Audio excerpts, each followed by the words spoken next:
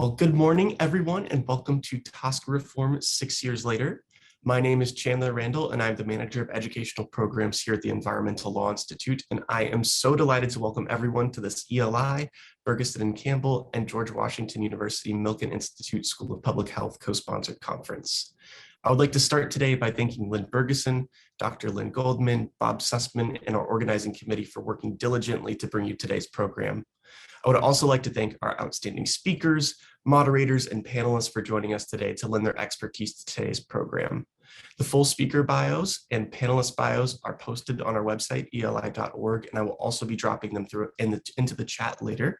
And I encourage you to check out their experience in more detail there. A quick logistical note that we are offering CLE through Pennsylvania. Please record your CLE code ELI TSCA 2022 and enter the code on your certificate of attendance, which will be emailed out within a week. I will also be dropping out this code into the chat throughout the program. As we begin, I have the privilege of introducing Dr. Lynn Goldman. Dr. Goldman is the Michael and Lori Milken Dean and Professor of Environmental and Occupational Health at the Milken Institute School of Public Health at George Washington University. Formerly the Assistant Administrator for Toxic Substances at EPA, where she oversaw OCSSPP. She is a renowned expert in pediatric environmental health and chemicals and pesticides policy. She is engaged in translating research to policy through writing policy analyses and via congressional testimony in service of successful efforts by Congress to achieve passage of reforms both to federal pesticide law and federal chemical law, as well as legislation to establish California's childhood lead poisoning prevention program. She is a member of the National Academy of Medicine and has received the Nam Walsh McDermott Award for service to the Academy. She is a recipient of the Heinz Award for Global Environmental Change and the American Public Health Association Environment Section's Homer M. Calver Award. Currently, she serves on the National Research Council Environmental Health Matters Initiative, is a trustee of the Environmental Defense Fund, is immediate past chair of the Association of Schools and Programs of Public Health, a member of the CDC Advisory Committee to the Director, and is a member of the NIH National Advisory Environmental Health Sciences Council. Thank you so much, Dr. Goldman, for being here. And with that, I will turn things over to you. Thank you so much, and good morning to you all, and welcome to the conference. Just checking here, yes. 6 years after the passage of the Toxic Substances Control Act, or TSCA, the Frank R. Lautenberg Chemical Safety for the 21st Century Act amendments, we are again marking a time when much progress is underway, as well as when we're encountering many challenges in implementing this groundbreaking law. I'm thrilled to remember the day these amendments were signed into law and the wonderful celebrations that we had in the White House and elsewhere. Originally enacted in 1976, TSCA had failed to provide EPA with the tools it needed to manage the risks of existing chemicals, but also to bring newer, greener alternatives onto the market. I specifically had been concerned about the failure to protect children, pregnant women, and others who are most vulnerable, as well as the irreversible harm to health and environmental protection from persistent toxic pollutants. My involvement with TSCA reform was to do all I could to assure that the members of Congress and their staff would understand which tools would need to be in EPA's toolbox to do this work effectively. I do believe that the law achieved that. Despite the delays of the last administration, I'm proud of many of the actions that are now underway by EPA, such as proposed actions to ban almost all ongoing uses of chrysotile asbestos and strong steps to control PFAS chemicals, among many others. But like any 6-year-old, TSCA is not yet achieving its full potential. In writing the law, Congress did recognize that the chemicals program at EPA was resource starved, but unfortunately it still is. We can't expect the program to make its deadlines, to scale up the assessment and review of existing chemicals, to review the CBI claims, to reset the inventory, to provide clearer and more comprehensive information to the public, nor to provide excellent turnaround for its decisions on new chemicals without the input of additional resources.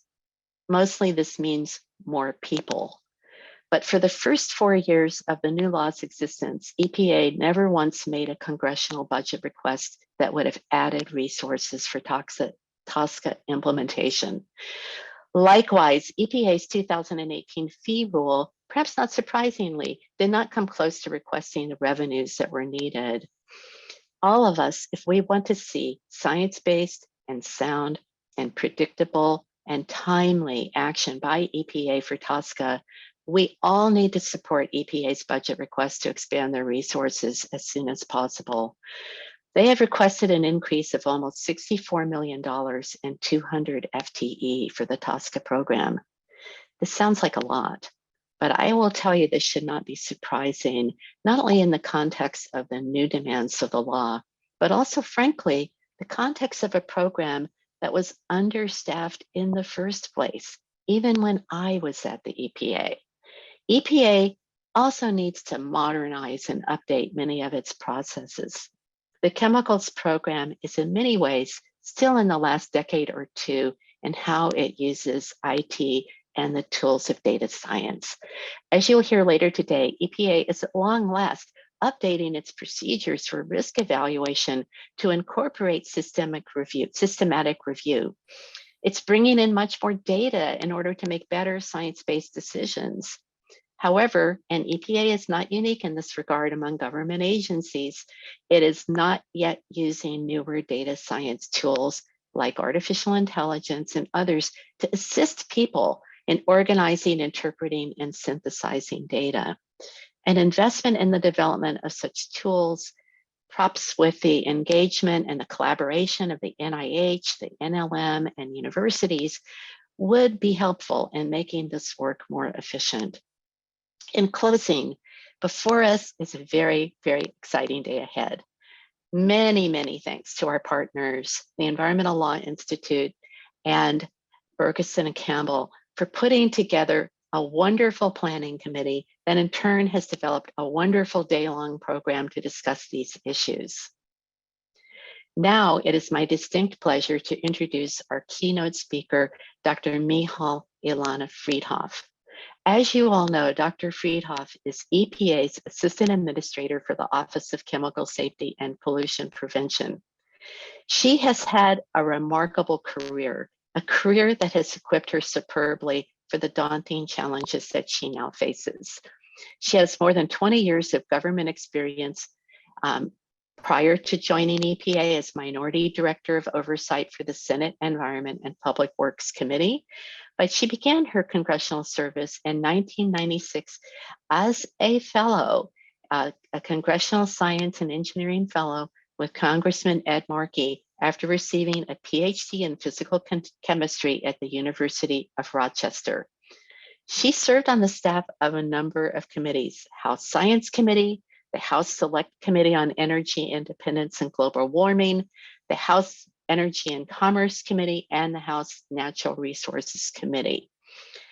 With environmental expertise spanning this impressive range of policy areas, Dr. Friedhoff's legislative work also spanned a number of areas.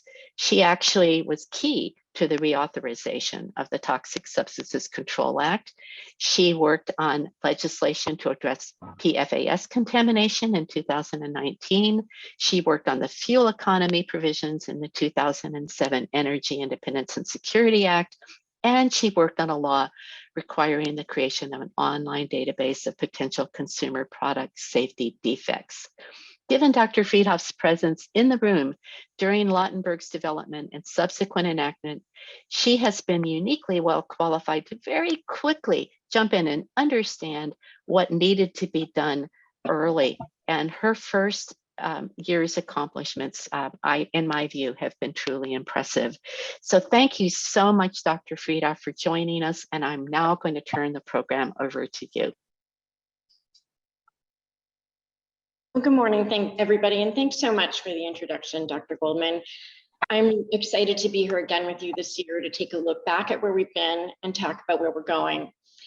I actually just this morning looked up what the traditional 6-year anniversary gift is, and many of you might be happy to learn that in fact it is candy.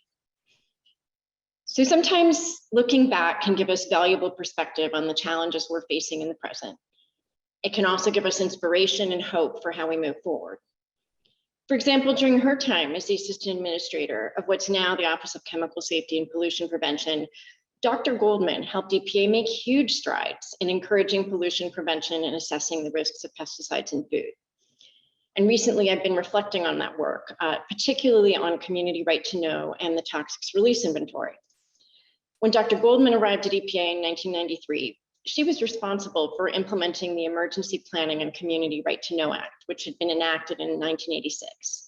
This law established the toxics release inventory, which was intended to be a powerful tool that the public was going to be able to use to find out if toxic chemicals were being released in their communities.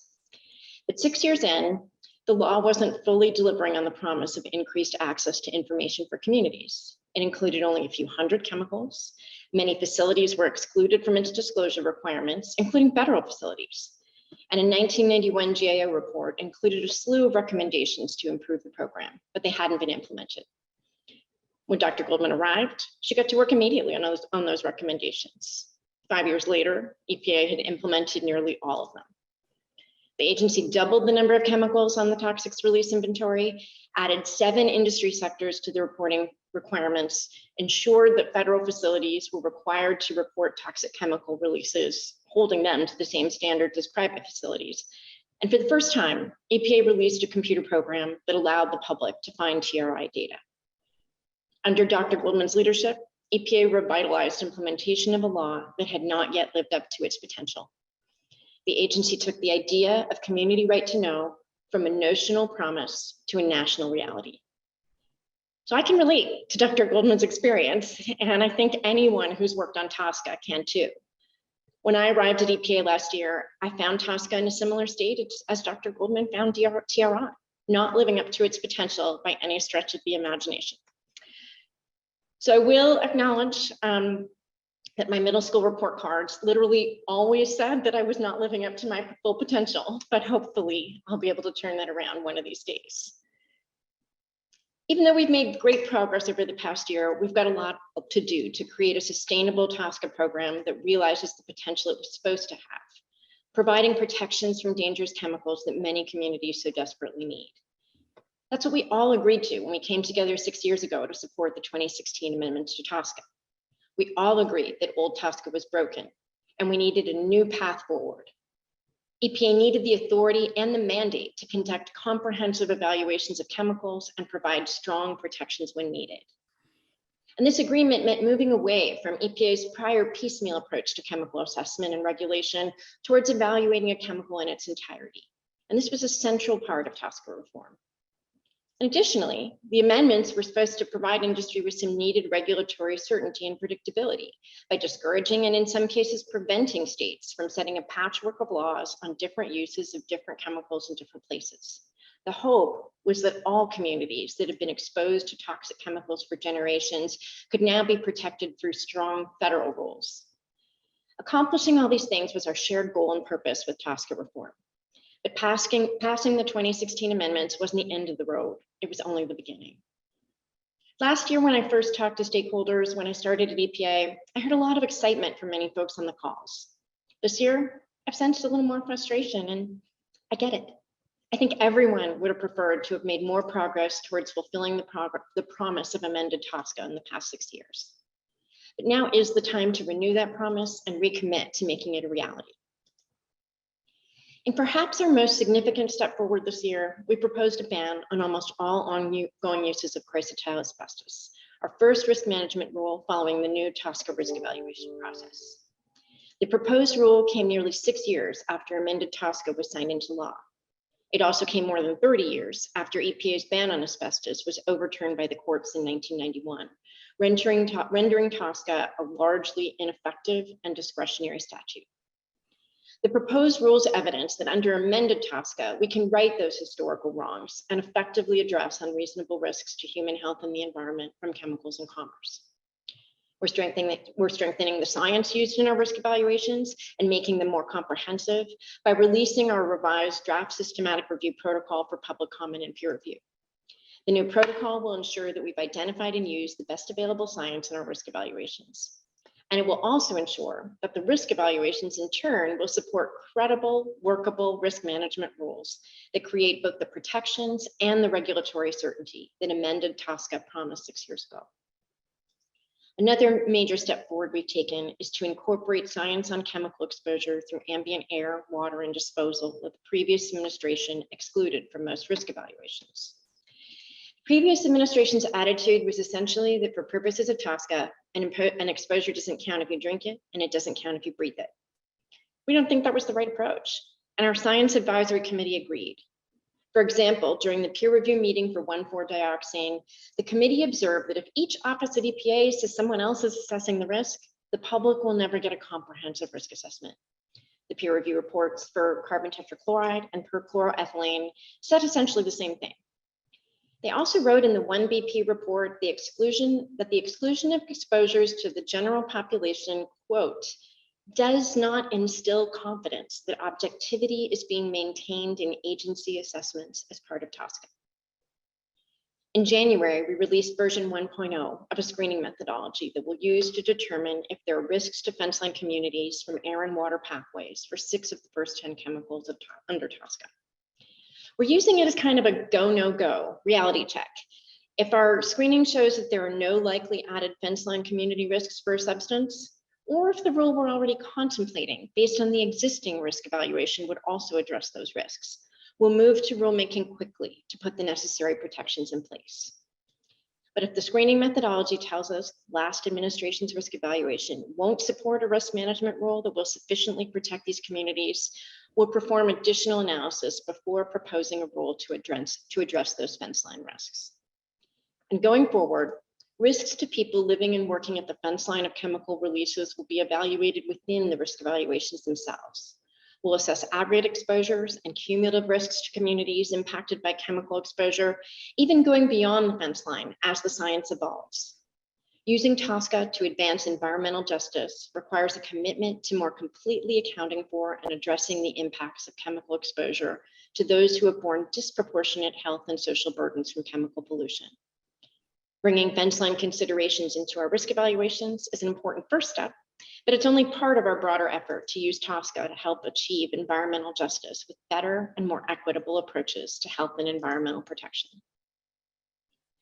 We've also made significant progress in enhancing our regulatory efforts to ensure they align with Congress's intent when it amended TSCA 6 years ago. So take, for example, our approach on risk determinations. The previous administration chose to make separate unreasonable risk determinations for each individual condition of use evaluated in the first 10 risk evaluations. We've shifted that approach for HBCD and PB29.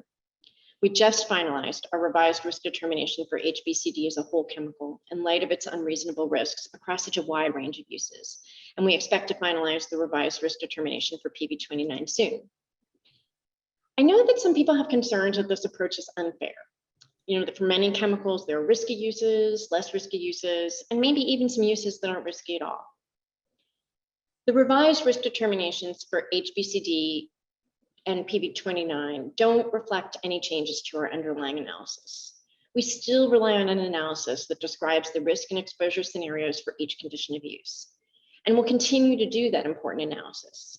We aren't just going to stop all work on the risk evaluation the second we find one risky use, stamp the entire chemical as having unreasonable risk, and move right to regulation. Fundamentally, we think this policy shift is a risk communications issue. Our goal is to be as clear as possible on which conditions of use are or are not driving the unreasonable risk and where we'd expect to focus any future regulatory efforts. We also don't think the risk communication should be as heavy a lift as some people fear. People are very familiar with thinking about how much junk food is too much, how much medicine is too much, or how long they should stay in the sun before reapplying sunscreen. We know that this is an area where we have room for improvement. And I assure you we're trying hard, but if we miss the mark, I really hope you'll let us know what would work better. I think it's also really important to remember that an unreasonable risk determination isn't the end of the TSCA process. The purpose of TSCA and EPA's mandate is not just to identify unreasonable risks, but to manage them through the regulatory process. The ultimate message we want to be able to send to the public is that the chemical is safe under the conditions of use, that we've done our risk evaluation, imposed restrictions on the uses that needed them, that people can have confidence in our work, and that they can rest a little more easily at night knowing they're now protected. We've also made some significant strides in our new chemicals program to streamline our work wherever possible. So take our biofuels initiative, for example. Since last April, we've received more than 30 PMN submissions for these types of chemicals. So instead of starting from scratch each time we have to review one of them, we've standardized the review process. We combine the 6 different types of technical reports typically conducted for PMNs into one report to help our assessments clearer. And we're using the same dedicated team to do the reviews for all biofuels PMNs. So far, we've been able to complete our PMN review and work with companies on risk management approaches for 15 submissions using this new streamlined approach. And we're looking at other similar efforts for different sectors and types of chemicals. Just last week, we also announced a new outreach effort to help make our reviews of new chemicals more efficient. Sometimes when we get information from companies late in the review process, we have to rework our risk assessment to incorporate that data. And this can actually cause months of delays in our review, both for the submitting company and for every other company waiting their turn, and stretches our already limited resources. So we conducted an analysis of the most common reasons for rework delays and found that information and engineering controls was one of the biggest sticking points. Starting next month, we're going to hold several webinars to discuss this analysis, describe the type of information we need to get from submitters upfront to better inform our engineering assessments and answer questions. As you can see, we've accomplished a great deal with the people and funding that we do have, but the fact remains that we're incredibly under-resourced, and that's hindered our ability to implement TSCA effectively. And the problem goes back to the very few months of new TSCA. Dr. Goldman talked about this some. Despite facing a massive increase in responsibilities and statutory deadlines from the most significant piece of environmental legislation enacted in a generation, the previous administration never asked for any additional resources. They wouldn't even allow career managers to develop estimates for the additional staffing and resources they would need to meet these new responsibilities. In fairness to the Trump EPA leadership, I'm sure that asking for the sorts of increases that were needed for TSCA would have felt like a Sisyphean task, given the general antipathy to all things EPA during the last administration. And Congress also expected that EPA would collect up to 25% of some TSCA costs from fees. But the last fees rule didn't kick in until fiscal year 2019. On top of that, the baseline costs used to set these original fee amounts were the cost of the old broken TSCA, since a budget increase was, I guess, off the table. And even with that artificially low baseline, EPA still only managed to collect about 13% of the authorized costs, not the 25% Congress envisioned. And I'll also note that the first 10 risk evaluations, the most expensive activities that were undertaken during those first years, were excluded from being subject to fees altogether. So it shouldn't be a surprise that in those first years, the agency met the statutory deadline for only one of the first 10 risk evaluations, struggled with doing new chemical reviews in the way Congress intended, and ended up robbing other programs to help meet TSCA's needs. And while we did get a small increase in the fiscal year 22 appropriations law, it's nowhere near enough to get things back on track. So I'm not the only one concerned about the lack of resources. The EPA Inspector General said that to meet the pace of TSCA risk evaluation deadlines, capacity for that work would have needed to increase by 140% beginning in fiscal year 2020. A 2019 GAO report echoed the sentiment, saying a key challenge to implementing TSCA is ensuring adequate resources. 6 years in, our ability to create comprehensive chemical safety protections is at risk. We're on the hook for 10 risk management rules and more than 20 risk evaluations. We also need to start thinking about putting more chemicals through the prioritization process for when the next risk evaluations are completed. It's like that I Love Lucy chocolate factory scene. The conveyor belt keeps going faster and faster, and we just can't keep up. In TSCA terms, we're working as quickly as we can to put risk management rules in place for the first 10 chemicals and conduct the next set of risk evaluations. But even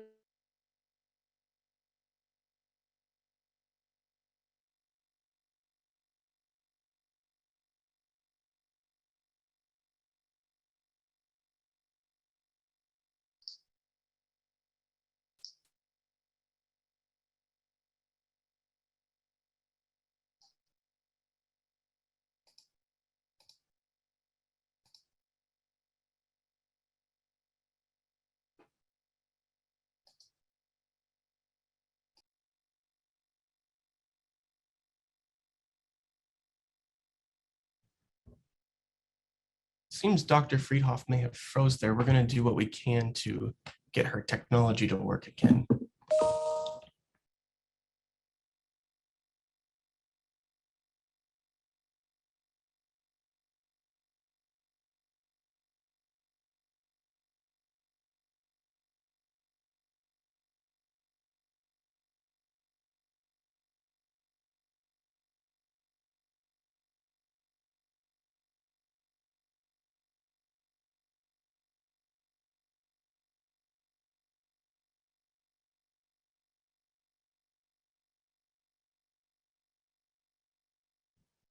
We'll just take a 2-minute break while we try to get Dr. Friedhoff back.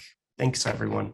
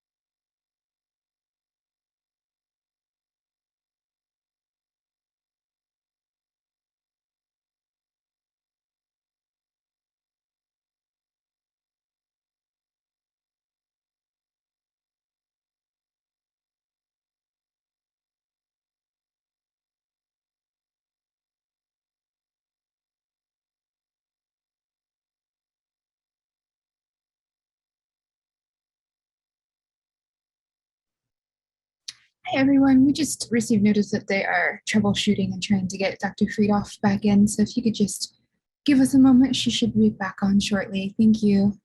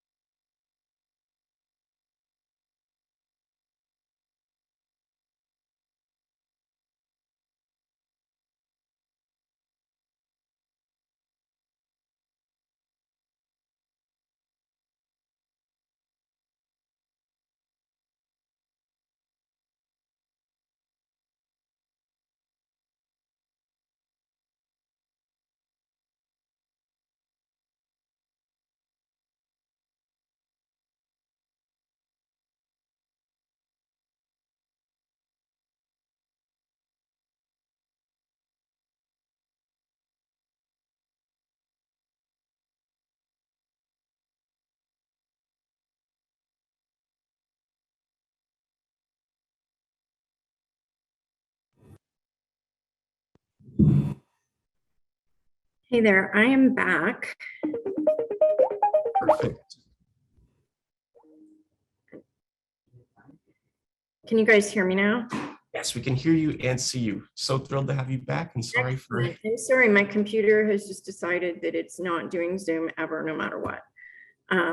So sorry about that. Where did you guys lose me? I feel like it might have been around fees, but I'm not sure. I think that's about right. Okay. All right, well, I will pick up from fees, and sorry again for any repetition and also the delay. So Congress also expected that EPA would collect up to 25% of some TSCA costs from fees, but the last fees rule didn't kick in until fiscal year 2019. And on top of that, the baseline costs used to set those original fee amounts were the costs of the old broken TSCA, since a budget increase was apparently off the table. And even with that artificially low baseline, EPA still only managed to collect about 13% of the authorized costs, not the 25% that Congress envisioned. And I'll also note that the first 10 risk evaluations, which were the most expensive activities that were undertaken during those first years, were excluded from being subject to fees altogether. So it really shouldn't be a surprise that in those first years, the agency met the statutory deadline for only one of the first 10 risk evaluations, struggled with doing new chemical reviews in the way Congress intended, and ended up robbing other programs to help meet TSCA's needs. And while we did get a small increase in the fiscal year 22 Appropriations Act, it's nowhere near enough to get things back on track. I'm not the only one concerned about the lack of resources. The EPA Inspector General said that to meet the pace of TSCA risk evaluation deadlines, capacity for that work would have needed to increase by 140% beginning in fiscal year 2020. A 2019 GAO report echoed the sentiment, saying a key challenge to implementing TSCA is ensuring adequate resources. 6 years in, our ability to create comprehensive chemical safety protections is at risk. We're on the hook for 10 risk management rules and more than 20 risk evaluations. We also need to start thinking about putting more chemicals through the prioritization process for when the next risk evaluations are completed. It's kind of like that old I Love Lucy chocolate factory scene when the conveyor belt keeps going faster and faster and we just can't keep up.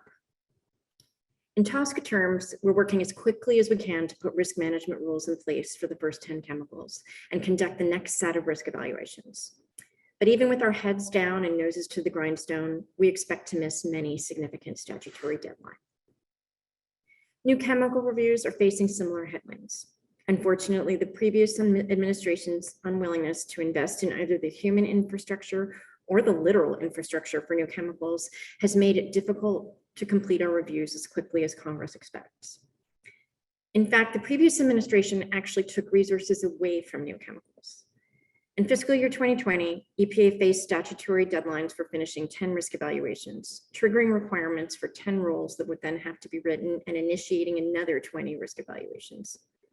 The previous administration couldn't or wouldn't ask Congress for new resources, so they diverted resources from other programs. And I don't just mean Safer Choice. It turns out they also diverted resources from the new chemicals program in order to get the work done. From what I've seen, it looks like about 16 FTE were taken off new chemicals to work on the first 10 risk evaluations. That was more than 15% of the program staff at the time. And they then told the remaining staff to stop rulemaking and all their work that wasn't directly about moving cases.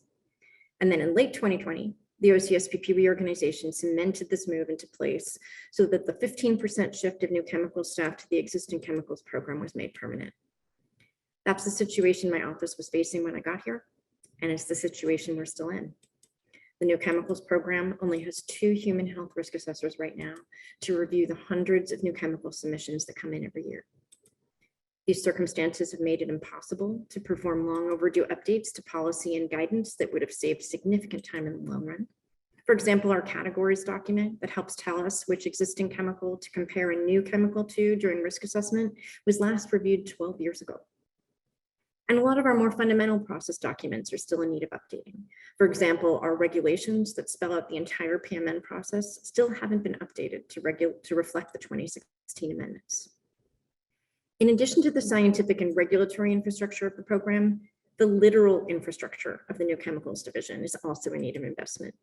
The IT systems that we're using in our reviews, including those that support new chemical workflows and the review of confidential business information, are at times barely operable. Career managers have been flagging this concern for years.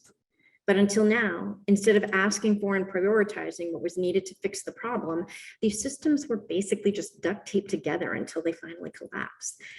And it turns out that they do actually collapse, at least temporarily, fairly often. As you all know, a lot of PMNs contain CBI, so we have to work on those in a system that's designed to keep that information confidential and secure. We call it the CBI Local Area Network, or LAN. Last October, the CBI LAN crashed and was down for 2 weeks. And when the CBI LAN is down, new chemical reviews come to a full stop. So here's an example of where we pretty much couldn't do any work on new chemicals because our IT system, which is supposed to make our work easier than the days of paper files and locked cabinets, is so unstable that it's actually making our work harder and sometimes even impossible. Building this infrastructure is so important because a program with better regulatory processes, better IT, and more consistent staffing will be able to do more with each dollar Congress appropriates. The only way to get to this kind of sustainable program we all want is through investment. In the fiscal year 2023 budget request, we asked for an additional $64 million and 200 FTE. If Congress provides that funding, we can do so much more than we've already done to get TSCA back on track. Without it, we'll continue to struggle to create the type of program we all wanted 6 years ago. We're at a pivotal point in our program. 6 years of having a budget for the new law be just about the same as the budget of the old broken law is having a real impact on the work we're going to be able to accomplish. Let's talk a little bit about what this means for our path forward over the next 2 years. Let's talk about risk management for the first 10 to start. We're working as quickly as we can to put measures in place to protect people from exposures to chemicals like TCE, methylene chloride, and asbestos, which have caused deaths or serious risks to human health. The deadlines for the final rules on the first 10 chemicals fall between mid-22 to early 2023, and we won't make a single one of them. Without more money and staff, we won't get more than a handful of those rules on the books before 2025 or beyond. Methylene chloride will be the next proposed risk management rule we anticipate releasing, and we expect carbon tetrachloride, TCE, and PCE to follow it. Depending on how the FY23 budget process plays out, the remaining risk management rules may have a longer timeline. We've also got a lot of risk evaluations on our plate. We're currently conducting 23 risk evaluations, 20 that we initiated back in late 2019, and 3 more at the request of manufacturers, plus part 2 of the risk evaluation for asbestos and the supplemental evaluation for 1,4-dioxane. The deadlines for final risk evaluations on the next 20 existing chemicals fall between late 22 and 23. We haven't put out a draft risk evaluation yet for a single one. In addition to finishing asbestos part 2 and the 1,4-dioxane supplemental risk evaluation, the next risk evaluations that are likely to be completed include 3 solvents: trans 1,2-dichloroethane, 1,1-dichloroethane, and 1,2-dichloroethane, along with TCEP, which is a flame retardant, and formaldehyde. If we get additional resources in FY23, we'll be able to get more done sooner. But absent more resources, it's unlikely we'll even be able to complete half of the risk evaluations for the next 20 before 2025 or beyond, given the compounding years of budget problems. On the new chemical side of things, we're going to continue to struggle to meet the 90-day deadline for PMN reviews without more resources. And under no circumstances will we sacrifice safety for speed, or the other way around. That means we need to get creative and find ways to work with what we've got while we wait for additional help. In addition to the Biofuels and Engineering Controls Initiative I mentioned earlier, we're working on a joint effort with the Office of Research and Development to draw on their expertise to modernize our scientific approaches to reviewing new chemicals. And that includes digitizing and consolidating scientific data, updating models, and finding ways to use new technologies and methods in our risk assessments to avoid the use of animal testing. We've also got some other key rulemakings on our plate for the next 2 years. This year, we'll propose updates to our risk evaluation framework rule, which will help to codify some of the important changes we've made over the past year to ensure that TSCA is being implemented as Congress intended. We're continuing to adjust TSCA fees to account for the full costs of running the program the way Congress explicitly told us to do. Later this year, we plan to issue a supplemental proposal to update the fees rule and better account for what we're spending to implement the new law. I know not everyone will be thrilled with the increase in fees, but TSCA was clearly amended with the expectation that we'd be collecting more in fees than we currently are. And Congress reminded us of that in the 2022 Appropriations Act when it told us to consider the full costs of implementing the law as we write this rule. So 6 years after the passage of the 2016 TSCA amendments, we're at a real crossroads in our TSCA journey. There are 2 divergent paths on the road in front of us, and we need to figure out which one we'll travel down over the next 2 years. I've just laid out one of the paths we could take, a scaled back version of what we all envisioned for TSCA. One that's constrained by a 7th year of near level funding that helps get some protections in place, but certainly isn't optimal. With our current resources, we're facing some unavoidable delays in getting our work done. And these delays have real consequences for real people. The longer it takes for us to review chemicals and issue risk management rules, the longer workers, families, and communities have to wait for us to put protections in place. And that longer it takes for industry to get the regulatory certainty it needs and the innovative chemistries they're developing into the marketplace. Then there's the other path we could take, one where we get the additional resources we need and we kick things into high gear. Thanks to budget constraints and past decision-making, new TSCA may have stumbled a bit out of the gate, but landmark legislation is a marathon, not a sprint. It took years to craft the 2016 amendments. As we're running this marathon, we need a consistent and sustained source of energy, resources in this case, to get us headed down the right path. A path where we're staffing up with enough of the right kinds of scientific experts, a path where we're putting the policies, procedures, and infrastructure in place for a sustainable program, and a path where we're able to take TSCA from legislative promise to reality, just like Dr. Goldman was able to do with TRI. I hope you can continue to be patient with us as we wait to see what the FY23 budget process has in store for us, especially the career staff who've been struggling with these challenges for years longer than I have. Know that we're working as hard as we can to fulfill our responsibilities. Most importantly, we welcome your collaboration as we all work together to find ways to create a chemical safety program that's efficient, based in sound science, and protects all communities from dangerous chemicals. Thank you so much for having me here. Thank you so much, Dr. Friedhoff. We so appreciate you being here. And I know we lost a few minutes there, so I want to just take an extra minute or two and do follow up with one question. I don't think we have time for any other questions, but the one question we have here is, if EPA determines that it is necessary to supplement risk evaluation, what does that mean in terms of timing for next steps on that chemical? I really appreciate that question. Thank you. So what it means is a years-long delay in developing and finalizing a rule for that chemical. And here's why. So let's just say we decide we need to supplement a risk evaluation for whatever reason. It'll take us some months, of course, to write the new words down. It will take some additional time for intra-agency review, some additional time for inter-agency review. Then we would be releasing a new draft risk evaluation for public comment and peer review. We would want at least a few months in between the release of the draft and the peer review, so that the peer review panel could look at the public comments. It would then be 60 to 90 days for the advisory committee to come back to us with its review comments and report. It would then take us some additional months to finalize the risk evaluation. Once we finalize the risk evaluation, only then can we really start the small business advocacy review. If it's a chemical where the risk evaluation reveals a lot of small business interests, the small business advocacy review usually takes 6 to 9 months. We then would have to write the notice of proposed rulemaking after that small business advocacy review, because the NPRMs need to have the small business input in them.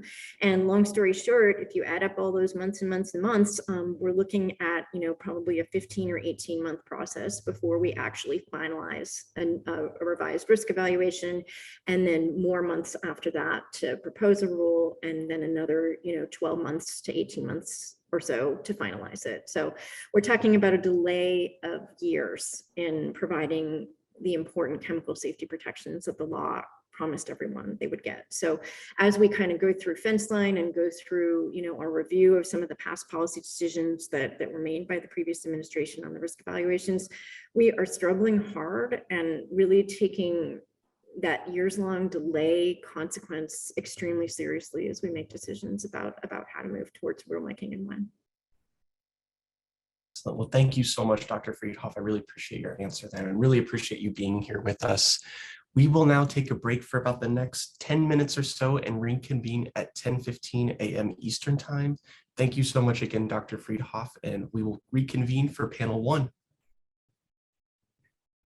Thank you. Thank you.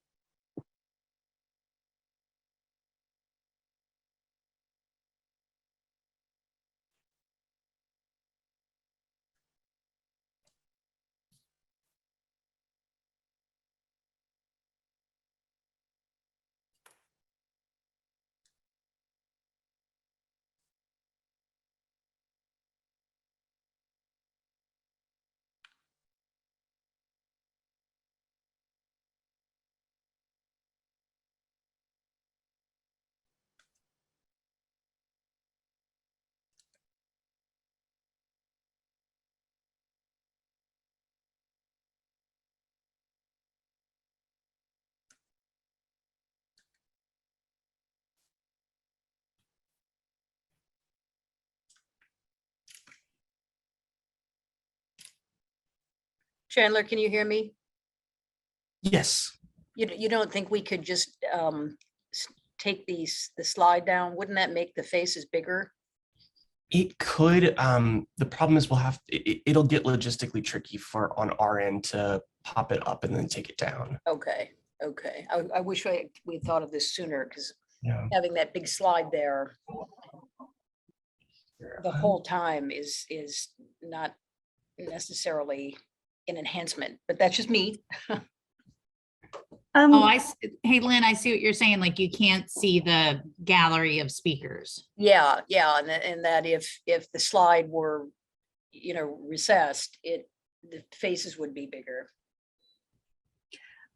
This is Jennifer. I just want to make sure that you guys can hear me and that I'm logged in all right as a panelist. Did that work? Yes. Okay.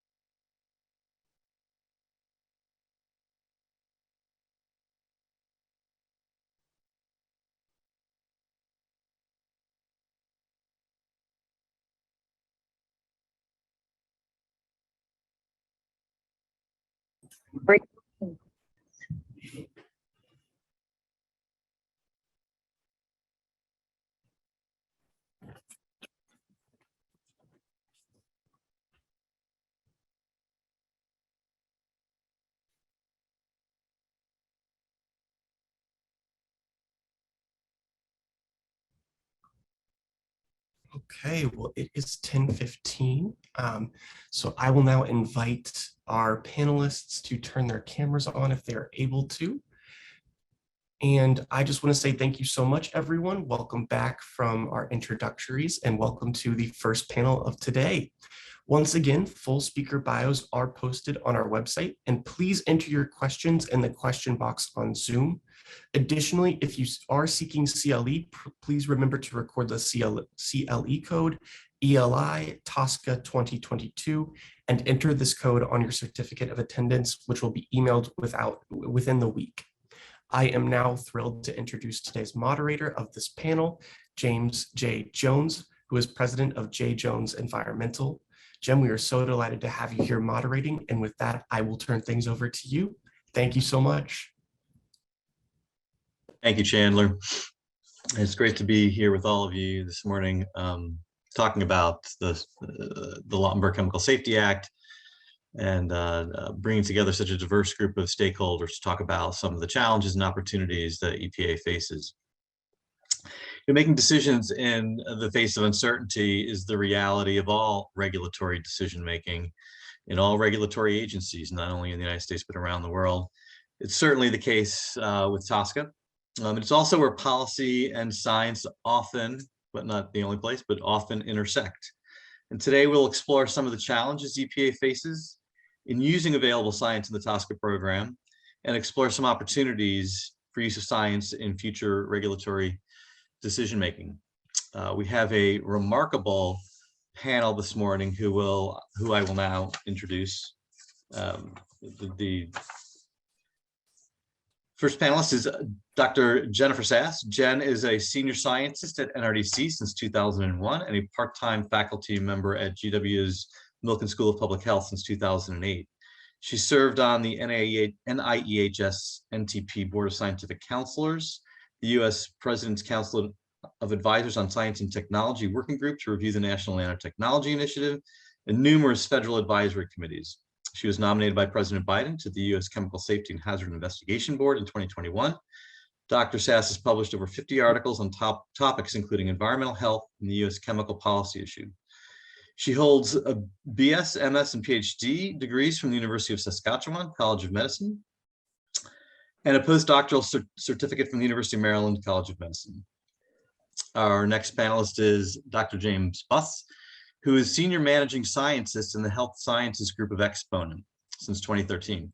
Dr. Buss retired from the Dow Chemical Company as Director of External Technology and Fellow in the Toxicology and Environmental Research Consulting Unit, where he served from 1989 until 2013.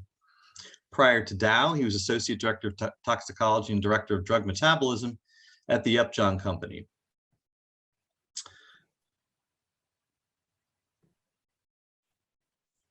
Our next panelist is another PhD, Dr. Vince Cogliano. Dr. Cogliano is Division Director for Scientific Programs at the Office of Environmental Health Hazard Assessment at the California Environmental Protection Agency. Prior to his current position, he spent a combined 30 years at EPA in positions of Director of IRIS, Deputy to the EPA Scientific Integrity Official, and Chief of the Quantitative Risk Methods Group.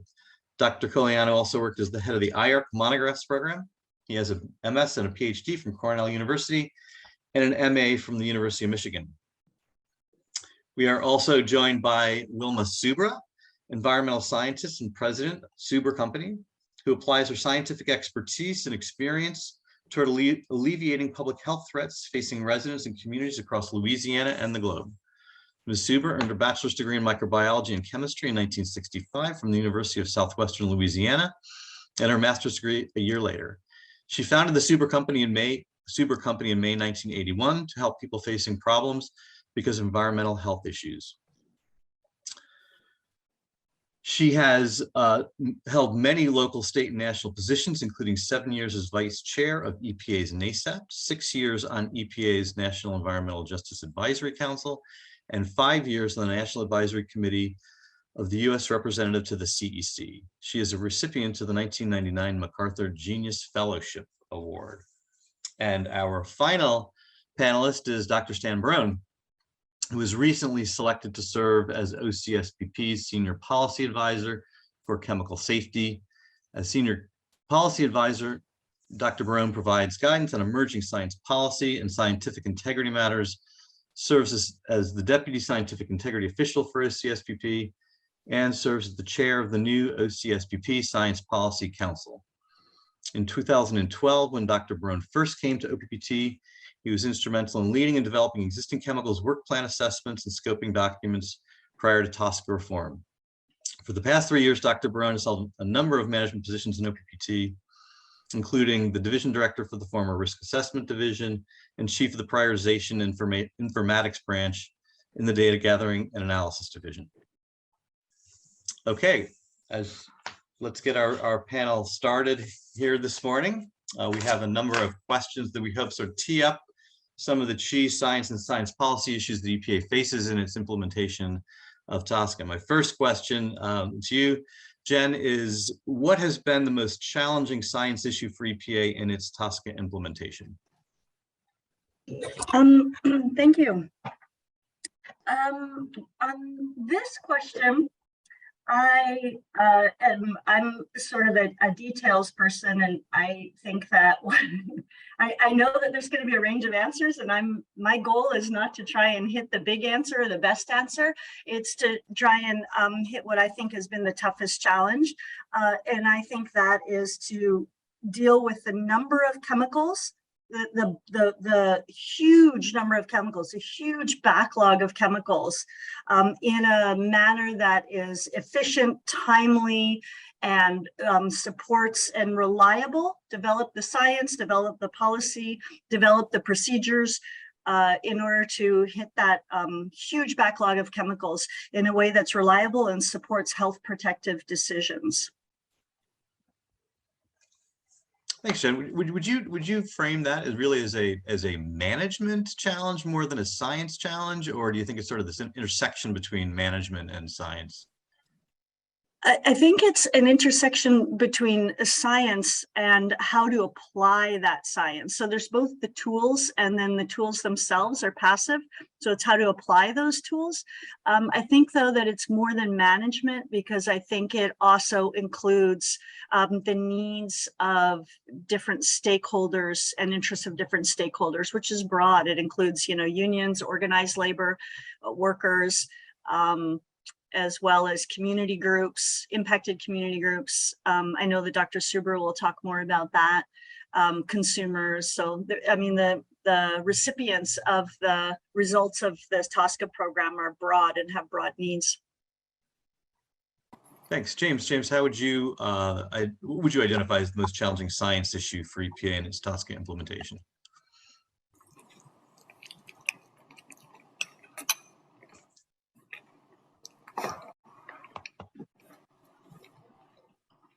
You're muted, Dr. Buss. Thank you. I would say, Jim, as a toxicologist, one of the things that I see as a real challenge is obviously incorporating the vast amount of science that is flowing out of the field of toxicology and taking advantage of that as an opportunity to potentially improve the ultimate risk decision-making that goes on within TSCA. So by way of example, for instance, we see over the last 20 years, particularly in the field of toxicology, tremendous investments in the field of transcriptomics, which is basically evaluation of the genetic makeup of individuals. And because of advances in that science, we can rapidly screen animal systems as well as even humans potentially for their genetic profiles.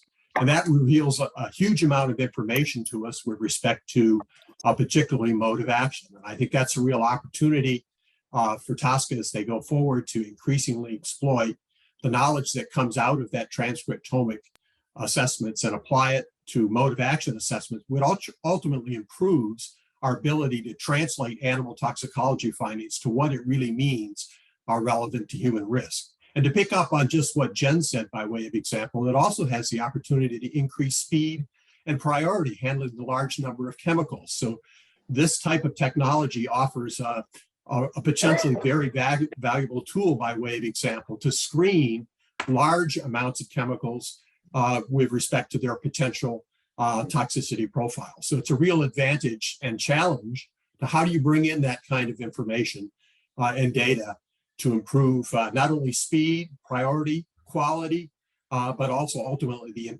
what we're really need to do is the translation of that science into what it really means for human risk and ultimately risk management.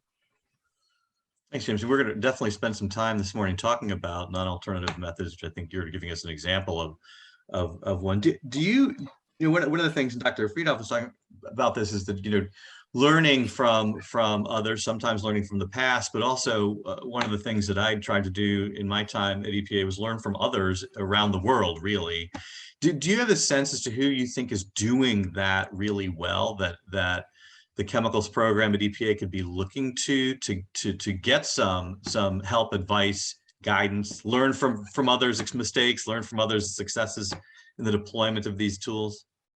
Well, interestingly, there are active programs on that around the world. So by way of example, the American Chemistry Council has long sponsored what they call their Long Range Research Initiative, which is really a global initiative spread across Europe and Asia and North America as well, which is, and a significant part of that really is focused on how do you incorporate that newest science into risk management decisions. And I might mention, even within EPA itself, within OR&D, they've been, in my mind, one of the real thought leaders of taking this new transcriptomic science data and understanding and challenging themselves to understand how you ultimately translate it to meaningful priority setting for understanding risk for chemicals, and then ultimately for those chemicals that are being intensely evaluated, how can you use it to inform motive action? So I think EPA itself, in the Office of OR&D, has some excellent science that's going on that ultimately is actually impacting what's going on around the world. Thanks. Let me turn now to someone who's been living, breathing this issue from the inside of EPA. Stan, if you could give us your perspective on what has been the most challenging science issue for EPA in its TSCA implementation. Thanks, Jim.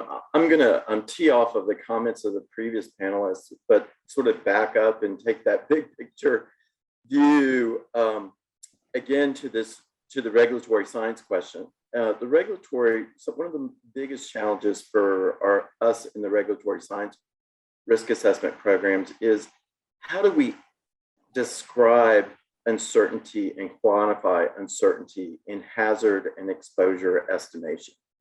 How do we provide confidence in our uncertainty analysis, not necessarily eliminating uncertainty, but describing it as it relates to potentially exposed and susceptible populations, as it relates to population risk, and put that into context for risk management.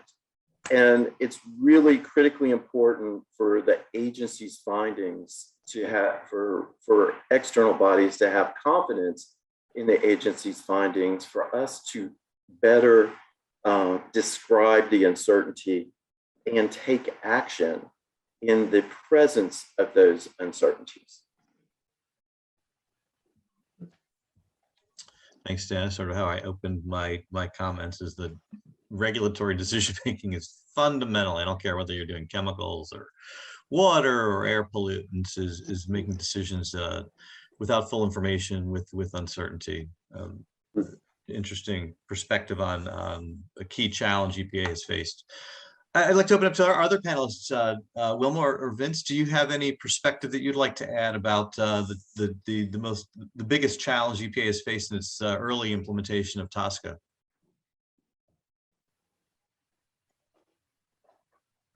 I think I'd like to just echo that. I think the incorporation of new science is going to be one of the key science issues. The way we get data right now are mostly animal bioassays, and epidemiology studies. And in the future, I don't think there will be as many chemicals with animal bioassays, and we don't want to wait for epidemiology studies to detect public health hazards. So I think learning how to use these new methods and have them as reliable and as accepted as current animal studies and epi studies is going to be a key scientific challenge.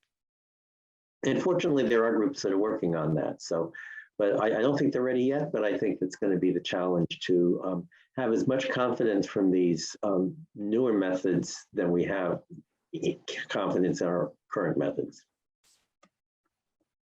Thanks. Jim, this is Jim Buss again. I might chime in here very briefly. One other element of science that's rapidly progressing that also is another opportunity, obviously, for application within TSCA, and that is exposure science. We're seeing vast improvements in terms of understanding and modeling of air exposures and water exposures and other media as well, and taking opportunities to improve what real world exposures really are important, at least at speaking again as a toxicologist, where the emphasis is the dose makes the poison. So the real question is how does the toxicity doses that we see in whatever studies we might be doing, how does that ultimately translate to real world exposures? And that really, it actually touches on what Stan was just saying as well. Improving that exposure science, I think, decreases our uncertainty. Thanks, James. Yeah, just to follow up on that a little bit, when I left the agency now 6 years ago, when TSCA the reform just passed, a lot of the inside baseball, not just inside the agency, but also in the stakeholder community, was that exposure data gaps and exposure uncertainty, not knowing what exposures were, as these chemicals often have many conditions of use, was going to be one of the really big challenges. I don't know if anyone want to comment on that. Stan, in particular, it'd be interesting to get your perspective now that you guys have got a couple handfuls of assessments under your belt. How would you characterize the challenges related to exposure in the assessments EPA has been doing? Jim, I think you hit on an important aspect. Exposure science, and as Jim said, has come a long way, but exposure science is, I think there's been numerous NAS panels and other scientific reviews of the exposure science field, and it's behind many of the other scientific disciplines that support a risk assessment, our environmental science and epidemiological sciences and our toxicological sciences, and incorporating the new exposure methods and new exposure data is critically important, and something that we've heard a lot about and got input from our scientific advisory committee on chemicals. From the first 10 risk evaluations, I think we have employed modeling approaches. We have also identified important data gaps for Section 4 test orders. There will continue to be a need to adapt and adopt generic scenarios from the exposure science field to fill in gaps in the exposure science arena, and some of those approaches do have some conservatism built into them, but we're finding also that we can underestimate exposure in certain cases, and that's part of our additional efforts to modify and strengthen our risk assessment procedures. Thanks, Dan. Well, a number of you brought up as a significant challenge the deployment of new technologies. Sort of show my age. We used to call these computational toxicology or science for the 21st century. Now NAMS seems to be the term of art. I'm sure by our 10th anniversary we'll have a new way of describing these emerging technologies, but I want to talk a little bit about NAMS, non-alternative methods. And looking at the future of TSCA risk evaluations, it seems pretty clear. Many of you think that there is a role for NAMS in making risk determinations, can they substitute for animal and epi studies in the risk evaluation process? It sounds like some of you think that they can provide meaningful information also in the exposure assessment process. So let's just start talking a little bit about, what role you think non-alternative methods can be playing today, and what role you think that they can be playing in the future. Vince, why don't I start with you? Okay, I would say NAMs are critical because we can't do the job of evaluating hundreds or even tens of chemicals with single chemical assays and risk evaluations. And as I said a few minutes ago, the bioassays for general toxicity and for specific hazards like cancer and developmental neurotox are decreasing in number. And so we must learn to rely on NAMs, even though I don't think this is completely feasible right now. I think when you talk about the future is always new chemicals, really. Someday we'll stop arguing about the old chemicals, or those will be phased out, and we'll be looking at new chemicals. And I think NAMs really have the role in new chemicals. The existing chemicals, we've had an opportunity for them to be tested, looking at the first 10 chemicals being evaluated under TSCA, or the next 10. These chemicals are generally well studied, have a good, robust animal database, and in many cases, human data. But with new chemicals, that's not going to be the case so much. And one of the things I'd like to see is that TSCA testing strategies for new chemicals start to reflect the progress we've made on developing new assays. So instead of requiring a traditional new chemical testing battery with a limited range of in vitro tests like genotoxicity, we could require the use of a broader test battery of NAMs for each chemical that's being tested to look at an array of endpoints at much cheaper cost than it takes right now to do 28-day or 90-day or 2-year assays. It's also time to start thinking about incorporating the key characteristics of various hazards into testing strategies.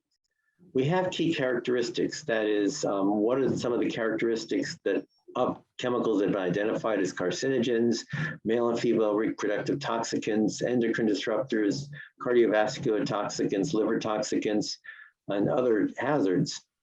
These key characteristics have been mapped to NAMs assays so that a set of high throughput assays could quickly and efficiently screen for these endpoints. So that's something I'd like to see the program start to think about in the future.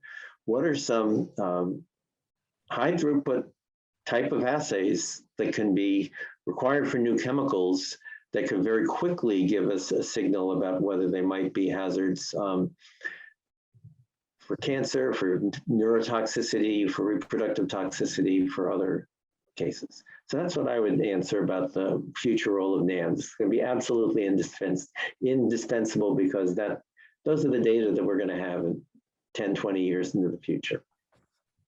Thanks. It's a lot to unpack there, which I want to come back to. But before we do that, Jen, do you want to weigh in on what you think the role of NAMs could be playing today in EPA's decision-making with TSCA, as well as how you see it playing out in the future? Sure. Thanks. Thank you for the question. I mean, I really support what Dr. Coliano laid out, first of all, which is that there's a role, certainly that there is a lot of promise with NAMs. I mean, I come from the world of molecular biology. I did molecular biology and predictive toxicology in the lab for 10 years. Certainly, if I didn't believe in these methods, I wouldn't believe in my own work. But again, as I said in sort of my introductory notes, there are tools in a toolbox. They're important tools in the toolbox. My concern is not only that the tools do what we think they do and what we're relying on them to do, but that the tools in the hands of decision makers are used to make health protective decisions. So I'm concerned about the development of NAMs as tools, integrating how they integrate with other streams of information. So, I mean, I think EPA is still struggling, or at least some parts of EPA, certainly the pesticide office, is still struggling with how to use epidemiology data. They would say that. So how do you integrate what we know from epidemiology data, which I also think is not the way we do public health. Epidemiology data is not how we want to discover harms from chemicals that are already on the market. But we collect that information. We have animal bioassays, which give us information on systemic and integrative toxicology, especially complex systems like reproductive development, neurotoxicity, things that not only happen in multiple systems within the organism, but over time, like in the fourth dimension. Like how do we have NAMs that help us to understand how a kid exposed in utero is going to be able to sit through grade 6 and learn math? For example, lead and mercury exposures that where in utero exposures have those long-term effects. So bringing all that information together is a struggle. And at this point, I think that well, I know we'll discuss the TSCA systematic review later, but I mean, I think it is not at this point bringing in the science on key characteristics that Dr. Coliano mentioned, and that I do think is a critical way that we're going to start to grapple with the information from NAMs, the information from epidemiology, the information from well-conducted animal studies, other mechanistic information that's out there in order to inform decisions that protect human health and the environment. Right now, I haven't seen that, and I haven't seen those tools be used to restrict or ban a chemical or chemical use. I have not seen that yet, and that's what it's going to take for me to be confident that these can be used for health protective decisions. So let's talk a little bit. Well, actually, before we do that, why don't I open up to any other panelists who'd like to weigh in on this question, and then we can start talking about some of the issues that Jen and Vince brought up in their remarks. Jim, this is Jim Buss again. Yep. Just a word on NAMs. Since most of them are high throughput in vitro studies, which obviously brings a lot of advantage in terms of speed, in terms of priority setting, but it also brings the issue of really understanding the dosimetry. So you can run into a real problem with use of NAMs if you're not paying close attention to, let's say if you're using in vitro studies, the concentrations where you're getting your hits in your NAMs detection system. How does that concentration ultimately translate to a dose in an animal producing an effect, or even more importantly, which is what we're really about under TSCA, what does that mean about doses received by individuals, either in the workplace or in the general population? And those models are available. And unfortunately, I've seen multiple examples already as we've gathered enthusiasms for NAMs, but I've also seen where that enthusiasm has been mistranslated in terms of failing to pay attention to dosimetry. So you get all excited about a hit producing, let's say, some relevant to, let's say, a neurological endpoint. But when you actually examine that concentration, you find that it would translate to a totally unrealistically high human exposure that would never be encountered in the real world. So that's really the watch out, I think, in NAMs, and that, and that's really where I come down as a toxicologist. Again, refocusing on the fundamental issue of the dose makes the poison. How do you understand that dosimetry? Now, fortunately, we're seeing lots of advances that are allowing us to do that more effectively. So for instance, we're seeing the advent of improved physiological-based pharmacokinetic models, which really allow us to translate in vitro findings or even in vivo findings from animal toxicity findings, ultimately to potential human dosimetry. So I think I see a lot of opportunity as long as we pay attention to that dosimetry issue. Thanks.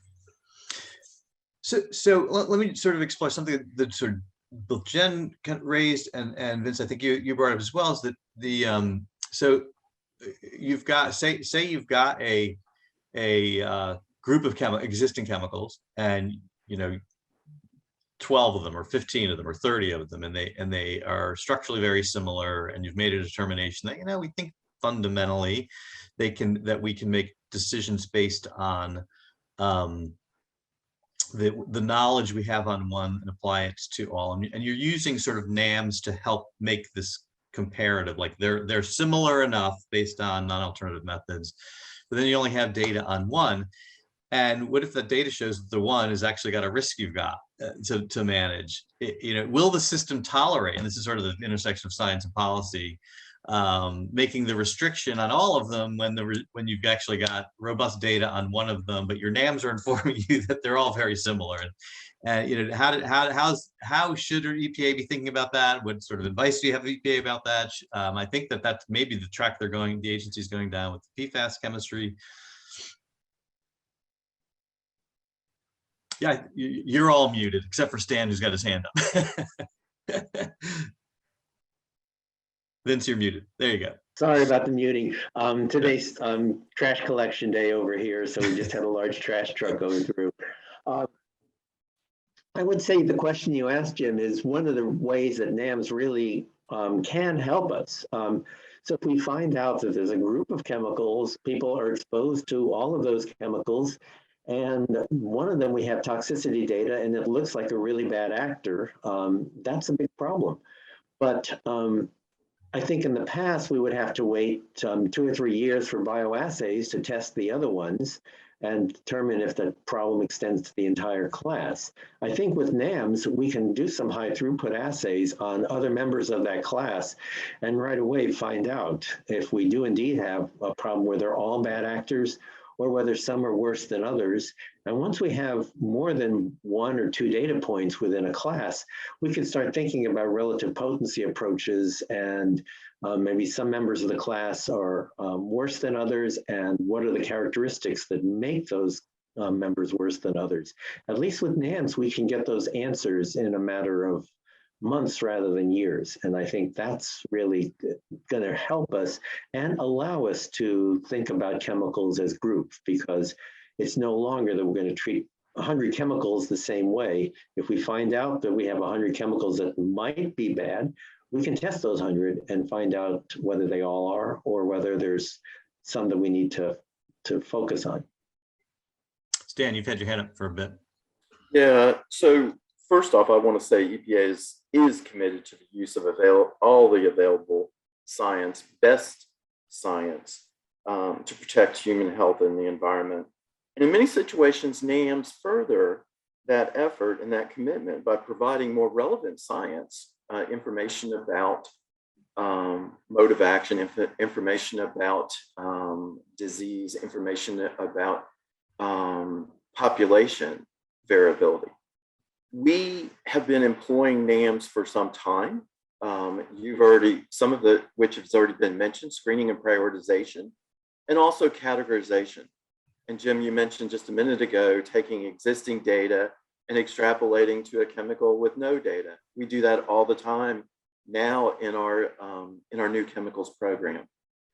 Are there new methods? Absolutely, there are new methods, and we are considering dosimetry. We are considering exposure.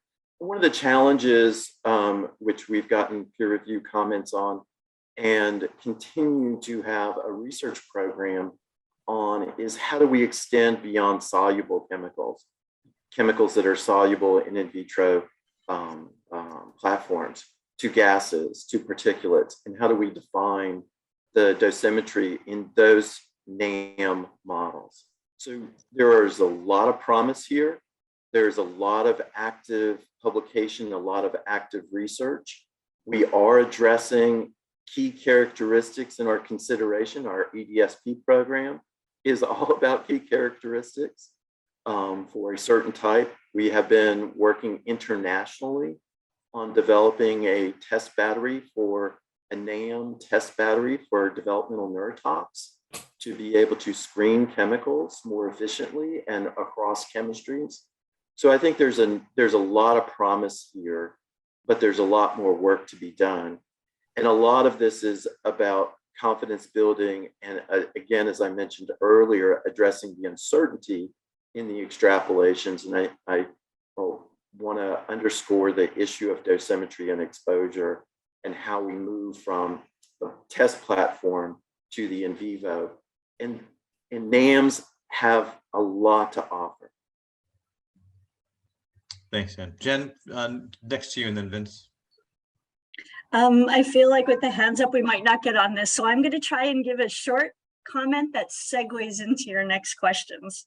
I want to bring up the issue that's brought up by Dr. Buss as well as Dr. Barone on prioritization. I just want to point out our position is that the way EPA has been using prioritization is to, if a chemical or group of chemicals is identified as harmful, potentially harmful using NAMs, then they go on to further testing. So they're not using NAMs to make a decision of harm, they're going on to further testing. And that will include animal testing at this point, because it's going on to higher tiered testing. That's the way EDSP worked. If the prioritization shows that there isn't a potential for harm, EPA is sidelining those chemicals, and it's not clear under TSCA whether they'll ever be looked at or reviewed again. So that is de facto as if they were being treated as no harm. That is using the tool in the upside down manner in our position. And our confidence would be increased if EPA could show us that it could use these tools to identify harm and move a chemical to regulation. And one of the ways it could do it, as Jim mentioned, there's a lot of Jims here, as Dr. Jones mentioned, and also one of the commenters, Stephen Brown, in the PFAS example, to do mixtures. And I think I'm gonna just say one last little sentence is that that's a real interest for the fence line communities to try and get to cumulative exposures and mixtures, which I know that we'll talk about in the next set of questions. Thanks, Jen. And just for clarification, I'm not a doctor or a lawyer. Just wanted to point that out. But my high school track coach did call me Dr. Jones, but I think that was unrelated to my education. Okay, Vince. Okay, I should also mention I used to be called a Jim in my early career, so so it's odd for me to hear a lot of people being called Jim, and it's not me. But I wanted to just address one of the questions I saw come into the chat about shouldn't we be regulating these as a group, as we did with PCBs, like PFAS chemicals. And I'd like to bring out I get that question a lot, and I'd like to bring out the question between assessing and evaluating chemicals as a group versus regulating them as a group. So PCBs have been regulated successfully as a group for more than 40 years. But I don't think any of us in the scientific field would say all 209 PCB congeners have similar toxicity and similar potency. There's a wide variety of PCBs and their different toxicities. So the assessment versus the regulation is a different question. And so I think sometimes when I talk about NAMs, I'd like to see NAMs to get a good sense of the variation between different PFAS chemicals, and that will help with the regulation. But I think that regulation can proceed in groups, even though the individual members of the group might have different toxicities. So I'd like us to be a little more precise when we talk about regulating as a group versus evaluating chemicals as a group. Mm-hmm. Well, and Jen mentioned she was segueing into sort of the next question, which is how is EPA doing in implementing TSCA revisions with the goal, as stated in the statute, of reducing the use of animal testing. And Jen spoke a little bit about her perspective and her organization's perspective about the use of NAMs and priority setting. Others want to weigh in on that question. Jim, I think you were identified as giving a lead answering to this question. What are they doing well? Where do you think they should be improving? And Jen, I'll also give you another chance to elaborate on that. I'd say right at the present time, it's probably too early to say, because obviously test rules are in the process of potentially will be rolling out over the ensuing years. So it'll be challenging or interesting to see how that translates to animal use. My fear is that, and it'll be a watch out, and I'm sure EPA is attentive to this, that we don't just automatically fall back to the standard default testing that we do in toxicology, because as we've been discussing, that is very time consuming. It results in lengthy delays. And it often although it provides very valuable information, it doesn't offer often the mode of action insights that are necessary for translating an animal toxicity finding to what that may mean for humans, whether it's quantitatively relative or qualitatively relevant to humans. So both of those questions have to be answered. And unfortunately, when that happens, and that is commonly the case when you do frequently high dose animal toxicity findings, what that means is more animal testing will ensue beyond that. So it's kind of a spiral of increasing use of animals. So that's going to be a watch out, I think, as you go forward in the field of TSCA, to say, how do we gain that confidence and really invest in understanding where other high throughput technologies can really improve our evaluations. And part of that, I think, is really key, and I mentioned it before, it's really also paying attention to exposure science, because I think exposure science can tell us a lot about where a chemical fits in terms of its potential needs for testing purposes. How does it really relate to real world exposures versus the hits we're getting, or even in a preliminary whole animal toxicity study, the doses that produce the hits, how does that translate to what real world human exposures are?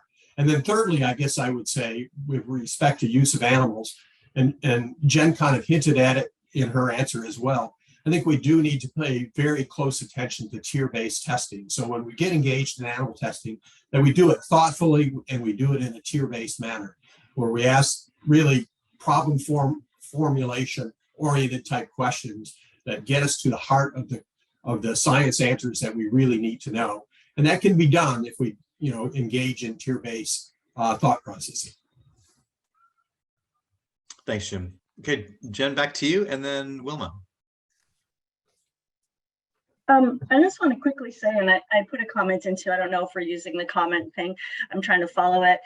It takes 18 months to do a cancer bioassay in a mouse. It takes 2 years to do it in a rodent. That's according to the National Toxicology Program bioassay timeline. It took 20 years to update the formaldehyde assessment and over 10 to do the trichloroethylene assessment. So the delays, you can't link delays in evaluation and regulation by EPA. You can't blame that on the rat or the mouse. GAO repeatedly identified industry influence as leading to delays.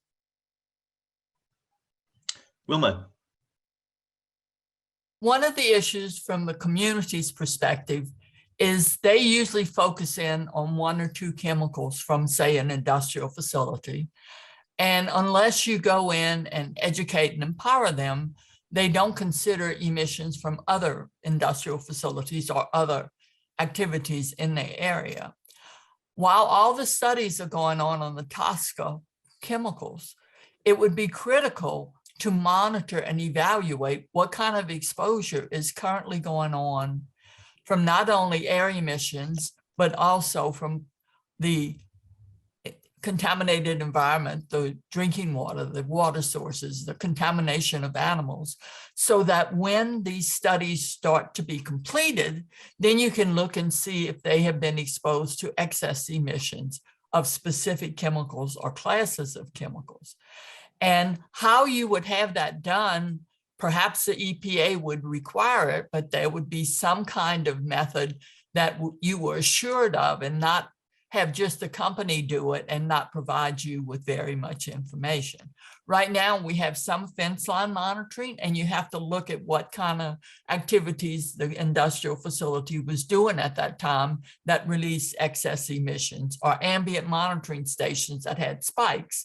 And then we'd figure out what, where, and how it migrated into the community. But the critical issue is making sure you understand exposure for those toxic chemicals even before all the studies are completed, so that you could really communicate with the community. These are what you're being exposed to. These are the known health impacts. And on certain days, these are the highest concentrations that you are being exposed to on the fence line and moving out from that area. Thanks, Wilma. That is the perfect segue to our next topic, and you may actually have given the answer, but I'm gonna throw it back to you anyway. And that is what is the most challenging science issue in assessing chemical risk to fence line communities? And Wilma, you actually, I think in many ways answered that question, but if you want to supplement that in any way. Well, we have a facility that about 2.5 years ago, it was making valves and it degreased the valves with TCE. And it had finally shut down, and they had had a leak from the TSCA storage container for many, many, many years. And so they went and did soil vapor analysis in the right of ways, so they didn't have to go and knock on anyone's door. And as a result of that, the Louisiana Department of Environmental Quality went and knocked on the doors and said, you have TCE under your home, and we'd like to come in and monitor your air. And as it turned out, the air in the homes had TCE, the breakdown products, all the way to vinyl chloride in excess of standards. And these people didn't think they lived in an industrial area. And there were new developments that were gated communities and golf course communities.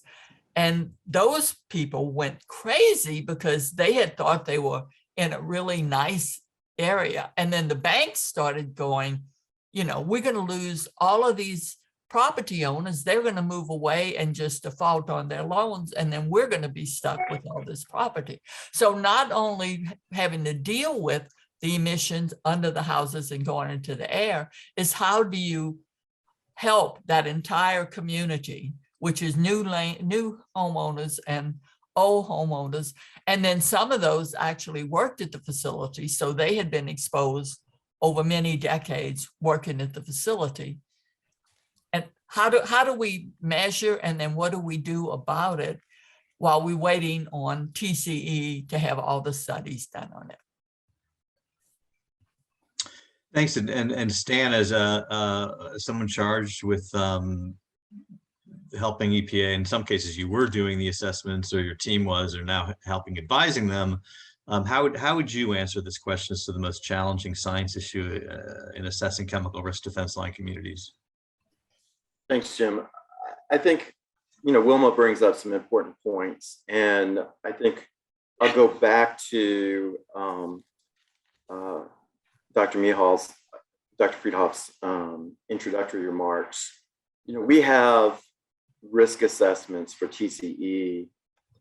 We've already been working on our analysis for risk mitigation and risk management options. The efforts underway, and we had our recent peer review of our fence line screening approach. The real context, important context for this is, with a screening approach, do we have additional risks? Do we have risks for fence line communities 6 miles out, either in air and water? And consider that in the context that we already have unreasonable risk for many of these chemicals. Will the options that we select lead to risk mitigation for those fence line communities coincident with workers? In many cases, they could and would, but in some cases they may not. So that's why we're doing this screening level approach, to try to determine if there's still risk to fence line communities that would not or could not be mitigated under current options being considered. So the other aspect, which I think the SAC commented on quite significantly, was outside of the screening level approach, and was really about fence line 2.0 approaches. How do we incorporate aggregate and cumulative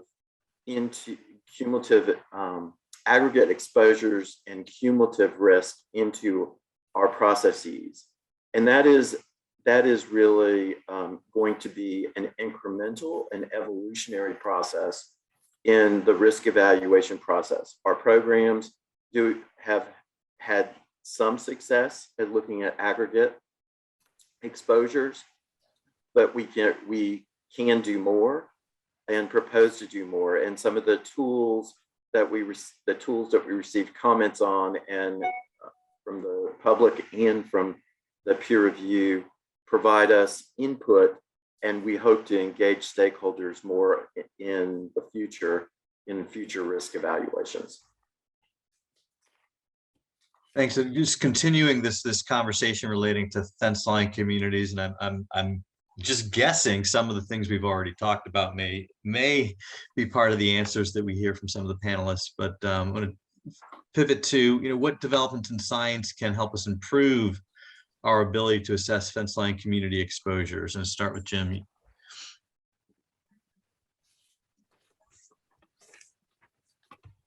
Did we lose Dr. Buss? I'm here. I'm back. Oh, there he is. Okay. I'm just unmuting myself. Yeah, I think the real advantage is when you're looking at fence line or real opportunities, I should put it, would be in improved air modeling and water modeling. Obviously, that's Wilma has mentioned it as well.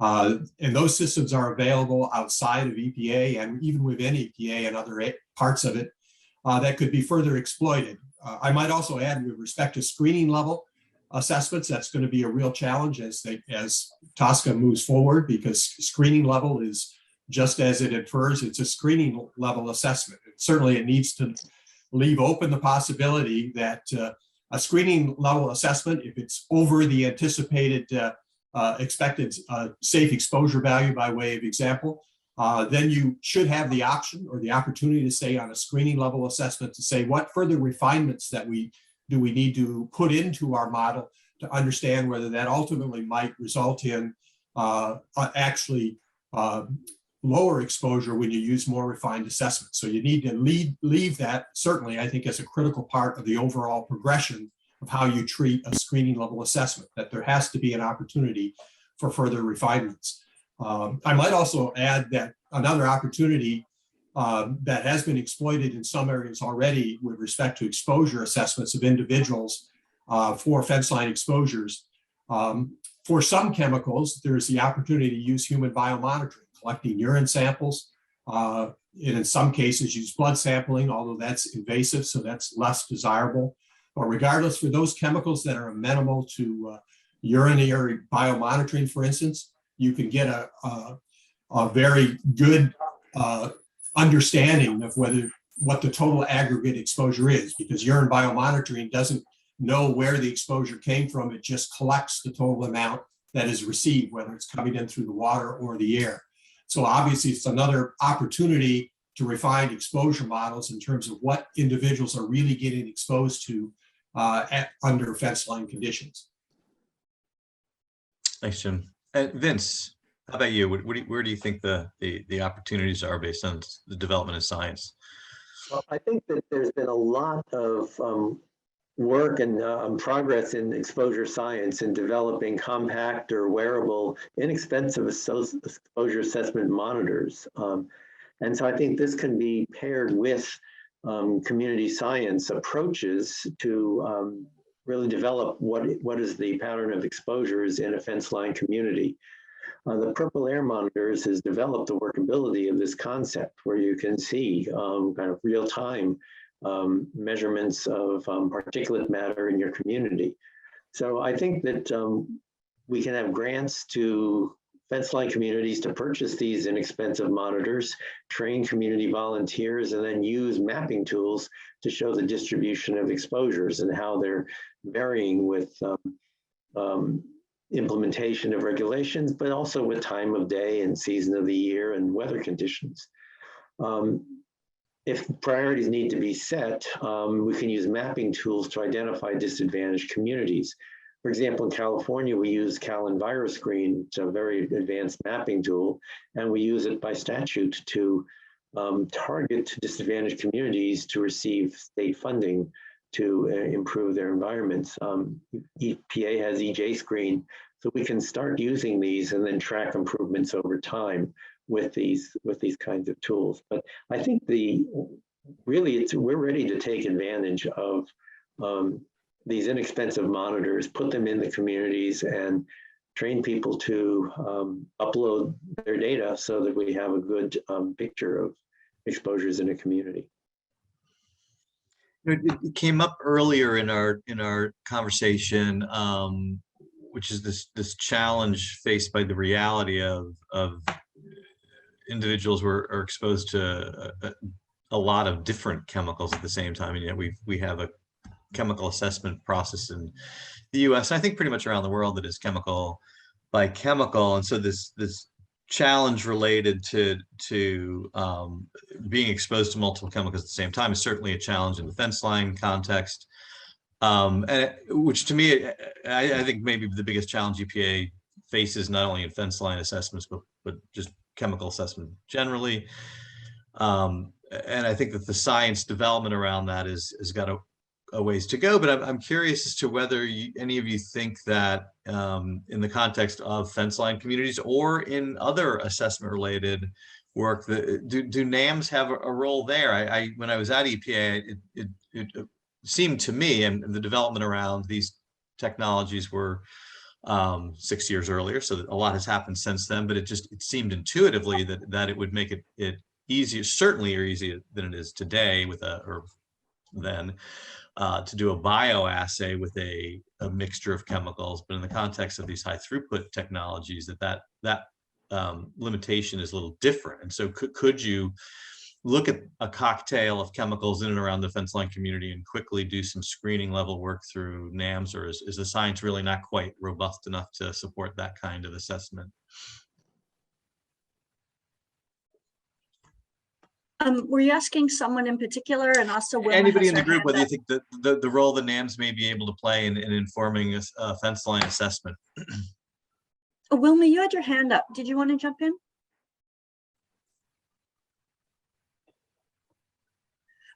I'll jump in and then pass it to whomever. I realize that was a bit of a curveball. I just made it up on the spot, but sorry. That's okay. Yeah, I think there is a real opportunity here, and that is a great example of using them to screen in rather than screen out. In other words, to use these as a way to identify potential harm that you want to do something about. I really love what Vince said earlier. We should be, focusing more on how to use these to not just to evaluate, but how to regulate. And I think one of the real advantages, even 15, 20 years ago, when Dr. Goldman, I remember Lynn Goldman and Chris Portier and others were there, and we were having these conversations about how to develop these methods and start moving them into regulatory decision making. One of the things that we were talking about as a major advantage was mixtures and cumulative exposures, formulations. I mean, right now, EPA is so, there's so many barriers to EPA testing, for example, formulated products, because the formulations change all the time. But I mean, if NAMs can test 10,000 chemicals in a week, why can't they test all the chemicals every 3 months? I mean, every time a chemical is run through the NAMs battery and it looks like it isn't triggering harm, why not bring it back and run it through again every time there's a new test available, or every 3 months or every 6 months, or I mean, not every 15 years like the pesticide program is required, but like, why not every Christmas? Every time mixtures change, every time formulations change. I mean, I think there's a real possibility here. But again, you have to do something about the potential harm. You have to trust the tests enough to base some regulatory restrictions on them. Vince, did you want to add something? Yeah, I wanted to tie together the NAMs with the mixtures. I think that in addition to just using NAMs as, testing 10,000 individual chemicals rapidly, when we find a community that is burdened by multiple chemicals, so they're a fence line for some particular chemical, but when you sample, you find out that they're exposed to a dozen other bad actors. You can actually sample that air, or sample the wastewater, or sample the groundwater over there, and then put that mixture into high throughput tests, and within a very short period of time, get an idea whether the cumulative effect of multiple chemicals is worse than adding them up or not. And so NAMS gives us the opportunity to really look at a mixture, and a different mixture in each community, and see whether these mixtures are different from what we might predict using our current single chemical additive model methods. Thanks. I'm gonna take a question from the participants, because it's just it's timely to specifically this question. I think if we wait to the end, we're going to forget which question the person was asking about. It reads: the topic just discussed touches on an aspect frequently raised by critics of TSCA risk evaluations, that of mission creep, in this case into areas falling under other environmental regulations. PCE, contamination, sorry, I'm having a little time controlling my, and the environment triggers response and remediation activities at very low action levels under both federal and state law. I can think of relevant laws. It's regulated by OSHA in the workplace and DOT as hazardous for transportation as well. Is TSCA putting fingers in the pie really necessary? Well, anyone wants to take a stab at answering that?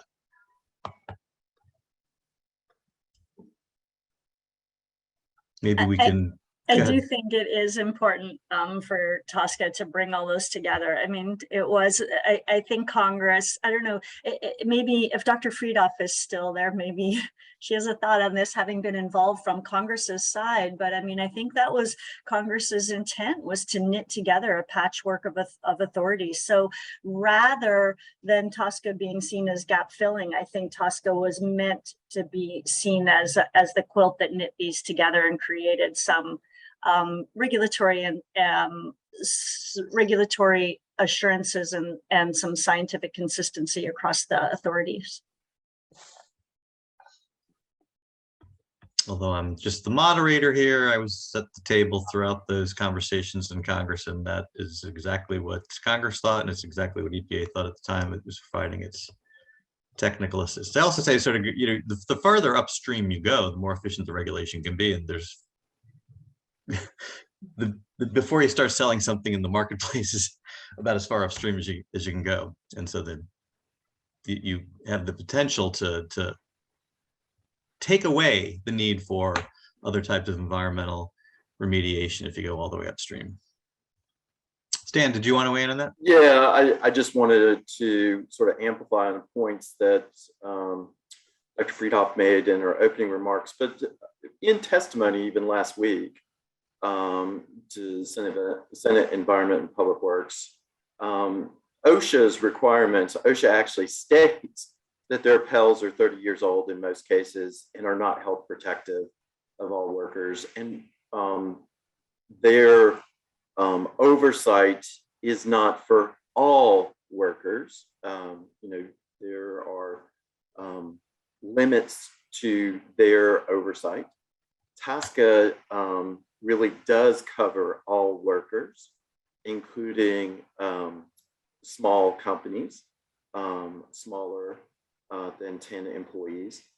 So it really is a more holistic approach that Congress intended, and that's what we're trying to do in our look back of the previous risk evaluations. Is 1,4-dioxane in particular, we're looking at conditions of use that were not evaluated in the previous risk evaluation to make determinations. So I believe, to be clear, we are looking at this as Congress intended.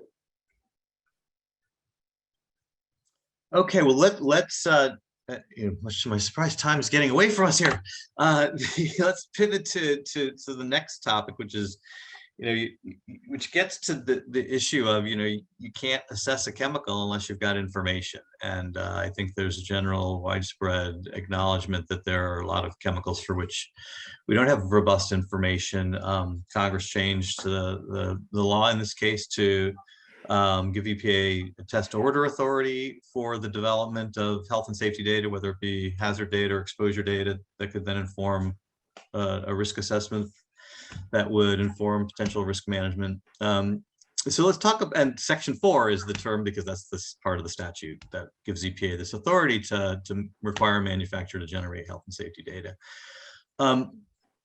Do you guys have any suggestions for how EPA could do more with its Section 4 authority to further the goal of informed risk assessments that can inform risk management. I think we're first, Jen, if you're going to weigh in on this question.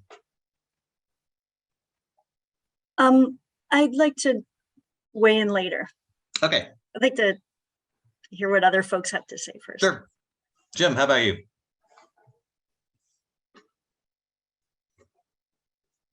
Sure. My primary thoughts, as it comes to test orders, and again, I preface this by noting that I'm not an expert and I really don't actively engage in TSCA test orders, so I'm not really well familiar with the programs. But a little bit I do know is that some of the test orders are focused on characterizing exposure, particularly in the occupational workplace. That's certainly always valuable because it gives you a clear understanding of how exposures as they occur in the real world are compared to what are believed to be health protective health standards. So that's a valuable information to have. But in other areas of testing, by way of example, environmental testing, which is part of this question that you've posed, I think it comes down again to, do you engage in environmental testing?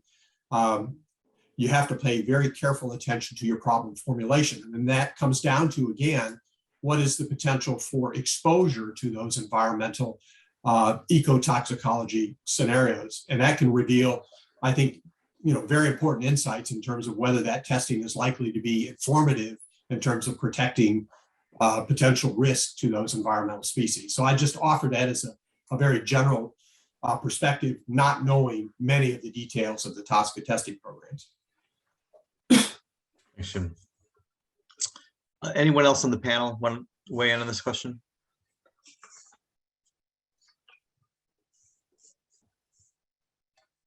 So could I answer part of that, Sure. please? Yes, please do, Wilma. So interacting with the actual community members who are living in that exposure is critical. The administrator of EPA came on a tour in Mississippi, Louisiana, and Texas. And he saw things that he never imagined were going on.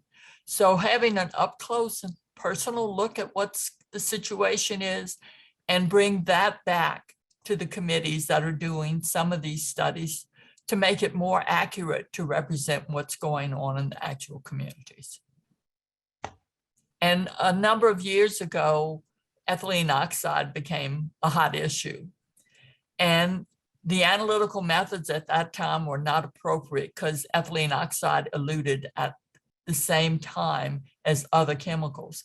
And it drove the analytical development methods. And we now have methods for air monitoring of ethylene oxide. So working that way, we can also work on some other chemicals that need analytical methods, whether it's air, water, or aquatic organisms or terrestrial organisms, and get what we need, as well as biomonitoring. Thanks, Wilma. Jen, did you want to weigh in on this at this point? I think I'm okay. A lot of the things that I've wanted to say, I put into my earlier responses. And Dr. Subra's answer, I think, really hits the nail. Thanks. Okay, so let me ask this question. It's a little bit of a leading question, but we're gonna go down this path. Does EPA need an earlier, more systematic process for identifying and filling data needs on candidates for high priority listing in order to meet its mandates and its deadline under TSCA?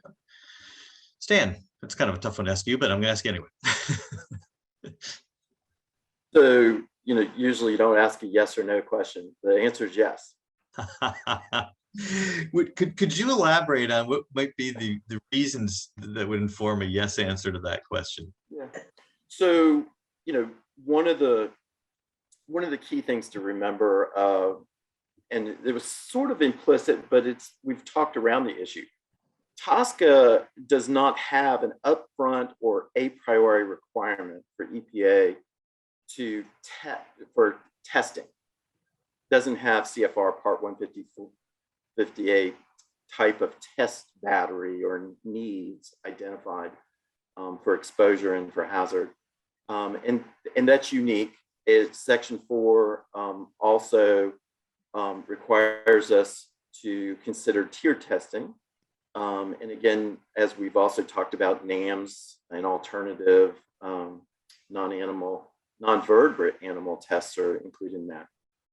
Section 4 is part of our toolbox, but Section 8 also provides tools for obtaining data, and we are exploring Section 8 opportunities as well to gather more data around use and exposure, context and exposure, and existing data that is not published. So all of those efforts are underway.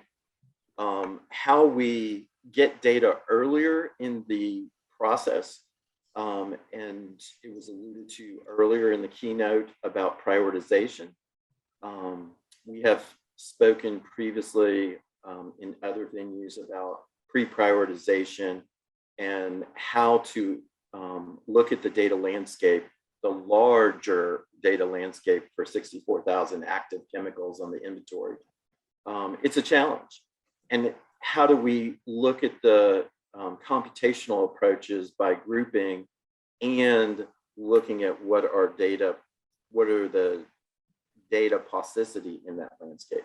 So I think there's some real challenges ahead of us, but I think there's some opportunities for us with computational approaches to see where those gaps are and explore those earlier in the prioritization process. So those are the kinds of things that we've been discussing with our Office of Research and Development, and part of the efforts, we posted a white paper last year with regard to that topic. Thanks, Tim. Wilma, did you want to weigh in on this question? Yes, once again, the issue is, how is the community being exposed and how is the community suffering? And making the process focused on the kind of exposure that's going on, and whether it's air, water, contaminated organisms. Along the Mississippi Industrial Corridor from Ascension Parish past New Orleans, they use Mississippi River water as a source of their drinking water. And the drinking water systems do not treat for all the chemicals that are released into the river by the industrial facilities. And there aren't standards, so they're not looking for all those, quote, exotic chemicals. And so exposure goes on without any knowledge on behalf of the communities or the agencies. And so what you don't want is having extra exposure to community members that you could do something about while TSCA is going through its process. Thank you. All right, we are going to pivot to the last question. I see there's one question I see in the Q&A related to NAMs. We will come to that, but if the audience wants to think about whether they have questions they'd like to ask any of the panelists, we're going to start talking about will be our last question as a panel, which is about systematic review, which we've had a little bit of discussion around so far. And the question is, it's a multifaceted question: why is systematic review a critical scientific component of TSCA risk evaluations? EPA recently released a draft version of a revised systematic review framework. Do you think this framework is adequate? If not, what are the problems with it, and how would you like to see it change? Jen, I'm going to start with you. Okay, thank you. And thanks for the discussion leading up to this. I think you've laid down a nice framework to start looking at, how you put these data into a systematic framework to actually make decision making. I think there's fundamentally what EPA, I think, wants to be able to do, or what I think EPA should want to be able to do, is use all the data it has appropriately.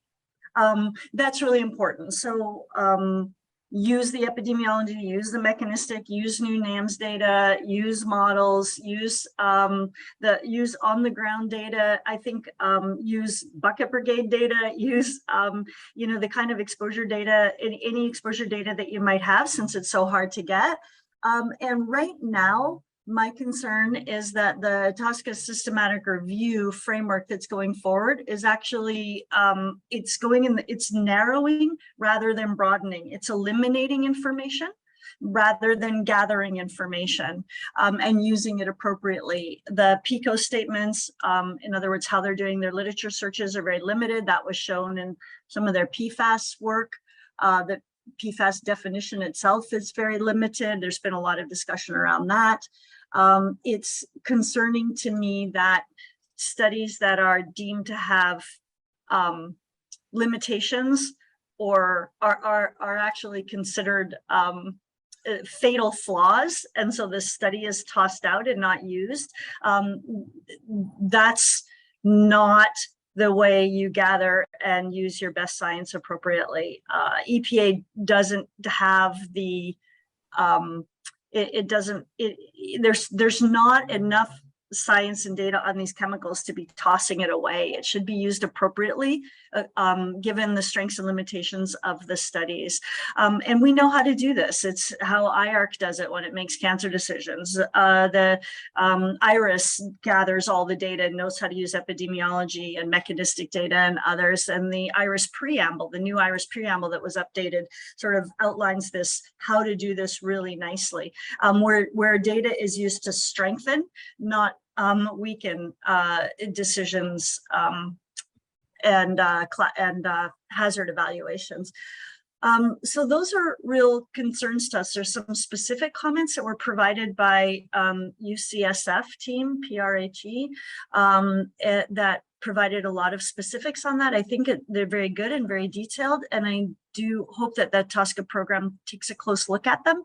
I think a similar thing is also being done for the fence line screening, and the SAC review of the fence line screening identified a number of important, what I would consider stop and fix things. In other words, these are things that can be done immediately. Don't go forward without using these things. And it's some of the same kinds of things, using the data you have wisely, using more of the data you have to support decisions, accounting for things that happen in communities that we know happen, like unplanned releases, peak emissions, malfunctions, spills, leaks, using uncertainty factors or safety factors to adjust where we know there's data gaps. I think that kind of thinking, that sort of broad thinking to gather all the information, gather everything you have, and make wise decisions that are informed by the data you have to protect communities, I think it's, I'm not confident that I've seen that commitment in some of the documents that have come out. I think it needs to be, they need to be broadened to take in more information. Thanks, Jen. Vince, former leader in both IRIS and IARC. You'd be remiss if we didn't ask your views on this. Thank you very much. I would say the principles of systematic review are important. We want to make sure the full literature is considered and that studies are considered impartially, that is not to reach a preferred conclusion. And that's, I think, what's really important there. I think that one of the things I would say is the purpose of TSCA is to evaluate and manage the safe use of chemicals. And I'm not sure if TSCA really should become a shop for systematic review methods development, rather than the new handbook or draft handbook that was released at the end of last year made a lot of progress on the one that was several years earlier. But still, rather than a 700-page systematic review handbook, I'd rather see 700 pages of assessments done, because that's really what we're relying on TSCA for. I'm not sure why US EPA needs to have multiple systematic review handbooks, when really what's important is to make sure that we're looking at all studies and that we're looking at them impartially. Also, when you think in the future in terms of NAMs, so much effort right now is on systematic review of animal studies or human studies, and finding demerits and finding ways to have fewer studies, to focus on the good studies, which is an important thing to do, but it almost means that the other studies don't get considered. But when we think in terms of what NAMs are going to give us, we're going to have lots of high throughput data, huge matrices of data. And the systematic review approaches we're developing today really are not going to be applicable to the data we're going to have in the future. And I think that we really should be just thinking about getting the job done with evaluating chemicals, looking at all the data impartially, and think really about how we're going to incorporate NAMs, because that's really where we're going to get the payoff. Thanks, Vince. We have one question in the Q&A, and if we don't get any others, we can come back to the systematic review question. The question is, what are the limitations of NAMs and how can these be mitigated? With respect to environmental toxicology, there are often specific species that are much more sensitive than others. How can those be addressed with a combination of NAMs and animal testing? Anyone on the panel wants to weigh in on that? Let me see, those are some of the reasons why NAMs aren't we're now able to just flip the switch and start with them today. There really are a lot of things we need to learn and understand about how to use these new technologies. Also, there are limitations, like if you can't keep it in concentrations in cell wells, it's not something that you can assess. So we have to figure out how to do that. We don't have good ways of assessing metabolism through NAMs, but that can perhaps be mitigated by saying we can test all the metabolites also. And so there are things that we can do, but we have to develop those strategies. And so that's really where some of our focus needs to be today.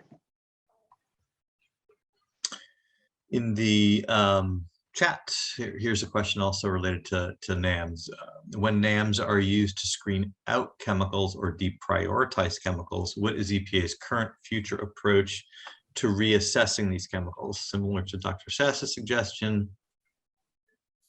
are these chemicals reanalyzed? I believe reassessing would aid in building confidence of NAMs. Stan, I think that's best answered by you. So we're constantly looking at the existing chemical database to update our categories. And one of the things that earlier was mentioned was the PFAS strategy. I think we've learned some important lessons from PFAS and PFOA. We've also learned that not all the chemicals, the 1,500 or so chemicals that are registered as PFAS that meet the OPPT definition that are in commerce are all the same. So trying to understand with more data how these chemicals are related or not related, I think is critically important. So there's ongoing efforts, and there continues to be ongoing efforts to group and subdivide based upon NAMS information and other information that becomes available. So it's not a one and done kind of process. It's not like we just screen in or screen out. It really is an organic and dynamic process as we have this interplay between our existing chemicals program and our new chemicals program. And I think that's really a critical challenge for us. And it gets back to the resources and the resource limitations that we have. We have some outstanding scientists within the program. We have an outstanding Office of Research and Development office that supports us, but we have to have time and resources to give those thoughtful look backs at the information that we've received. And we do have to look at both the TSCA submissions as well as the peer-reviewed submissions. So we look at all the data, all the information, not just the peer-reviewed literature. And did you want to weigh in on that? Thanks, Stan. Sorry. Yeah, thank you. I just want to say quickly, Stan, I mean, I am sympathetic to the resource issue for sure. I absolutely know that EPA's budget has actually dropped. It has not kept up with inflation. You've lost staff. I totally get that. But I mean, I don't understand how an agency in a program that adopts a definition of PFAS that is so limited that it's out of step with other scientific agencies, with its own science advisors, with OECD. I mean, why not? How is it giving confidence to the public that this is a resource issue when it feels to the public like you're artificially limiting the work you're going to do to regulate the chemicals, even given the tools and the science definitions that you have?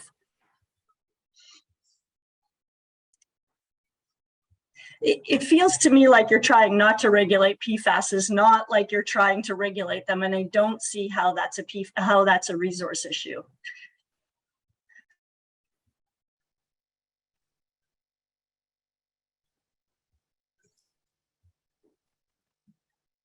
I don't hear a question in that, Dr. Sass. I hear a position. There's a lot of discussion about the definition of PFAS, and we actually have active conversations about that.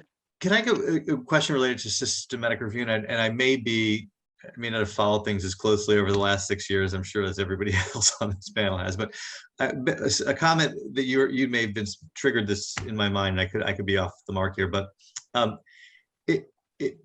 it's what I thought I heard you say, Vince, is that the toxics program has its version of systematic review. Other parts of EPA has their own versions. It sounds like other governmental agencies have their own version. Is there any reason why there wouldn't be just one approach to systematic review, no matter where you worked at? Or maybe there are characteristics with an air toxic that would lead you to have a different approach, or should the government really be pursuing, or at least one agency be pursuing, this is how we do systematic review? Or did I misunderstand that? No, I think that is the point. I think the principle of systematic review is you look at all the data, you do a comprehensive literature search to make sure you have everything that's relevant. And the PICO statement is very important because it does show, are you focusing on certain pathways of exposure or all pathways of exposure? Are you looking at just the chemical? Or go back to the PFAS, for example, there are salts of the different PFAS chemicals. There are also precursors in the environment that degrade to PFAS chemicals. Are you looking at those as well? So the PICO statement is a good transparency mechanism. But as far as the lists of factors that need to be considered, I think there probably is more in common between all of these different agency handbooks than there are differences. And I think that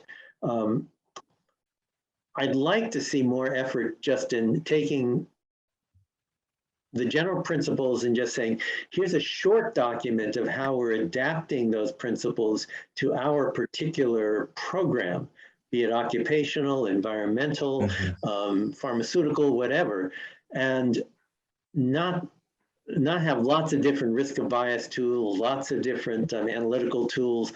Let software developers develop these things and focus on our mission, which is evaluating chemicals and then regulating them. Got it. Thank you. Stan, did you want to add something? Yeah, thanks, Vince. And I wanted to sort of echo and amplify on some of the points that Vince made.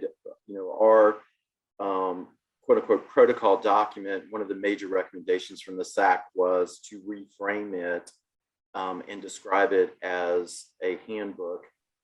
We are working very collaboratively and cooperatively with ORD and particularly the IRIS programs, revision of the IRIS handbook for systematic review. There's going to be a lot of, there already is a lot of crosstalk and crosswalk on hazard for systematic review approaches for the agency. One of the key aspects for TSCA is going beyond just human health hazard to ecological systematic review, exposure, fate in occupational exposures and releases, general population exposures. How do we evaluate those data streams, both peer-reviewed and non-peer-reviewed data sources? And so it's more than just an existing tool, which we've raised repeatedly with peer review committees, including the NASM. So we are very much aligned with what Vince suggested and what the recent SAC suggested in their verbal recommendations of develop a handbook.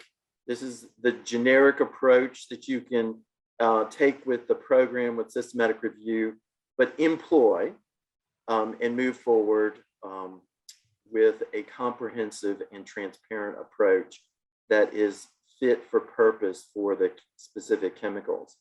And I do want to say our searching and screening approaches are comprehensive, and our data evaluation approaches, we do have transparent criteria for both peer-reviewed as well as non-peer-reviewed studies. And we don't throw out data, and we made that clearer in our more recent presentations. The data is not, studies are not thrown out, data is not thrown out, but we qualify how the data is used, whether for hazard ID or weight of evidence or for dose response. And there are different decisions for different types of data depending upon the data quality review. And we also described evidence integration and how evidence integration is employed in the TSCA program, which goes beyond just the hazard evidence integration. It includes all the disciplines, but it also includes sources that undergo a systematic approach. Our modeling efforts, model validations go through a systematic approach that's beyond just peer review and systematic review approaches. And the NAS asked us to describe that in our handbook, and we have. So I think that's a little bit more than just systematic review, but I wanted to get that out there that we're waiting for SAC report on our protocol and anticipate that in the next month. Thanks, Tim. Well, our time is up. I want to thank our panelists for your participation. EPA and the whole country is lucky to have such talented, smart, and dedicated stakeholders who are willing to engage so thoughtfully on really challenging issues and show that people can come from different perspectives and have different views on things and still participate in a dialogue in such a constructive and respectful way. And Stan, as an EPA employee, I want to thank you for your service helping the country to achieve its goals of safe chemicals. So I will turn it back to our panel leader or our moderator for this morning's session. And again, thank you to these panelists, and hope you enjoy the rest of the day. Thank you, Jim. Thank you all so much. We so appreciate your contributions to today's program, and we will now take a break for about the next 15 minutes. We will reconvene here at noon Eastern for panel 2. Thank you all so much. See you here back soon.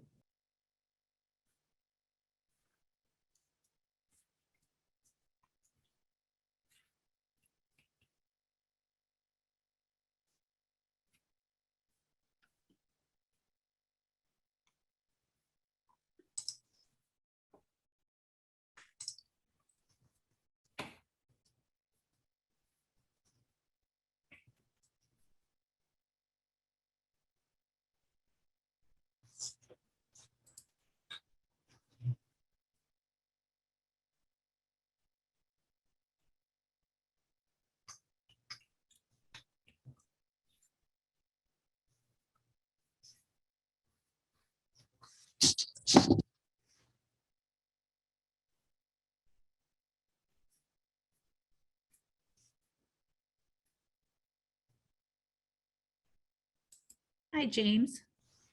Hey, how are you, Alex? I am great. I am great. Hello.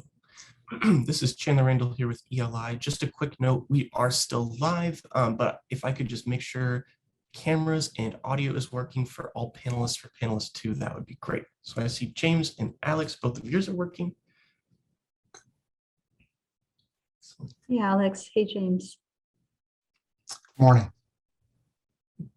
Hello, Madison. Good morning. Can you hear me all right? Yes, Patrick.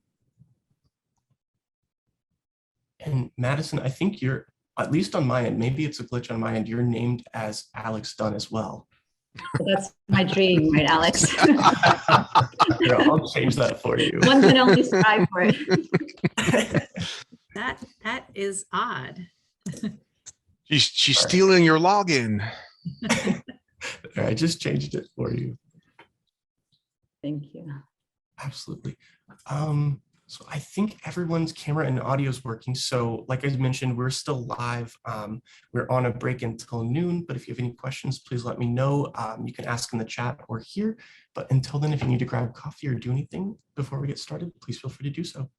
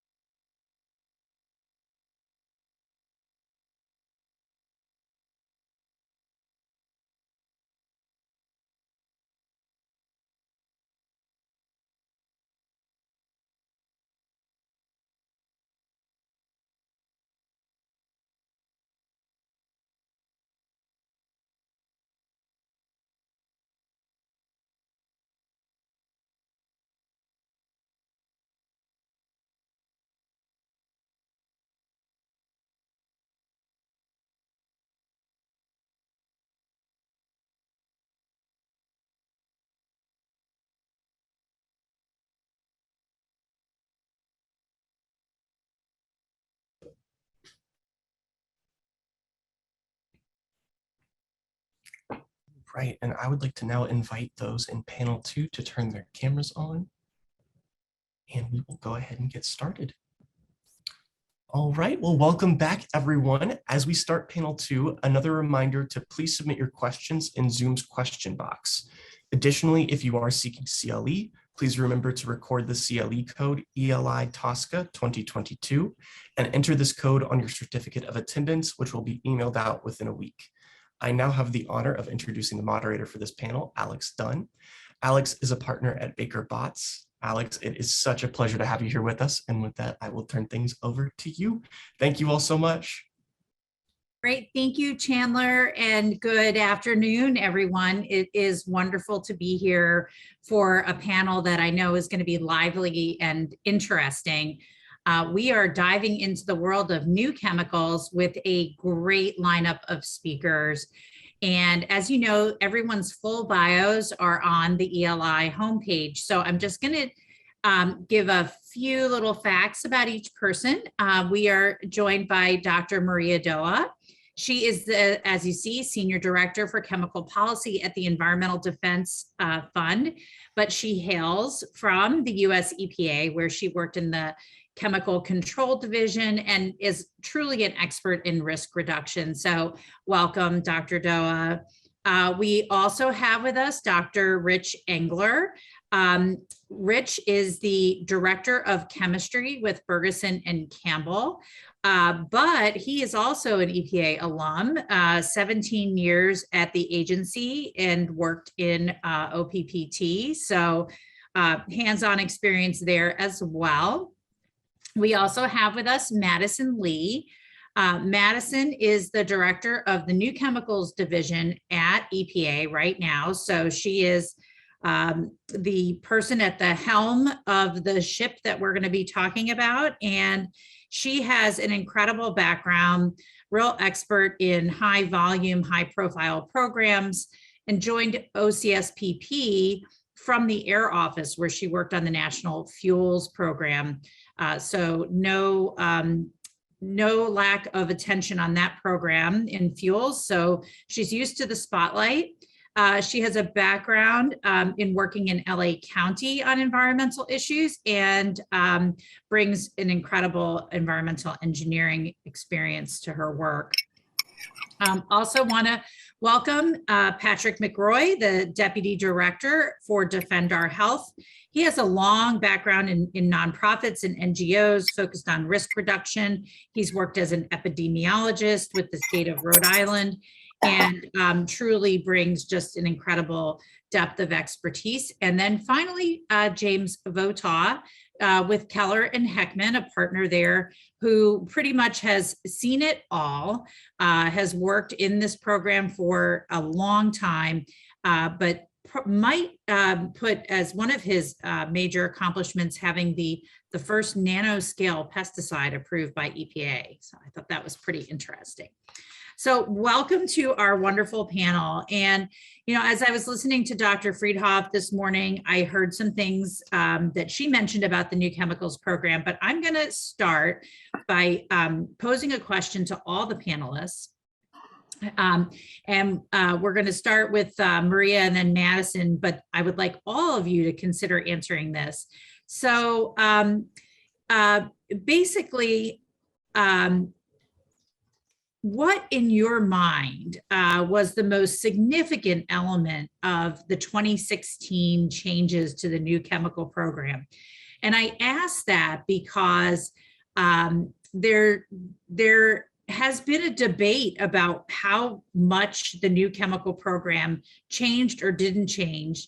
As you heard from the prior panel, so much in the existing chemical program changed. So, and I think I got our responders wrong. It's Madison first, then Patrick, and then whoever else wants to chime in. So, Madison, I'm going to turn it to you. What do you think is the most significant change to the new chemical program from the Lautenberg amendments? Well, thank you, Alex. Well, first, I do want to take a moment to thank ELI for organizing this annual event and, of course, inviting me to participate this year. And I feel very honored to be a part of this panel with Maria, Rich, Patrick, and James. I've talked to them on many occasions and other aspects, so I feel very grateful to be on this panel with them. As you mentioned, Alex, we're going to go through some pretty important topics for new chemicals today. And, I think it's wonderful that we have representation from all stakeholders on this panel. So we have open dialogue, and really what I hope is to listen to each other, find ways to, collaborate on and how to address some of these challenges going forward as we put the program back, on track and hopefully implement it in the way that Congress had intended. So let me go ahead and answer your question directly. Obviously, there were significant changes to TSCA as a whole, but for new chemicals, one really stands out for us, and that has to do with the requirement of EPA making an affirmative determination for all new chemicals, including significant new uses of existing chemicals. So you're aware, many folks are aware, under the prior law, EPA didn't make an affirmative determination for all new chemicals. In fact, we did that for about 20% of the submissions. And when EPA, that was known to many people as a drop provision. So as you know, EPA, under the prior law, when EPA didn't make an affirmative determination, the manufacturers were able to go forward and commence. Under the new law, now we have to issue affirmative determination for 100% of the submissions. This, in our opinion, is a big sea change in the way we implement and operate the program. I mean, simply put, it's a 5-fold increase in workload. In addition to all of the other changes, to ensure robustness of the review and considerations of all conditions of use.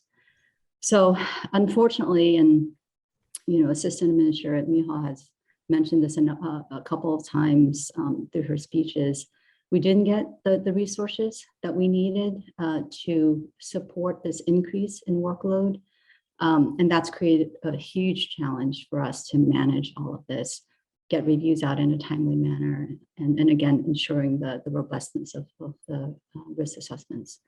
We, of course, have been working hard and have and will continue to look for ways to increase the efficiency of our reviews. Of course, with the notion in mind that we will not be compromising the quality of the risk assessment in any way. But I think, being an optimist myself, I think this is a great area for opportunity for all of us to collaborate with all stakeholders. We've launched many initiatives now to, again, increase the efficiency and robustness of the risk assessment. We are hoping that we continue that collaboration with, again, all stakeholders. The program and myself included, we really believe that all of us have a shared responsibility, invested interest here to ensure the successful implementation of this program, as Congress intended through the amended law. So we just ask for everyone's patience, everyone's commitment to working with us, and we're here to create a more sustainable program going forward. So thank you, Alex. Great. Patrick, some thoughts on the 2016 changes to new chemicals? Yeah, thank you, Alex. So as you mentioned a little bit, I kind of come from more of a public health background. And in public health, we like to focus a lot on prevention and even different levels of prevention. We talk about primary, secondary, tertiary prevention. And, I'm sure folks at EPA, which is of course also a public health agency, know that whenever possible, the goal should be to focus on primary prevention, that is preventing disease or injury before it has the opportunity to even happen. And I think the vast majority of chemical regulation in the US is reactionary. We wait until we find evidence of injuries from exposures, then we have a big long fight at great expense to debate the strengths of the association between a chemical and those injuries, and then we take regulatory action long after folks have been harmed or killed.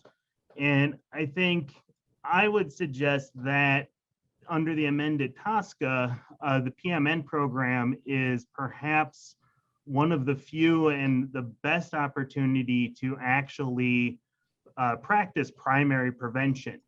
As we see it, the congressional mandate and certainly how the program should operate is to set restrictions on dangerous chemicals before the people or the environment is actually harmed.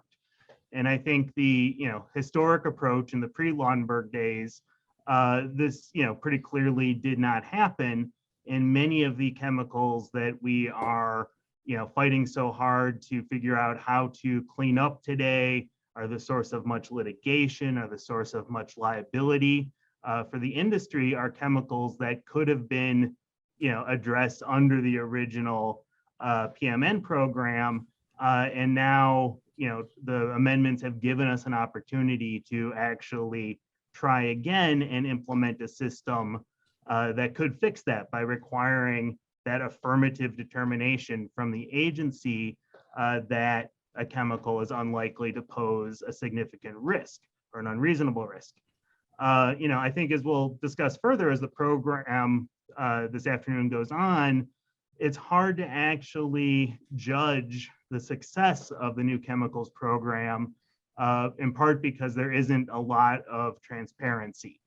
What we have seen is, very few determinations of inadequate information, which lead me to be very concerned that we're not actually doing a job, a great job at preventing future problems, because there's just so little known. It's really hard to believe that we have enough evidence to really suggest that 20, 30, 40 years from now, we're not going to be facing the same sort of concerns about cleanup and about liability as a result of chemicals going through the PMN program now. So I'm very bullish on the PMN program potential, and I think it's one of the great avenues we have under the amended TSCA to prevent problems in the future. But it's I haven't seen the results we'd like to see yet, and I think the structure of it makes it very difficult to even gauge how successful it's going to be. Well, I think, Patrick, you're capturing the tension in the new chemicals program. We hear, it's the pipeline to innovation. It's the pathway to new chemistries, greener chemistries. But you're raising, it's also has this gatekeeping function. We don't want chemistries coming to market, becoming existing chemicals, unless we fully understand how they're going to act. And we will talk more in this panel about some of the analogs and some of the ways that assessments are done. Let me ask some of our other panelists if they would like to chime in on their perspective of the 2016 amendments. And Dr. Doa, you have your hand up. Thank you. And I would build on what Patrick and Addison said. One, I think what was extremely important was the affirmative determination. And as part of that, the determination on whether the information is insufficient to permit a reasoned evaluation. And I think that was used a bit more right after Lautenberg, and I think there's a lot of potential there. And it really gets to the issue of uncertainty that was discussed at the last panel and can help to address that uncertainty, particularly since there's a tendency to view if there's uncertainty that it's like an overestimation of risk versus an underestimation, which is certainly not the case. The second thing I would mention is that with Lautenberg, there is a view of the broader range of stakeholders. Potentially exposed and susceptible subpopulations are specifically identified, including in section 5. And then finally, I would say that with Lautenberg, you have more explicitly this focus of the life cycle of the chemical, TSCA being able to address the life cycle, particularly as Patrick explained so well. So I think the combination of those aspects of TSCA really makes section 5 an important tool to, of course, support innovation, but also to protect health and all the stakeholders, because we're all affected by chemicals. Thanks. Great points. And certainly this concept of life cycle, I think we're seeing that a lot in the decisions that are being made. Dr. Engler, and then James, I'll turn it to you. Yeah, so my memory of PMN reviews is that all PMNs were reviewed. I don't know where the 20% come with it, the idea that only 20% of PMNs were reviewed. All PMNs were reviewed, but about 20% of PMNs led to concerns that that OPPT felt necessitated restrictions, whether that would be an order or a SNR. So it's not that they weren't reviewed. I mean, the same reports were run, the same analysis was done in terms of margins of exposure.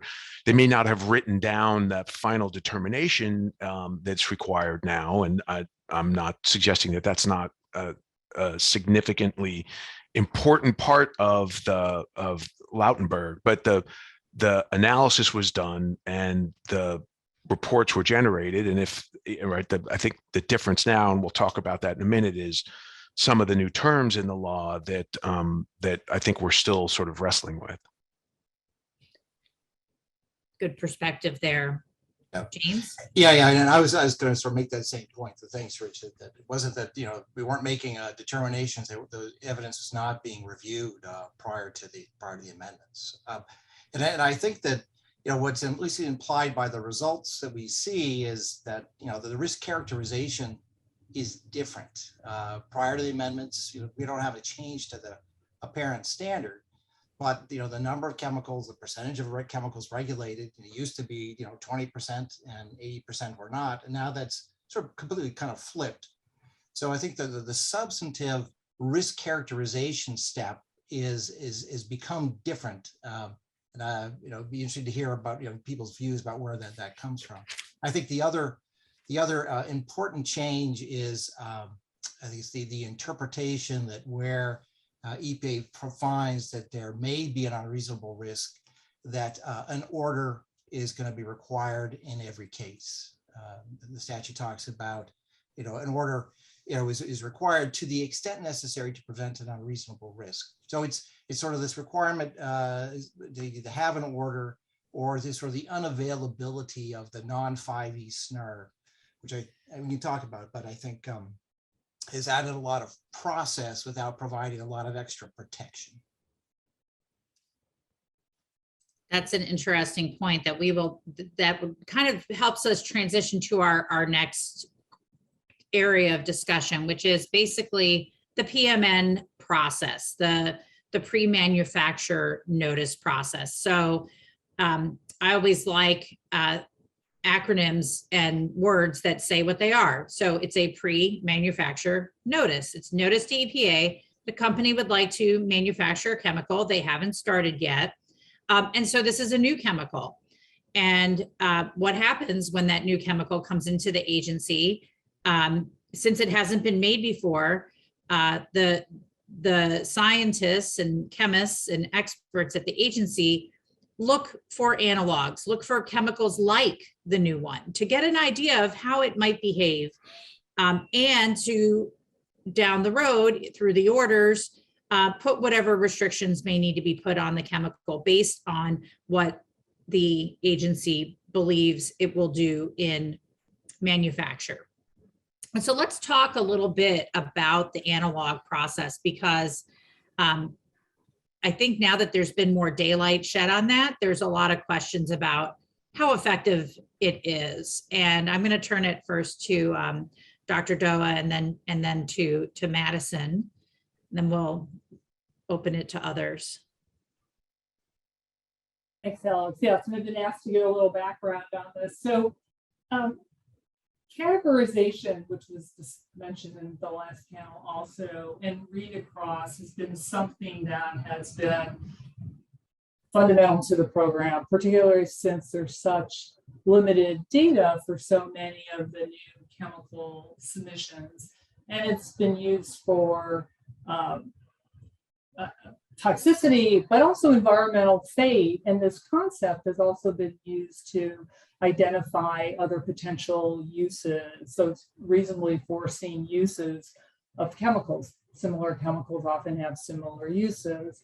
And I think one thing that's really illustrative is the new chemicals category. And there's a document from 2010, and this identifies the chemicals, whether the parameters of a category, the concern, any testing that would maybe potentially alleviate the concern. And I think this document is also important because it is pretty transparent. Everybody is clear what's in, what's out, what would be expected.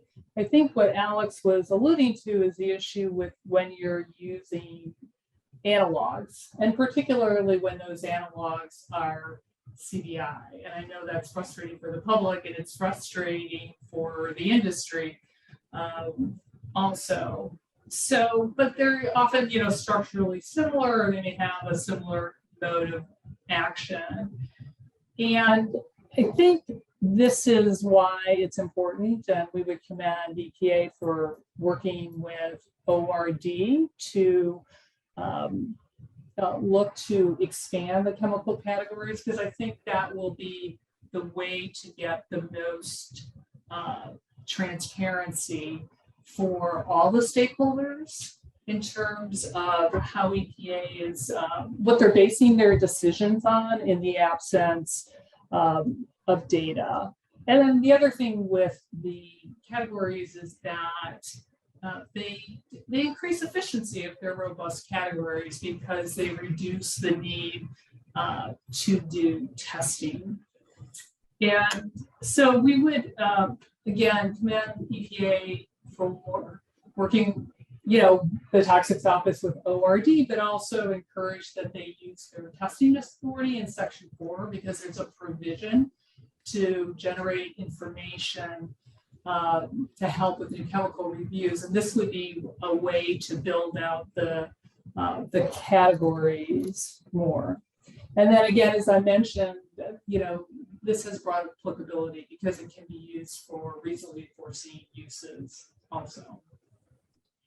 So those are some really interesting ideas that I hope we explore, because then I think, so the new chemical, the PMN comes in, it's supposed to have a 90-day review. That doesn't typically happen. It can go to 180 and then it just goes over.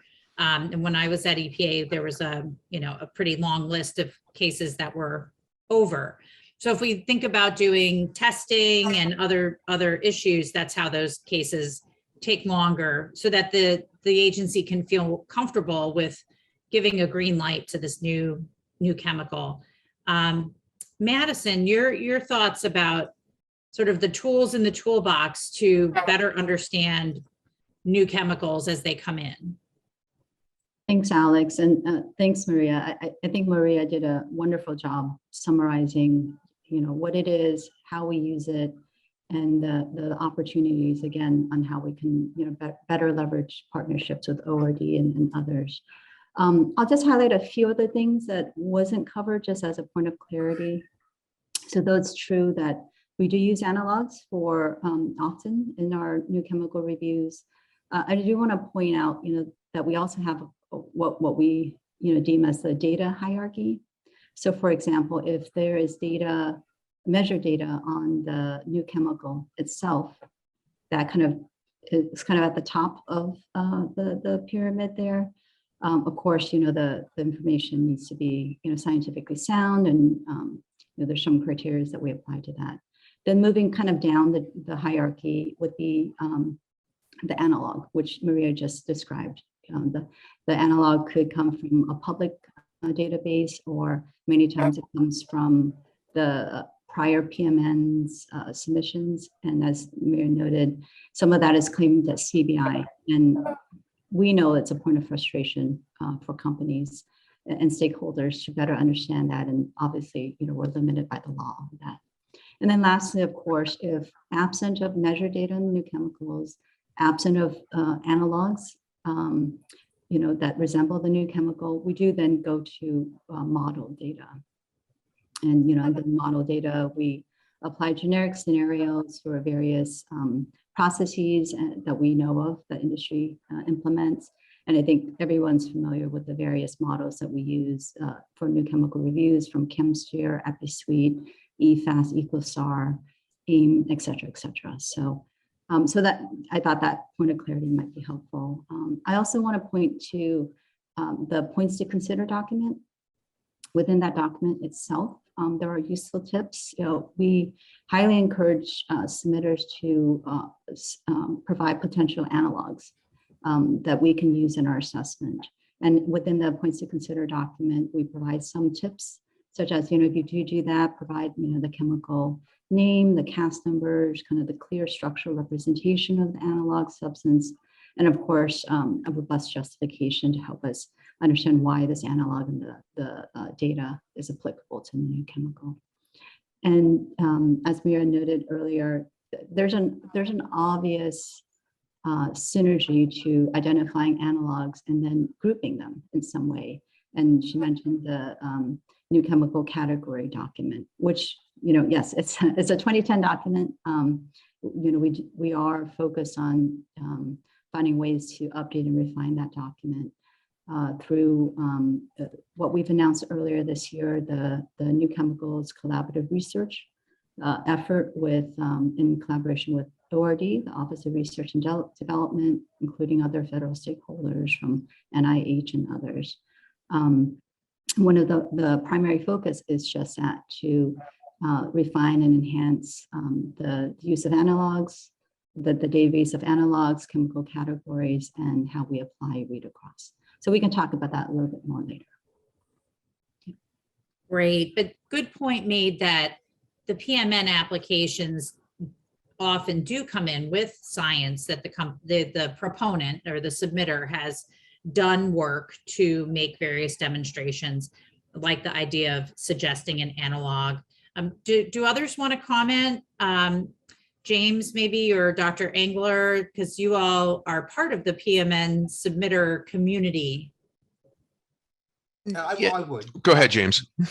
Briefly. I would already say, so with the chemical categories, or categories of concern, that they have a certain age. They can say, you sort of see kind of two issues. One is as we are looking at those or adopting new ones, that there ought to be sort of more of a public process. You get some input on that, because otherwise it's like trial by notebook, if you will. When you actually get to the review process, it's sort of accepted that this is the rule of decision, and there really isn't any availability to vary from that. So making sure that those are well done at the front end is important.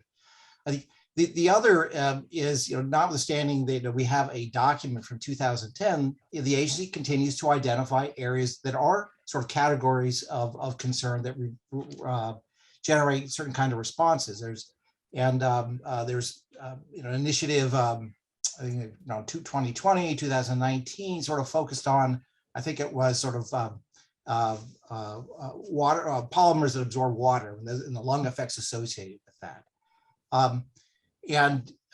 But we see it because we see a lot of PMNs, but it was very difficult for other people to sort of anticipate what was coming. I think the other problem with that was that the test information the agency wanted to respond to that concern, that category of concern, was not, it was only like a research method. It was very impracticable to actually implement. So again, I agree with Maria that the idea of these categories is very helpful in sort of having a fit for purpose, a streamlined review that you can do in 90 days. But we do need to take care and I think involve everyone in how these are used, including sort of give people notice about them. I think one idea in sort of a more informal way, as the agency is sort of developing concerns without committing to like some kind of a formal process, is something we see on the pesticide side, where you've got the dialogue committee that exists.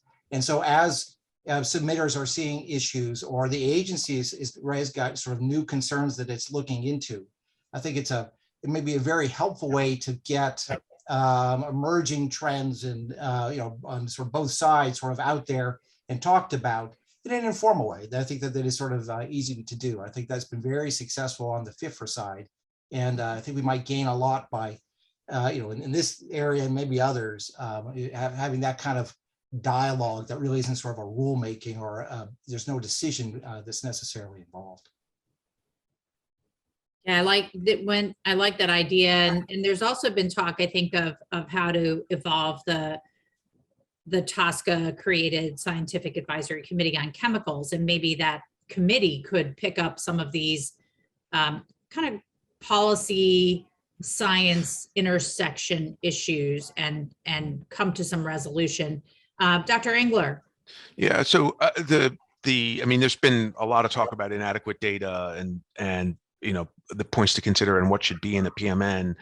And one of the frustrations that we've seen with folks that we work with is you put together a very robust data set, you provide a number of analogs, read across with data, you provide substantial information about release and exposure, and then it doesn't seem to make a difference especially for releases and exposures, that the assessors sort of look at it and it sort of feels like a pat on the head. Oh yeah, okay, thank you very much, you have this, but our models say these other things might occur and somebody else might do this other thing, and so we have to protect against that. And we can talk about that in a minute, but then it's just like, well, why did I develop the data? Why did I go through the time and the effort to pull together the inhalation monitoring or the, whatever it was in a workplace setting, if EPA is just going to go ahead and default to the model anyway? So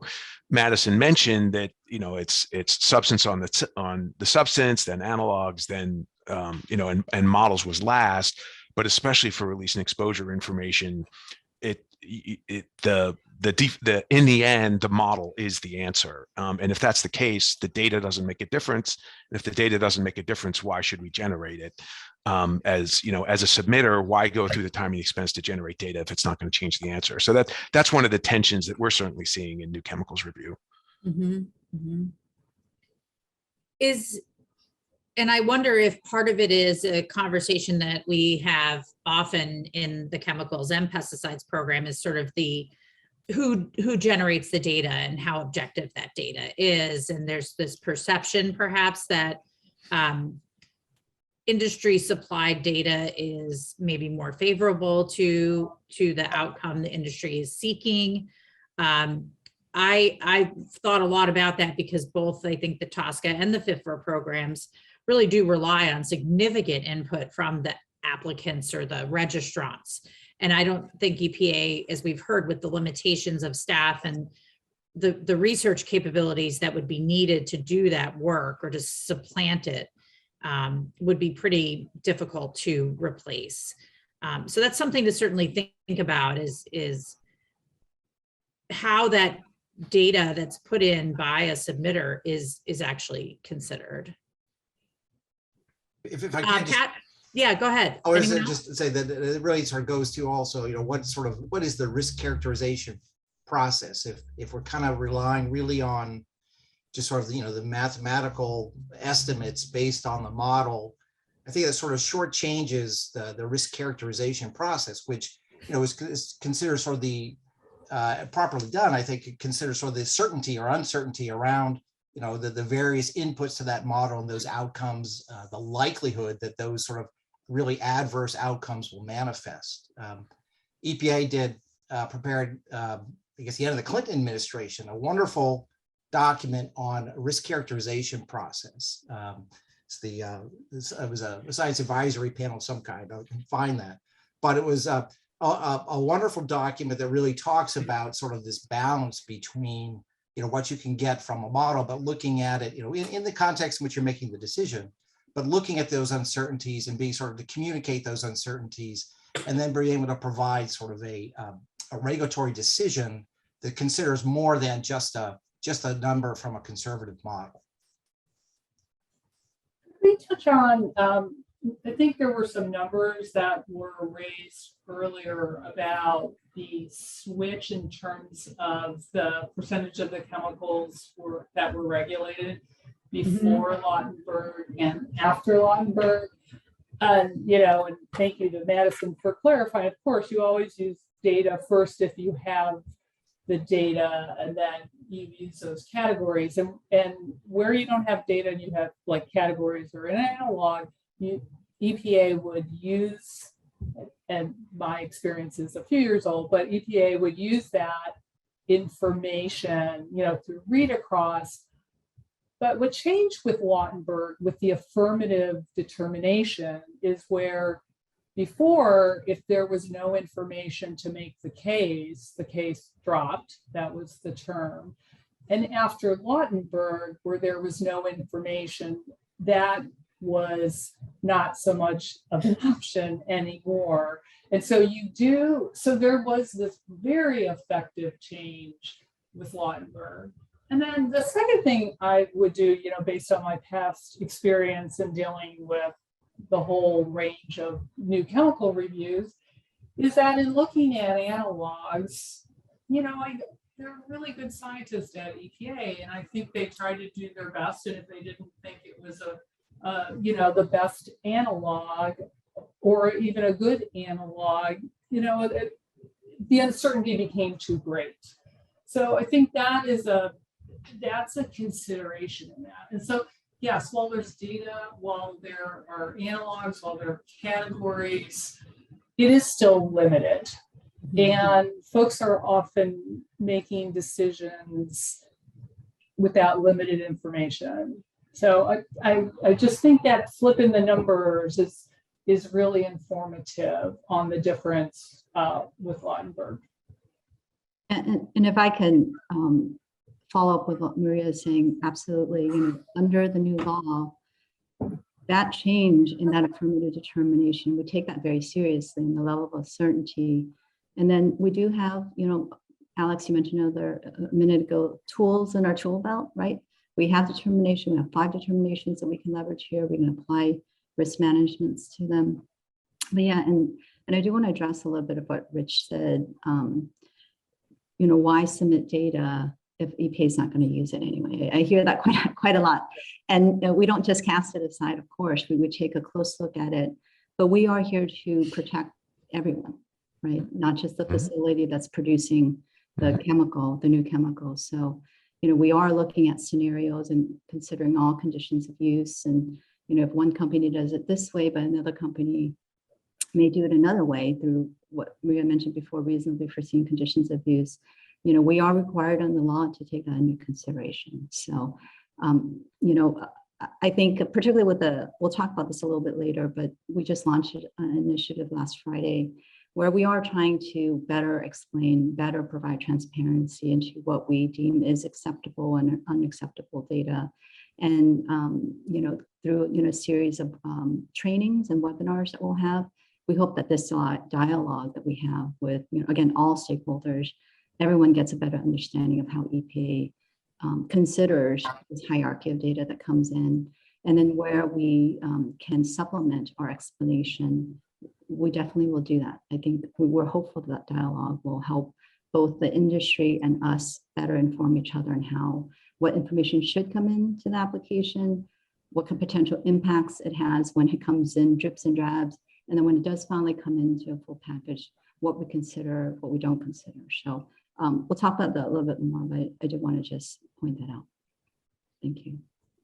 Yeah, no, that's very helpful. And I think the best order, we had obviously talked about a few things, but maybe we talk about reasonably foreseen conditions of use, and then we can talk about the use of the orders, right? Because the order is kind of the last part. So the chemical comes in and the company says, we want to manufacture this as a, some sort of coating or and they have a specific use. And then of course the agency is looking at other ways that chemical, once it's on the market, could be used, and making sure that those reasonably foreseen conditions of use are managed. And that's been a really challenging process. I think we've heard it from both sides, right? So what's reasonably foreseen and how the chemical will be made. We've heard about the issue of PPE and whether workers will be provided various types of protective equipment. We've also heard that, some companies would say, we can't imagine a scenario where the chemical would be made that way or used in that way. So I hear on this panel the tension between being protective, and that is absolutely an important, critical goal. And then also how to get like a realistic assessment, right? So with reasonably foreseen, boy, that just bottles those two things up together. What's realistic and what can we reasonably foresee? And then how do we manage it? So I think we had planned on Dr. Engler and then James chiming in first. Yeah. So, I mean, what, in our experience and, in the variety of PMNs that we've assisted with since 2016, and ones that we've looked at the record, I haven't looked at every record of every PMN that EPA has reviewed, but the vast majority of cases, if EPA has identified a hazard other than low hazard for health and low hazard for eco, then EPA has issued a regulation, either as an order or while it was available, non-order SNR. And in our view, this course of conduct is a hazard-based standard. If there's a hazard, there must be a regulation. And that's not, again, what in our read, not what the law says. And this is true, I sort of mentioned this is true regardless of the information provided, that EPA, you provide the information and EPA says, well, somebody might do something else. Mm-hmm. And that sounds more hypothetical. I mean, there's really no bound to what is reasonably foreseen. And even in cases where EPA used its worst case assumptions, it had data on the substance or the substance and analogs, it used its models, and EPA did not predict any unreasonable risk under the intended, known, or reasonably foreseen conditions of use.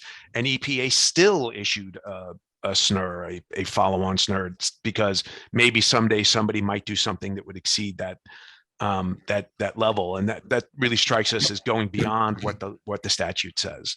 And I understand the sort of the philosophical notion of if there's a hazard, there should be a regulation. And right, that is an appealing position, but EPA must follow the law, and EPA is required to look at what's reasonably foreseen, and there must be some boundary. We know that the level of certainty is not reasonable certainty of no harm, because Congress did not use that standard. That was certainly a standard that was available and rejected by Congress in TSCA. So there doesn't need to be that level of certainty that something's not going to happen in the future. And if there are no boundaries, if there are no boundaries to reasonably foreseen, then there's no reason to put that word in the statute. So just as an example, you might ask if it's reasonably foreseen for if someone will use a chainsaw to open a bottle of beer, and that is that a reasonably foreseen condition of use for a chainsaw? I mean, I think that's a legitimate question that we sort of need to wrestle with. It's certainly the case that you can find YouTube videos of people doing that, but Congress did state that misuse of a substance is not a reasonably foreseen condition of use. So where do you get to, the people doing really stupid things is reasonably foreseen or not? Yeah, no, I agree with all of that, Rich. And I would say, for most new chemicals, and certainly not all, but for most new chemicals, they're developed for particular kinds of purposes. That there is a need, there is something that is there to that is trying to achieve. There's an intended market that went into the development and getting the necessary approvals, et cetera, for a new chemical. And so certainly I think most most uses are going to be pretty well known. And then sort of to go beyond that to sort of search patent literature or otherwise try to kind of imagine what else might happen I think that, as Rich suggests, there really needs to be some bounds to that. The standard for regulation, that may present an unreasonable risk associated with the reasonably foreseeable use is, more likely than not, right? It's to be unregulated, it would be, unlikely to present. So if it's going to be regulated, it's got to be sort of more likely than not. So I think we need to think about, some tying between, some probable cause, some kind of factual connection between the identified foreseeable use. And then, and this goes, I think, to how we do risk characterization. Is it more likely than not that risk will manifest? And if that's the case, then yeah, regulation for that reasonably foreseeable uses seems to be appropriate. Mm-hmm. Question. There's a question in the chat, and I'm gonna see, because we've got 400 and some odd people, and they're probably like, "Hey, I want to be heard."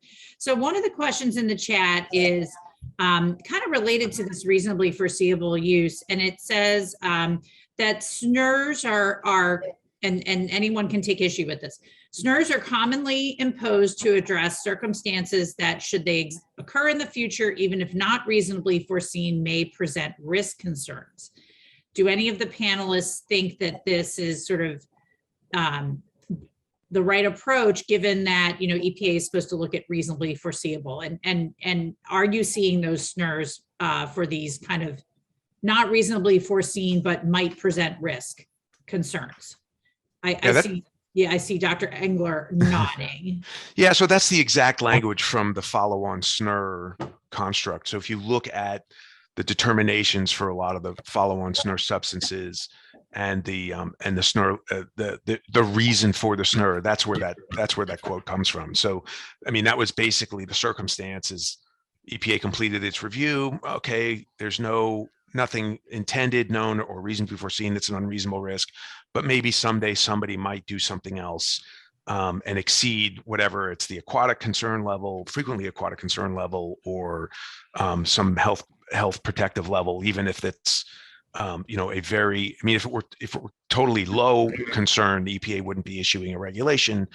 But some low moderate concern where it's just below EPA's concern threshold, and even though EPA did not think it would exceed that, somebody might at some point. So that to me is a real going beyond what I view as the specific language of the statute. Two hands up, Madison and Dr. Doa. Let me defer to Maria to go first. Thanks. Well, a couple things. I don't think reasonably foreseen is the chainsaw. In any ways, chainsaws have guards on them, so you're not going to be able to open up. Somebody thought ahead to reasonably foreseen and dealt with that. But I think the issue is there are a whole range of reasonably foreseen that are not so unusual. Significant increases in production volume, if the chemical particularly takes off, which will significantly change the exposure levels, whether to humans or environmental. The other thing that was mentioned was PPE. PPE is, a respirator is not assigned to a particular chemical. The level of protection depends upon the specific process, the engineering controls in place, the attributes of the workspace. So I don't think it's that unusual to see as reasonably foreseen that people will have different sizes of facilities, different production volumes at the facility, and so you can't just take a little snapshot and say that is going to be the world for the chemical. And then getting back to reasonably foreseen and innovation, people will see another use, an innovative use for a chemical that wasn't part of the review, or it may end up in a consumer product where it was just reviewed as a commercial product, and the exposure patterns are going to be very different, and then who's exposed will be very different. So all of these things are important. I don't think they are outside of the statute by any stretch of the imagination. I like an answer that is definitive. All right. Alex, if I could. Yeah, please chime in, Madison. Thank you. I think we're witnessing here, again, two sides of an issue, right? And this is a very challenging one, but there's a straightforward way, at least for EPA, for us to look at it. When we talk about orders and we talk about SNRs, I've come to learn SNRs are the most, we had some acronym for it. It's one of the most confusing tool in our toolbox. It really is just to ensure that the requirements that we place on the manufacturer of the PMN is applied widely, evenly to others that may, manufacture that. And then if you want to innovate and go beyond what we looked at, you just need to provide a notification to EPA, which is called a SNUN. And then we would evaluate that, right? And we evaluate that, and if there's risk, then we will, address it appropriately. And a lot of times, I think Rich and Jim and others have mentioned. Well, I'm not really sure how to take in this chainsaw beer analogy, but we do apply much more judgment than that. But I do think we are trying to be protective, and when we look at a case and look at fact specific, case specific, and we find, for example, the absence of worker protection analogs that we see in prior PMNs. We do patent search and we see, oh, yeah, there are uses for the same, very similar chemical. It is applying some judgment, right? There is some reasonably foreseen conditions of use there. And so, so I do think, and the one thing that we point out is, well, if you don't do it, then what's the concern of non-compliance, right? So getting back to, I think what Rich mentioned, no way is that intended. Well, then if it's not intended, it shouldn't pose that much of a concern, but the potential that it could happen based on examples that we are seeing in the searches that we do, again, leaning on towards being, a bit more protective here, we would, include that. But I do think I want to acknowledge this is a very challenging area, and that we really need to have more dialogue, again, with all stakeholders, and again, better explain how we come to, these determinations, how we identify RFCUs, and then, have that dialogue to see where we can refine it. Well, I love a panel where there's actually time to kick the tires on things. We're not in a huge rush. So James. Oh, make sure you take your mute off. I had a brilliant statement there, but I'll try and repeat it. No, I think, I certainly understand that, if the agency decides to regulate, the reasonably foreseeable use, that shouldn't impact, the PMN submitter. But the way it impacts is the time. I mean, there's sort of two costs. One is that the process is involved in, doing an order and doing a SNR, and depending on the administration, the sequence in which all that happens, it's a very significant impact on EPA's workload and the time to market. So it's important there. The other is and we can have a whole nother conversation about this, is just SNRs are burdensome. They're difficult to work with your customers. They change sort of CDR reporting and export notices and record keeping. And they're trips for people to sort of fall outside and not anticipating these. So, I fully appreciate, I think the idea that, regulating to prevent something that no one expects to happen, should be harmless, but there really is a cost to the process, and then sort of the use of the chemical that goes along with that. Particularly as if 80% of the chemicals are being regulated, now a company's overall kind of SNR burden is a lot more significant than it used to be when a SNR was more of a rare event. Well, and someone just put in the chat something that I was thinking about, when the fact that many companies will say, like, they won't they don't want to use any snurred chemicals in their processes. And this came from some of the household and consumer product companies that would just say it is too hard for us in our supply chain to deal with the paperwork and all the, so if a chemical has a snur on it, we're just not going to use it. And that sort of limited the universe of products that they wanted to use. And I think someone has just put that in the chat. I want to make sure we hear from Patrick, because we're talking a lot about protecting health. And, you know, Patrick, I want to make sure you have a chance to chime in if you have any thoughts. Yeah, no, I think the issue you raised there really comes to the center of where do you put the priorities here?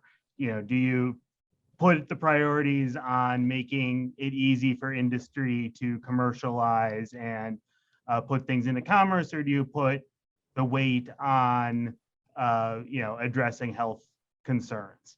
And I think it's pretty obvious where I would put the weight on that. I don't have any sympathy for the argument that snurs are going to make life too difficult for companies.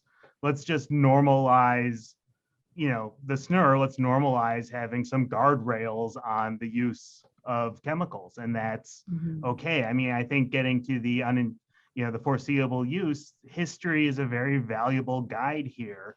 And, you know, we've seen time and time again that as, you know, companies innovate, we see more and more uses of chemicals that we didn't imagine.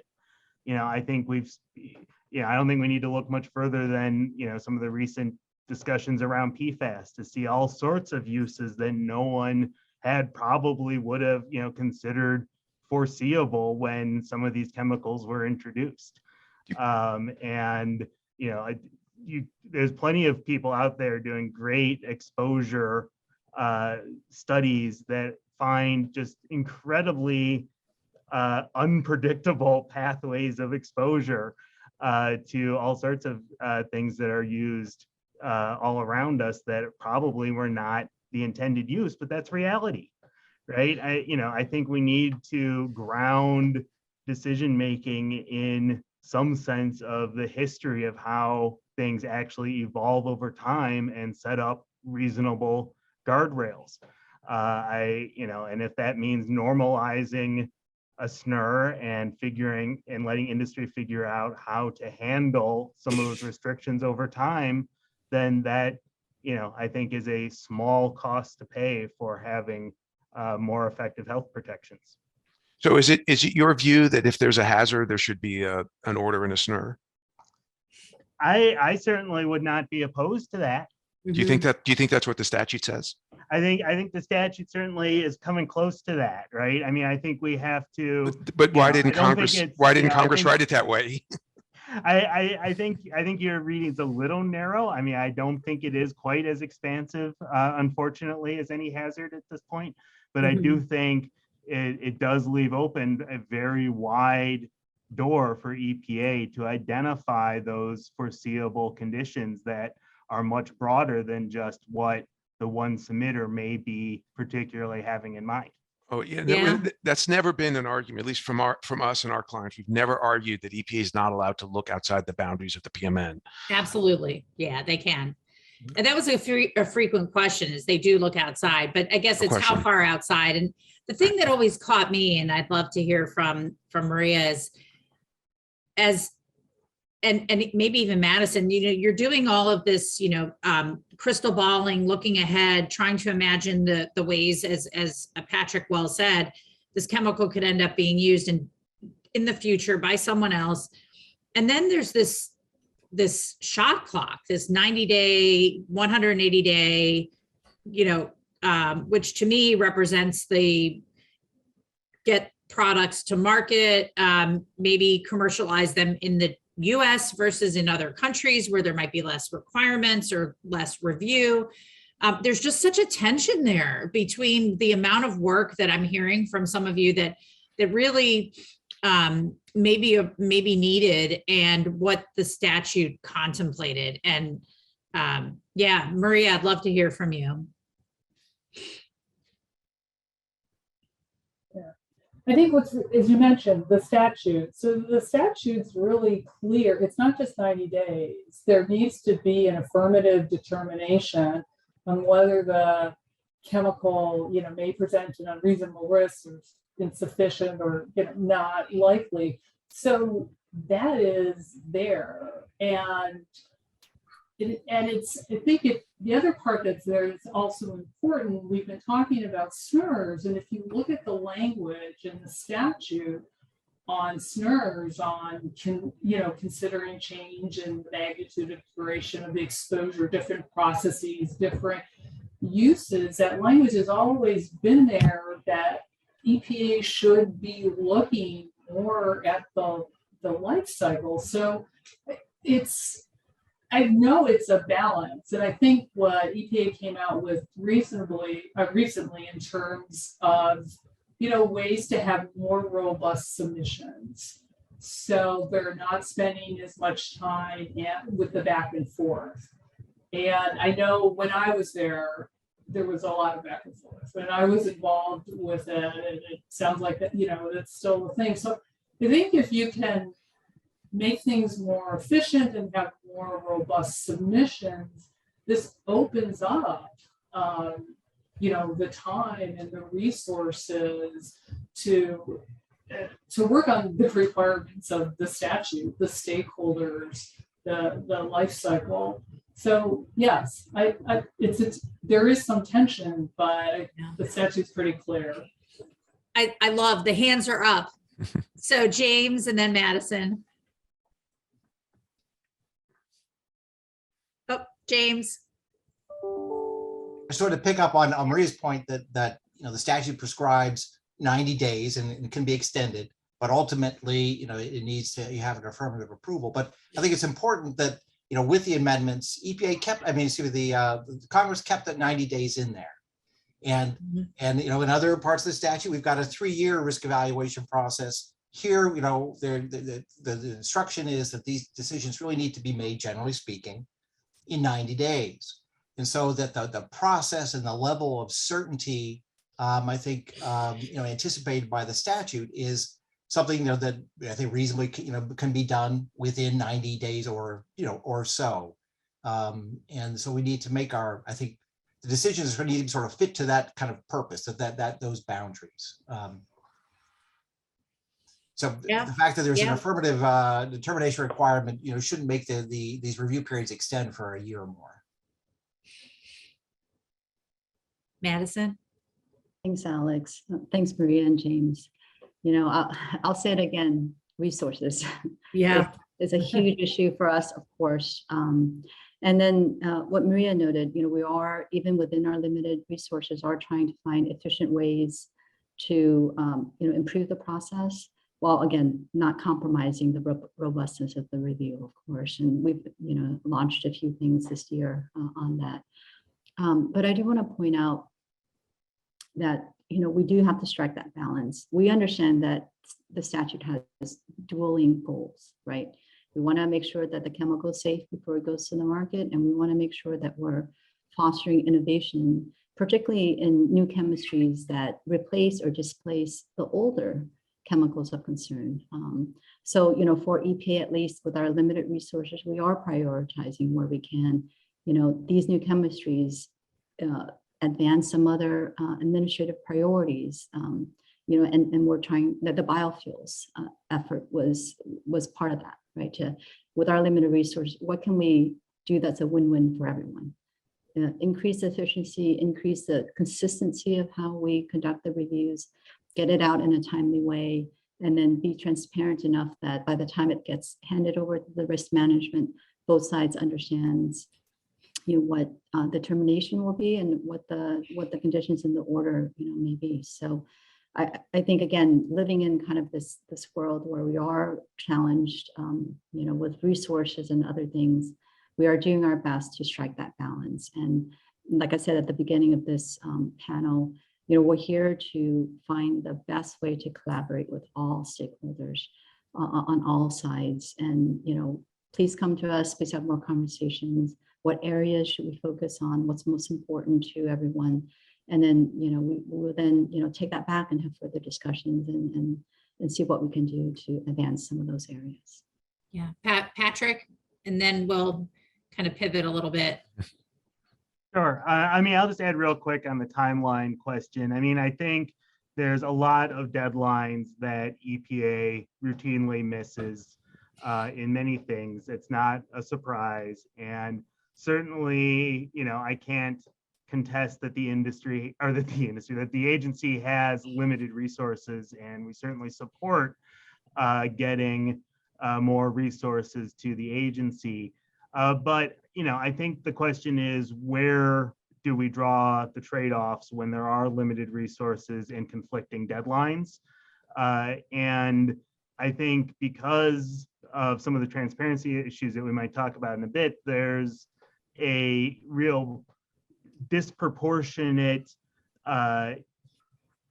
ability for industry to raise issues and concerns within the new chemicals program that drives pressure on the agency to push for meeting their needs in terms of moving things along more quickly and making that a priority versus other aspects of the law or meeting other obligations in the law, such as some of the notification and public dissemination requirements that are in the law that are also completely ignored. And I guess the final thing, just quickly on the timeline, is the law is silent in terms of how much, or not entirely silent, but partially silent on how much pre-work a submitter has to do to give the agency what it needs.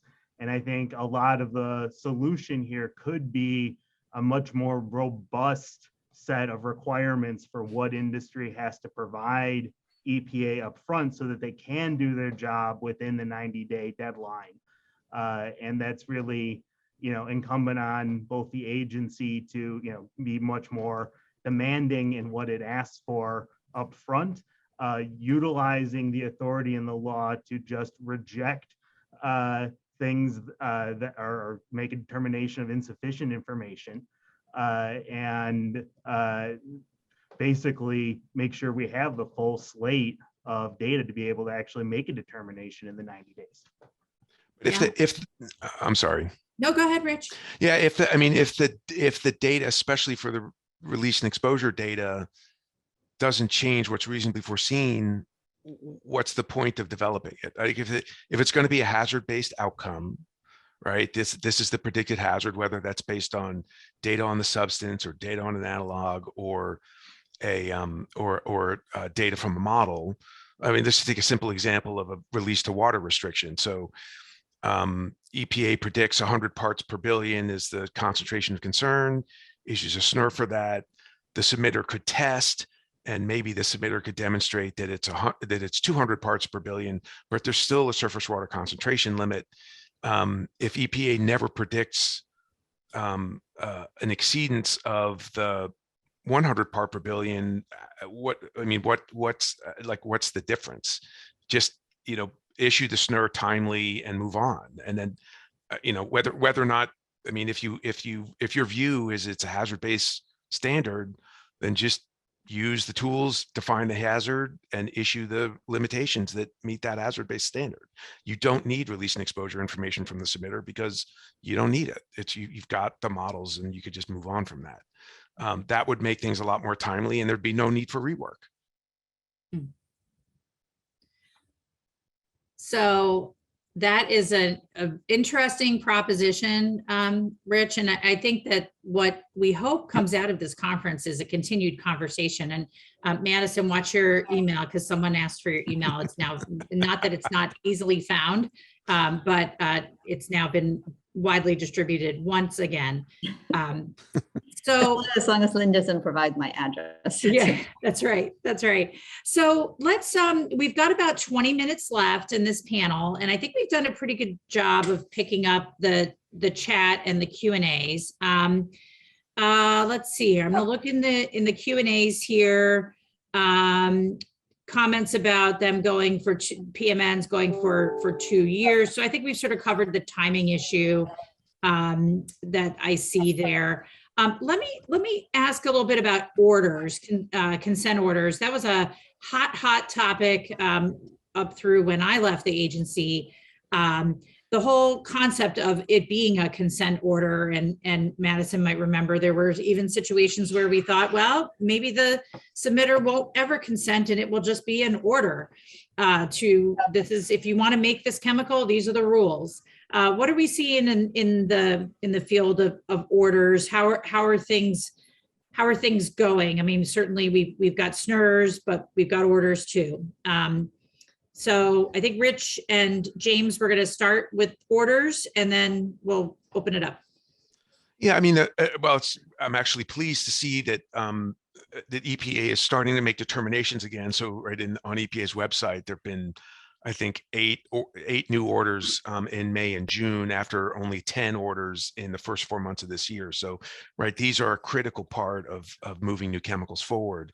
And the New Chemicals Coalition has expressed issues with the order language as it stands now, notably disconnects between the boilerplate order language and the standard SNR conditions in the CFR. So, you know, we worry about that there's these two different standards for the manufacturer or the submitter, not just the manufacturer, but the submitter and everybody else. Later manufacturers would be bound by the SNR and not the order. But at this point, submitters are so desperate to get an order to try to commercialize, they're signing what they get. But I think the most problematic thing is the standard limitation on further distribution. So the order allows the manufacturer importer to distribute to one level down, one supply chain level down, but then there's no further distribution until 75 days after the SNR is promulgated. And we're seeing substantial delays between when the order is signed and when the SNR is promulgated. In fact, there's still 63 orders that don't have SNRs proposed, and they've been waiting 878 days. So these are technologies that if it's not just sell to someone else and that person consumes it as an intermediate, if there's any need to formulate and send it further, then these are not commercial products yet. They're still waiting for the SNR promulgation.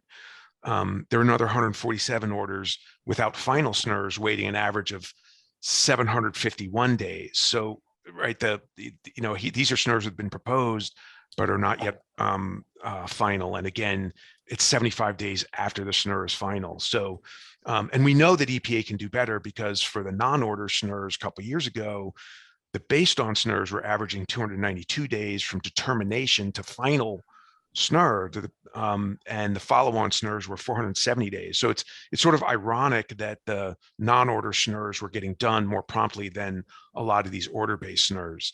But that is a critical piece of the order process. It's not just get the order done, but the SNR that conforms with the order needs to get proposed and promulgated. And it's so vital for products to be able to move forward.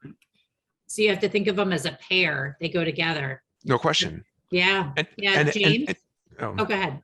Yeah, just the delay on the SNR means that someone can come in behind the PMN submitter. If the substance is commenced, someone could find it on the inventory and proceed with something that would be defined as a significant new use and defeat the SNR. So then only the submitter would be bound by the order.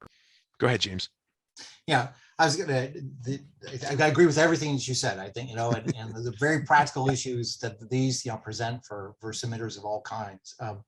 One of the things that we've been thinking about is, is there another way to provide, well, to the extent we have a lot of orders now that are really designed to preserve the status quo until the SNR is issued, because the PMN submitter is going to do what he was intending to do, they were intended to do anyway. So it's really there to sort of as the placeholder.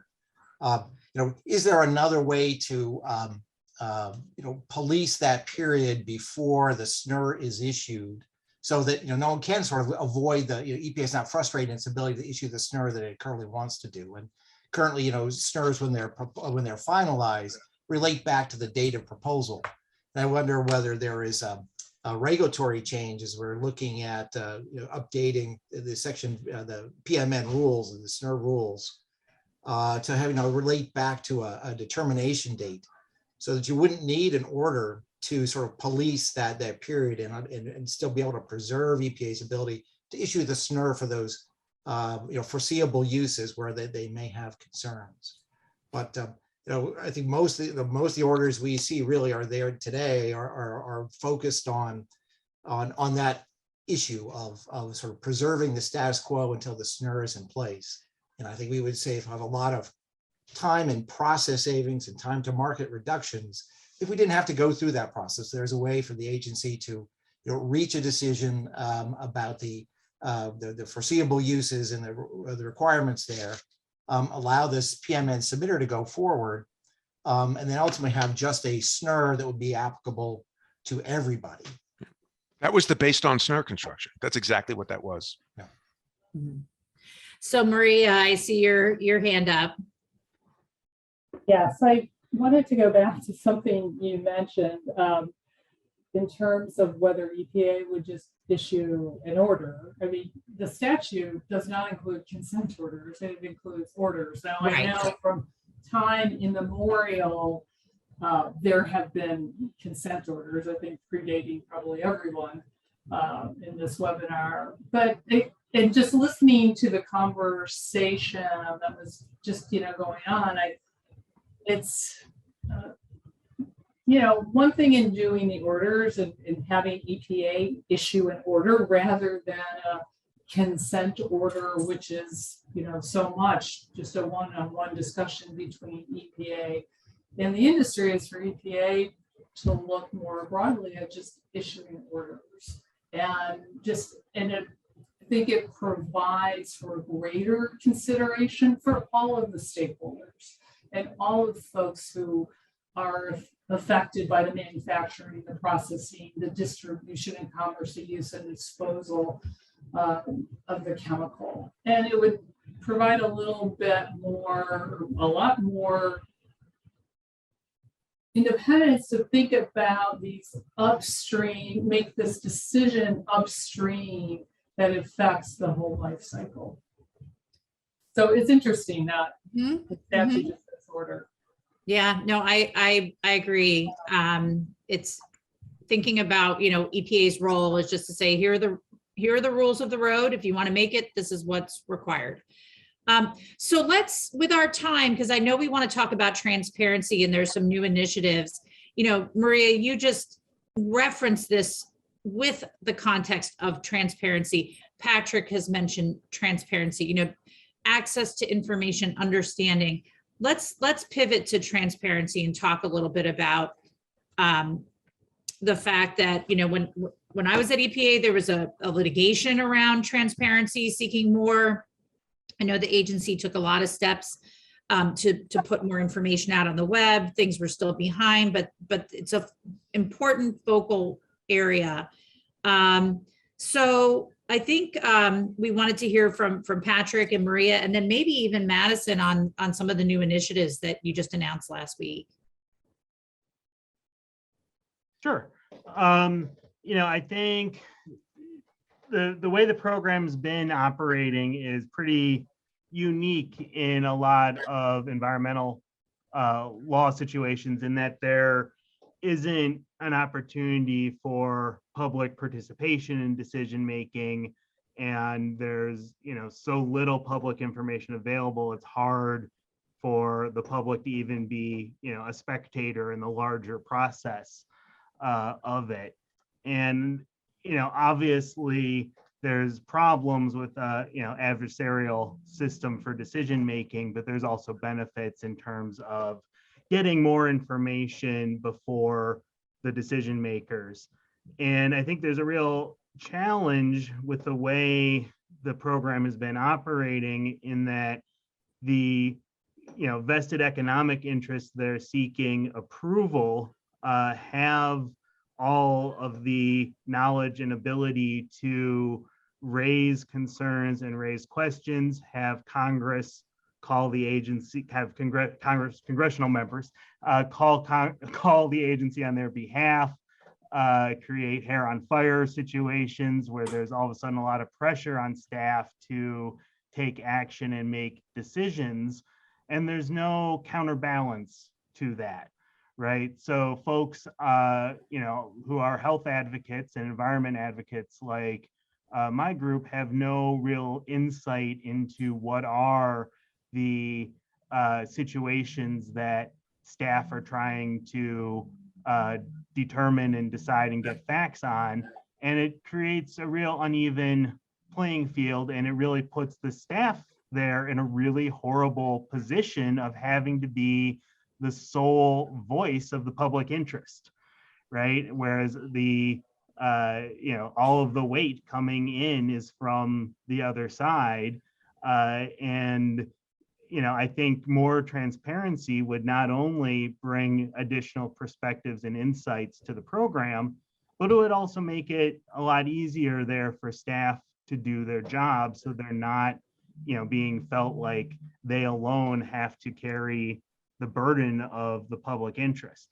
And, I think we're concerned because the statute actually has a number of provisions for public information that have never really been well implemented. And I think things, I do recognize things are getting better in terms of getting information posted on ChemView.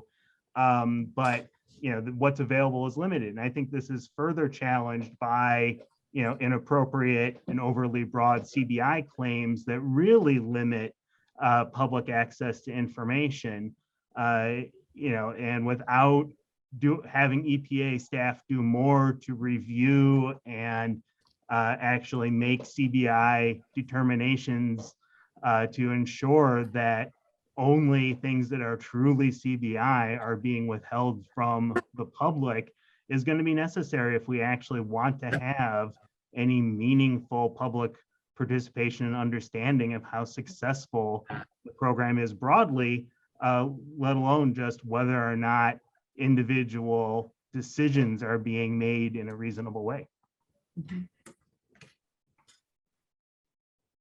Maria, were you going to chime in next? Yes, I just have a few things to add. I totally agree with everything that Patrick so eloquently said. The other thing I would add, though, is for what is made available, there's inconsistent levels of sanitization. And, you see things like engineering reports that are almost completely sanitized, but another document may have some of the information. So it's, considering the public, maybe the public will want to look at this. I think the other thing is ChemView. I'm a big fan of ChemView, and there's a lot of information. It really is limited temporally. Some things are not even there, and some things are, and I'm a fairly sophisticated user, and it's still, you really have to dig. And so for most folks, it's just not, you may say it's technically accessible, but or available, it's just not very accessible. And the public shouldn't have to go hunt in different places to put together information. So that after the limitations that Patrick talked about, these are just even further limitations on that. So it would be very helpful to have a little bit more sunshine.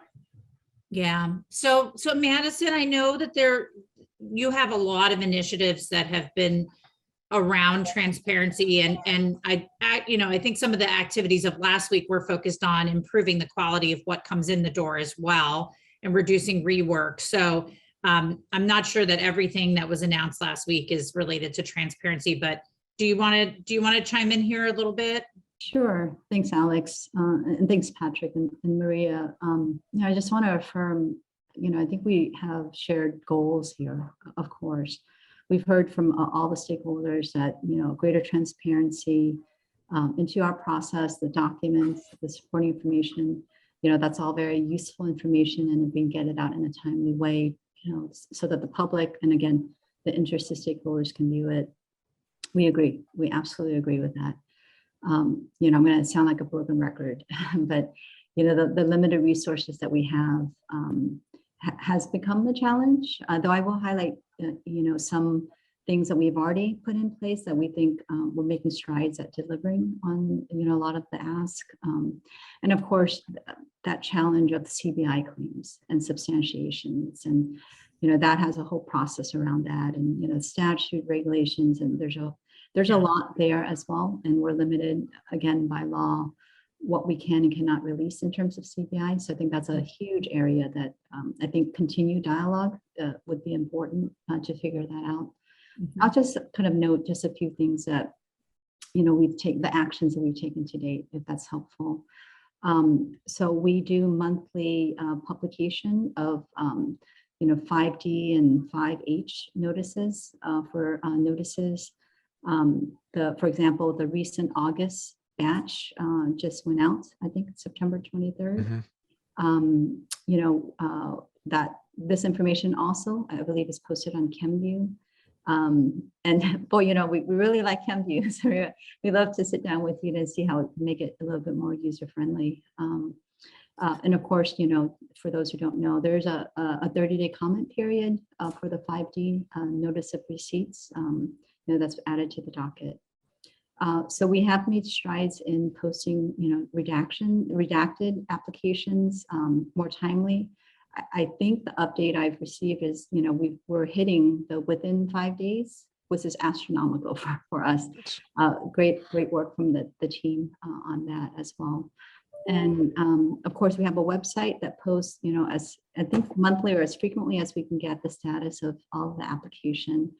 And then, of course, where we can pull together some stats to help folks understand where things are, we also post that as well. That's just, again, just a quick list of things that we've already effectuated. We're going to continue to explore more ways to provide more timely information and useful information to the public. We will address if there is inconsistencies in our redactions. We'll definitely visit that, Maria. Make sure, again, we're consistent. Sometimes it comes down to, how fast we had to do it, or and so we'll definitely make sure that we're consistent there going forward. The effort that we announced on Friday, to an extent, it's kind of on the opposite side of the transparency, right? So, the regulated community, as Rich and James and others have mentioned here, really want to understand, how EPA conducts its review. How do we assess the data that's provided? How do we come to decisions if it's acceptable or not acceptable? And then, as we mentioned, this kind of constant rework that we have, as information trickles in, that is a big drain on resources. And so where we can do better, where the regulated community can do better, to really understand what is needed upfront, and how we would treat that type of information in terms of how we consider in the risk assessment. I think that's kind of our big goal. Stakeholder outreach, training, education, that's really one of our biggest focus going forward. And that's a small way of us trying to, again, better collaborate, better listen, again, with all stakeholders. Again, on this transparency, if there's better ways that we can be more transparent about how we make decisions, we can take that under consideration. And within our, again, our resources, we will try to put out what's the most important to the various stakeholders. And I'm hearing the transparency from both sides, right? From our NGO communities, but also from, as you said, from the regulated community that wants to manufacture, and everyone's looking for more daylight. So we have 2 minutes left, and then it'll be time for a break again. So Rich, your hand is up, and then I think we don't really have time for a lightning round, but if anyone wants to put in a final parting comment, we'll see if we can give everyone one more shot. So Rich. Yeah, I just wanted to, I was amazed. One of the things that really surprised me in Lautenberg was how much more work it's going to be for EPA to deal with CBI. There's a lot more in there. Yeah. And I think the resources are starting to come in, and EPA is starting to get her hands around it. It's a big transition from what was before to what's required. I want to say EPA is reviewing CBI claims. They are challenging CBI claims. We work very hard with clients who only claim what really needs to be protected and to make sure there's adequate substantiation, because EPA can, you know, if what's necessary is not there, EPA can invalidate the claim and publish the information. So it's critically important for submitters to make sure that they're only claiming things that are CBI and making sure that the proper substantiation is present. You risk too much by not having that there. But I do agree. I think we all agree that there is over redaction in EPA's work product. So we're at time, actually. The clock just hit 1:30. So I'm going to let this wonderful group of experts go with a great thank you. I think it was a really thoughtful dialogue. And for those of you with Q&As and chats, you know, the team will be looking at all that, because we did touch on a lot of it. We tried to address your input. And we appreciate the 400 of you who are listening out there in Zoom land for joining us on New Chemicals. This is going to be a very, very lively area for a very long time. Madison, thank you to you and your team at EPA for getting up every day and coming in to do this work. I know how hard it is. I think we all appreciate that the task is large, and the number of things that were asked for just in today's call could require you to, you know, double your staff. So thanks for your service to the agency and for your whole team in the New Chemical Division. You guys are really pretty amazing, doing a whole lot with not enough, as we've clearly heard. So thanks to the agency. Make sure your team knows how, despite all the comments and input, friendly input, there's a great appreciation for the work that's being done. With that, I'm going to turn it back to Chandler at ELI. Excellent. Well, thank you all so much. We will now break for the next 15 minutes and reconvene here at 1:45 Eastern Time. Thank you all so much again. We really appreciate your contributions.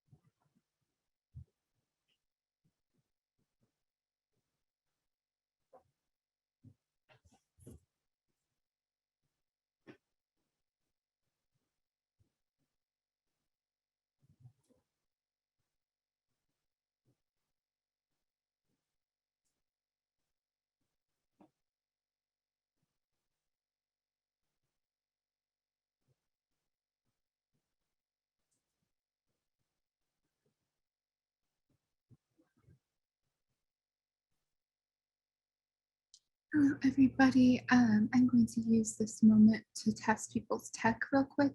So for the panelists that I can see who are on, let's start with Bob. Are you there? Could you just say something off mic and turn your camera on to make sure we can see you? Do you see me? I'm here. Yes, I can see you. Perfect. Okay. I'm having trouble starting my video. There we go. There we go. I can see you now. And then let's go, Elgin. I see you here. Can you say something and turn on your video real quick? Yeah, I can say something, but I'll probably have to keep my video off for now. I'm still heading back to my place. My flight got delayed last night. Oh, no problem. No worries. We can hear you, so you're good. Sorry about that. No problem. I don't believe David Fisher is here yet, so I will come back to him. Jonathan, I think I saw your name. Could you come off mic and say something really quickly? Sure. Can you hear me? Yes, I can hear you and see you. Perfect. Great. Thank you. Thanks very much. And then Dr. Morris, I don't know if I saw you. Look. Okay, I do see you here. Could you come off mic and say something, please?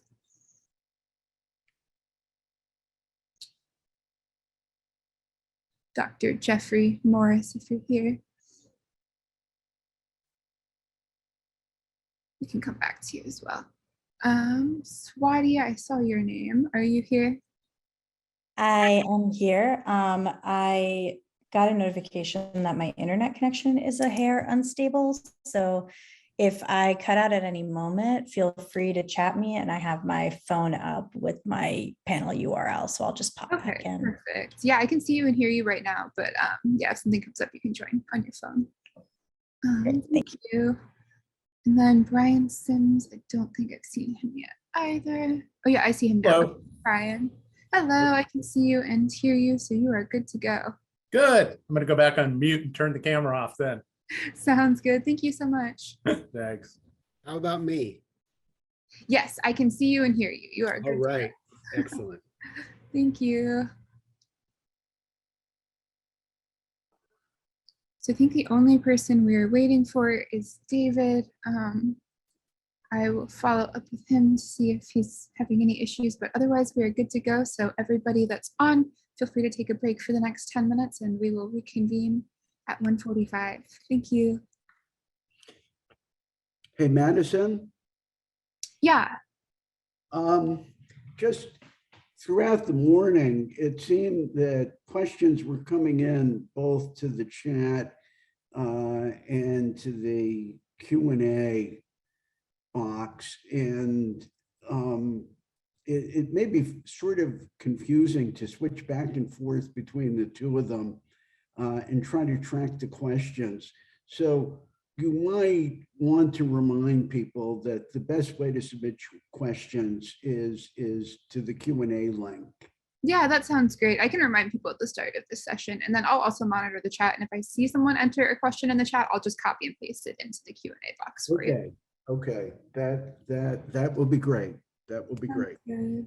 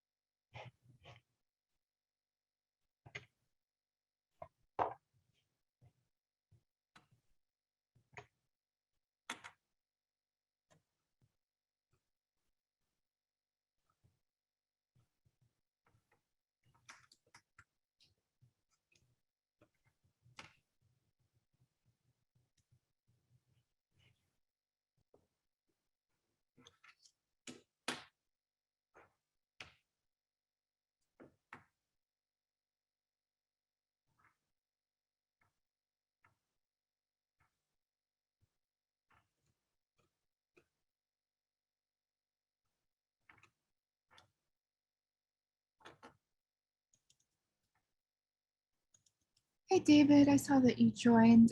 If you could come off of mic and camera real quick and just say something to make sure we can hear and see you, that would be perfect. Yeah, how's that? Perfect. I can see you and hear you. Thank you so much. Great, thank you.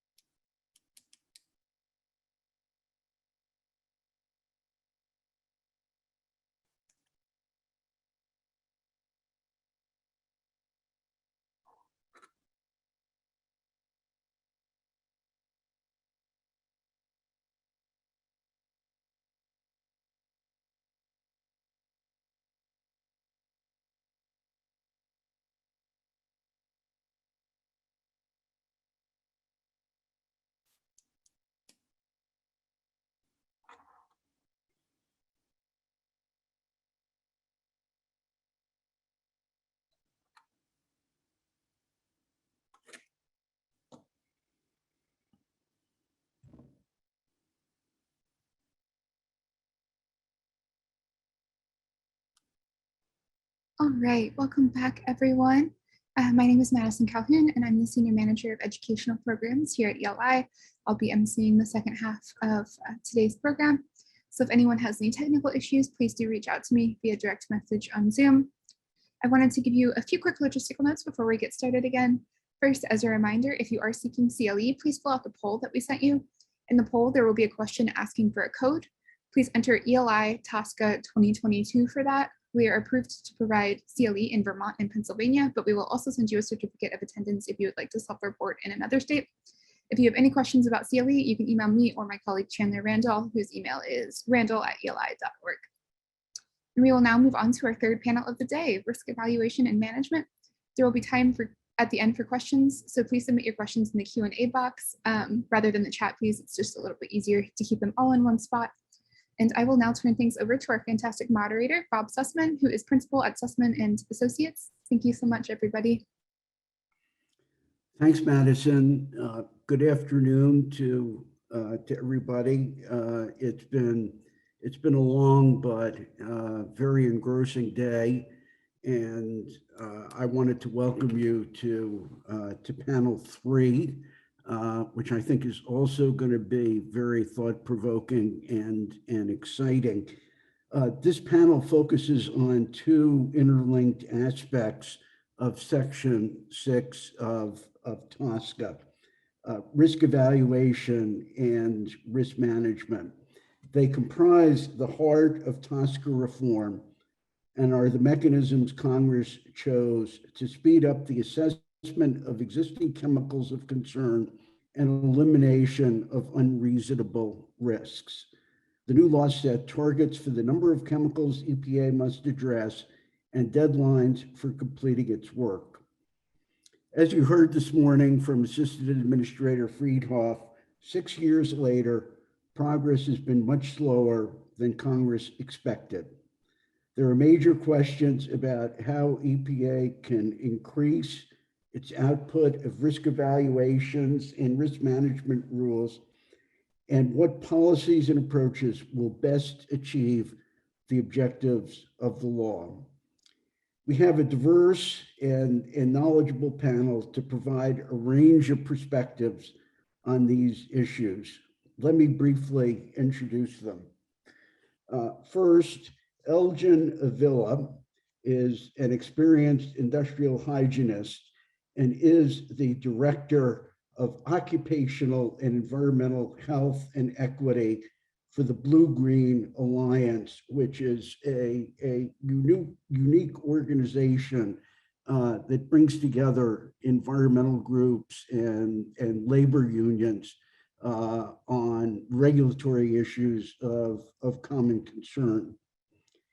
Dr. Diane Barton is a longtime leader on tribal toxic issues, and for several years has been serving as the chair of EPA's Tribal Toxics Council.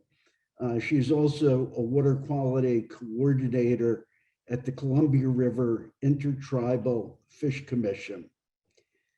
David Fisher also brings a wealth of experience. David has worn several different hats over the years.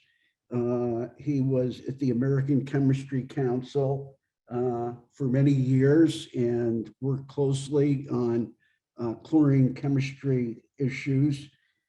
In the Trump administration, he served as the Deputy Assistant Administrator for OCSPP and was Alex Dunn's close collaborator on implementation of TSCA. Now, David has brought his expertise to the private sector, and he is counsel at the firm of Keller and Heckman. Next is Jonathan Kalmas-Katz. John is an emerging star as a TSCA practitioner, delving into many issues under all sections of the law, and not only working on comments, but also participating in in litigation. John is a supervising senior attorney at Earth Justice. Next is a familiar face, Dr. Jeffrey Morris. Jeff is a longtime EPA veteran, worked for many years in the research office, and then in the Obama administration served in the toxics office, and for several years, both in that administration and in the Trump administration, was the director of the Office of Pollution Prevention and Toxics. After a hiatus from EPA, Jeff is back, and he is now the director of the Existing Chemicals Risk Assessment Branch of OPPT, and heads the effort within the office to develop chemical risk evaluations. Next is Swati Rayasam. Swati is a science associate at the University of California, San Francisco program on reproductive health and the environment, which is an independent and respected scientific voice on chemical risk issues and also on implementation of TSCA. And Swati is a key member of the team at UCSF and has worked on many TSCA issues. Finally, we have Brian Sims. Brian is also a longtime EPA veteran who has spent many years in the TSCA office and focused extensively on existing chemical regulatory issues, both under the previous version of TSCA and now under the new law.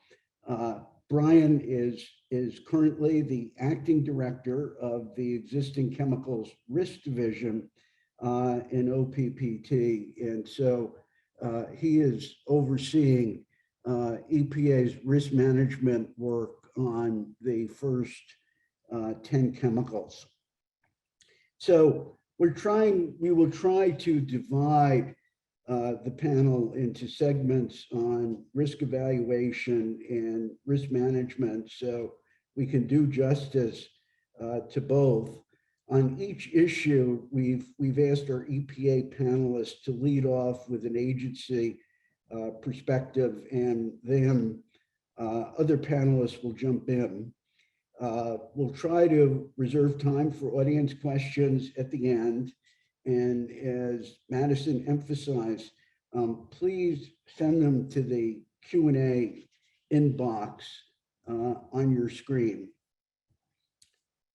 So to turn to the issues, we heard Dr. Friedhoff this morning paint a somewhat bleak picture of the immediate outlook for EPA risk evaluations and risk management rules. She indicated that EPA will not meet TSCA deadlines for the 24 or so ongoing risk evaluations and may not complete some of them until 2025, absent additional resources. So this raises a number of questions. One question is whether these delays are strictly due to limited resources or whether there are other factors at work.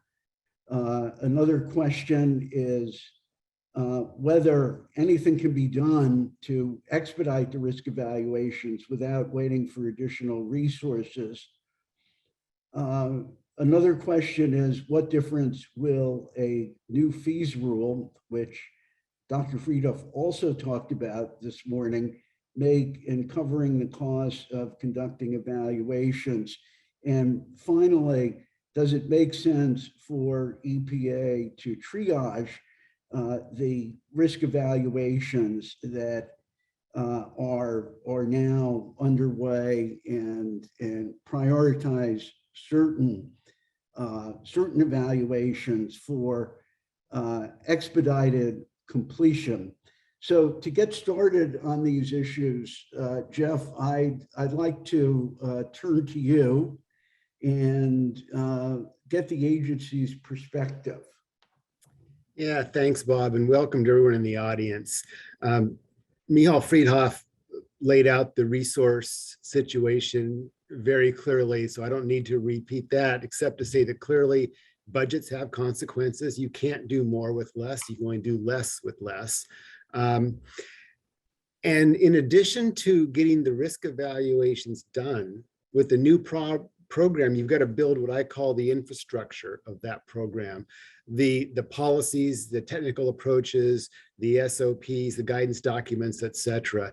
And we need to do all of that to develop a program that's manageable, predictable, and sustainable. And by manageable, I mean that we can get the risk assessments done with the resources we have within the statutory deadline. And that statutory deadline of 3 years is so critical because they have a big chemical space to move through.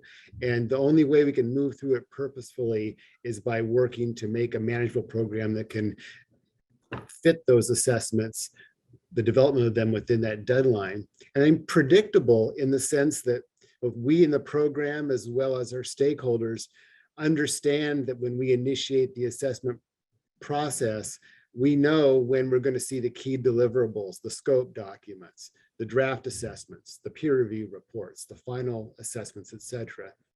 And then finally, and very importantly, the program needs to be sustainable. You know, our dedicated staff in the toxics office have been going flat out for 6 years to try to build a program and get products out. But without adequate resources, there's been no time to really take stock of what needs to be done to build up the program, to put those procedures, SOPs, et cetera, in place. And we need to do that. So that's part of what we're engaged in right now, along with getting the assessments done that we can do.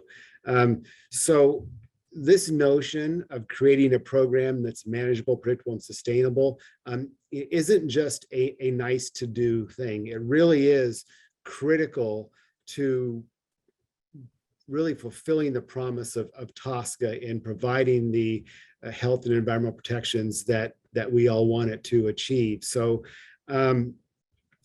if we have to do less with less, then that's the way it is. But at the same time, we're going to continue to build this program so that in the long term, it is able to deliver on both the statutory intent as well as its promise for protections for the American public. So thank you, and I look forward to this further discussion of this question.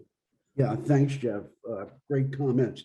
I wanted to turn to John Kalmus-Katz of Earth Justice, who is a close student of and astute student of the risk management process. And John, get your thoughts. Thank you, Bob. And yes, I definitely agree with Dr. Morris and Dr. Friedhoff that funding issues are contributing to some of the delays that we've been seeing in risk evaluations and TSCA implementation more broadly. I think that everyone on this panel would probably support increased funding for the TSCA program. And I think that's not the whole story. I mean, I think that if you had the head of the pesticides office, the head of the Office of Air and Radiation, the head of the Office of Water, or any other number of federal agency officials here and asked them what they felt about their budgets, they would almost all tell you that they could use more money, that they are underfunded, that they would like a greater budget than they currently have. So that's not to minimize the resource constraints, they are real, but the whole question can't just be how much money EPA needs to comply with TSCA, but how EPA can best use the resources and authority that it has to satisfy its TSCA obligations. And on that front, I think there are several things that EPA can do. First, EPA has some discretion over how the existing funds within the program are spent. And to the extent that any prioritization is going on, to the extent that EPA is making any of those determinations, I think that directing as much of that funding as possible to the risk evaluation and risk management components of OPPT are really critical. Here you're dealing with some of the worst chemicals in the market, which have been harming workers, children, and fence line communities for too long. So I think that if there is any money that could be moved to deal with increasing risk evaluation spending, increasing risk management, that is something that should be considered. As Dr. Friedhoff mentioned, EPA can and should raise additional funds through a revised TSCA fees rule. Congress gave EPA the authority to do this. It could raise up to 25% of really much of the TSCA implementation costs through a robust fees rule. The original fees rule that was finalized during the last administration really shortchanged EPA and put it at a disadvantage. So I think getting a stronger fees rule finalized is going to be critical. The Toxics Office can draw upon the work that has been done by other parts of EPA, and in particular, the Office of Research and Development's IRIS program.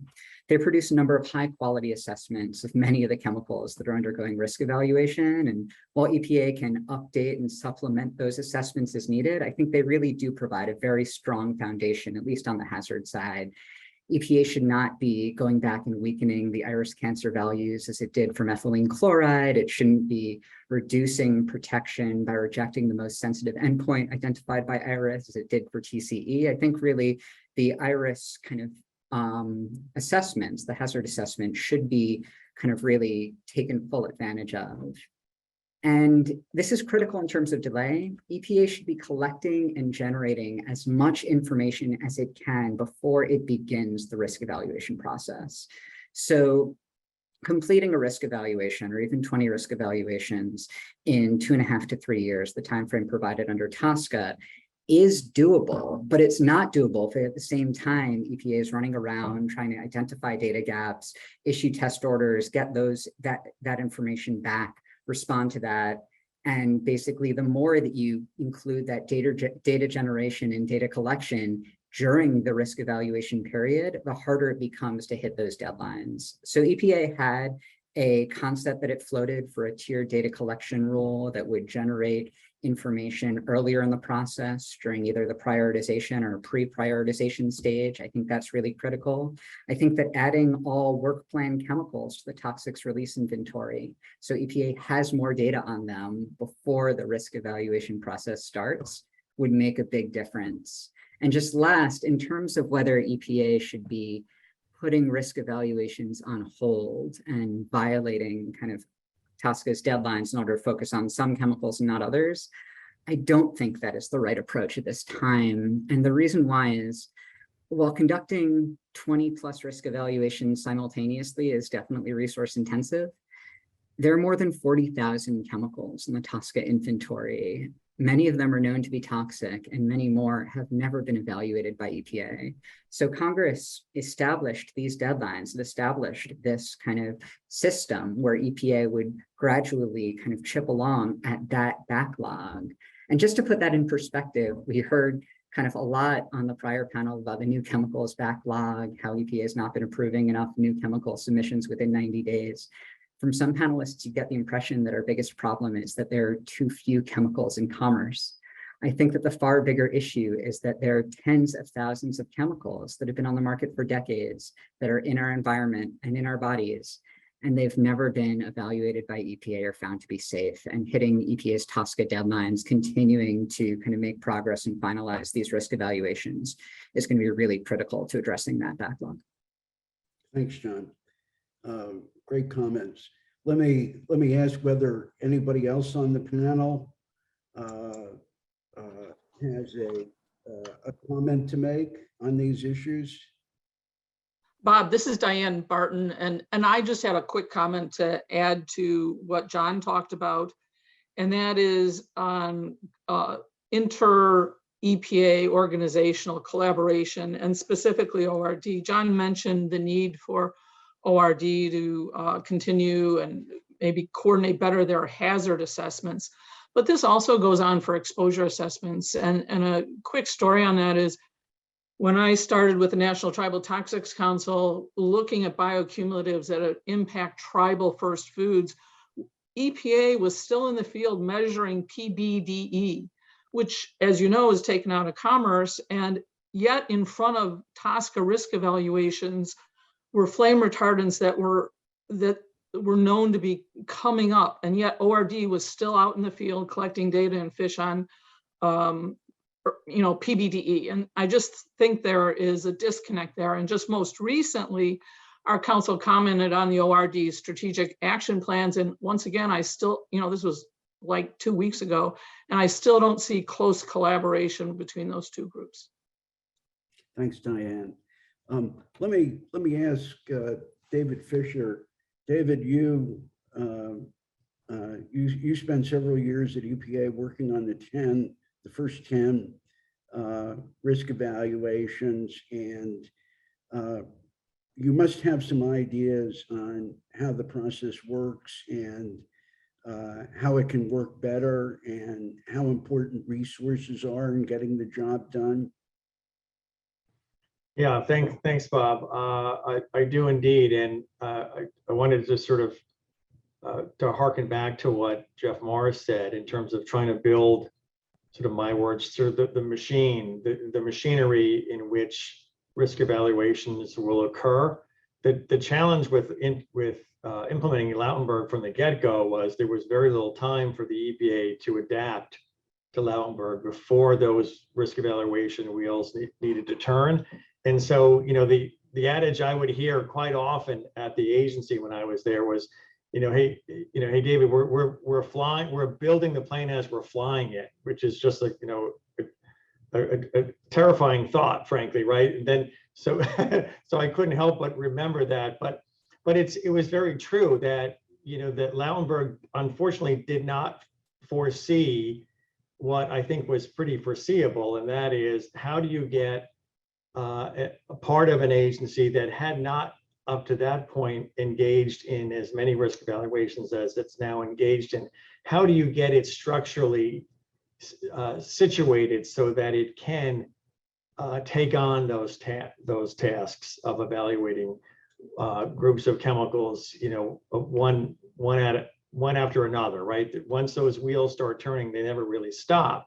To Jonathan's point, there's a lot of chemicals that need to be evaluated. So you want to try and do it as smartly as you can. We had thought, and lots of career scientists were involved in these discussions too, that the initial 10 risk evaluations were sort of risk evaluation 1.0, right? We were struggling to get to the 2.0. It's not sustainable, again, to pick up on a term Jeff's used, to write risk evaluations that are 600, 700, 800 pages long, right? The saying, if I had more time, the letter would have been shorter, right? If EPA had had more time, the risk evaluations would have been shorter and more accessible, and told that risk evaluation story in a more condensed, accessible way. That takes time, it takes experience, and obviously I would presume the next batch of risk evaluations will look, feel, read much better than the initial 10. That's just the way things evolve over time, especially at an agency like EPA, right? So one thing we were very much trying to do, and hopefully this is still on track, Jeff, and I certainly hope it is, and maybe it'll be aided by the fact that the OPP family is now actually housed within the main headquarters down on 12th Street in DC, and have left the Potomac Yards facility, because we were very much wanting OPP to work collaboratively with OPPT. To Diane's point, OPP has had decades worth of experience doing risk evaluations, and they do them relatively fast, and they tend to be shorter documents. I mean, maybe the folks on who are on this webinar might have some concerns along the way in terms of how they're done. But my point is there's a vast amount of experience and knowledge within the OPP family that I'm hoping could continue to be brought to bear to help OPPT kind of avoid some of the pitfalls that the OPP folks did back in 1996, right, when the Food Quality Protection Act was passed. That's amazingly almost 30 years ago, right? Shockingly, just to say that, but so that just shows you how much knowledge and experience has been gained over the years. So I'll stop there, Bob. But this is an evolutionary process. It takes time. It takes more time than sometimes we realize. And I certainly have a much better sense of that sort of concept of temporality, having been at the agency than I did before I joined the agency. There's lots of moving pieces. Things just take more time. And I think the agency is heading in that direction, however long it will take. Thanks, David. Let me shift gears a bit. You were mentioning that risk evaluations 2.0 will look a lot different from risk evaluations 1.0. And I think that's a segue into looking at some of the new approaches that we're seeing from the Biden EPA on the policy front, which take another look at some of the approaches of the Trump EPA and I think opt for more inclusive risk evaluations, more health protection, more attention to environmental justice communities, and so on. And so I'd like to ask Jeff to help us understand some of the changes in direction that we're seeing with the Biden EPA and how the risk evaluations on the current 24 chemicals in the queue will look different from the first 10. Yeah, thanks, Bob. And you're right. David Fisher's comments were a great transition to this question because it's true. I mean, the first 10 risk evaluations were an important start, but we need to learn from them. I mean, we need to be a learning, evolving program. And there is just a lot to learn to match both practice with policy direction.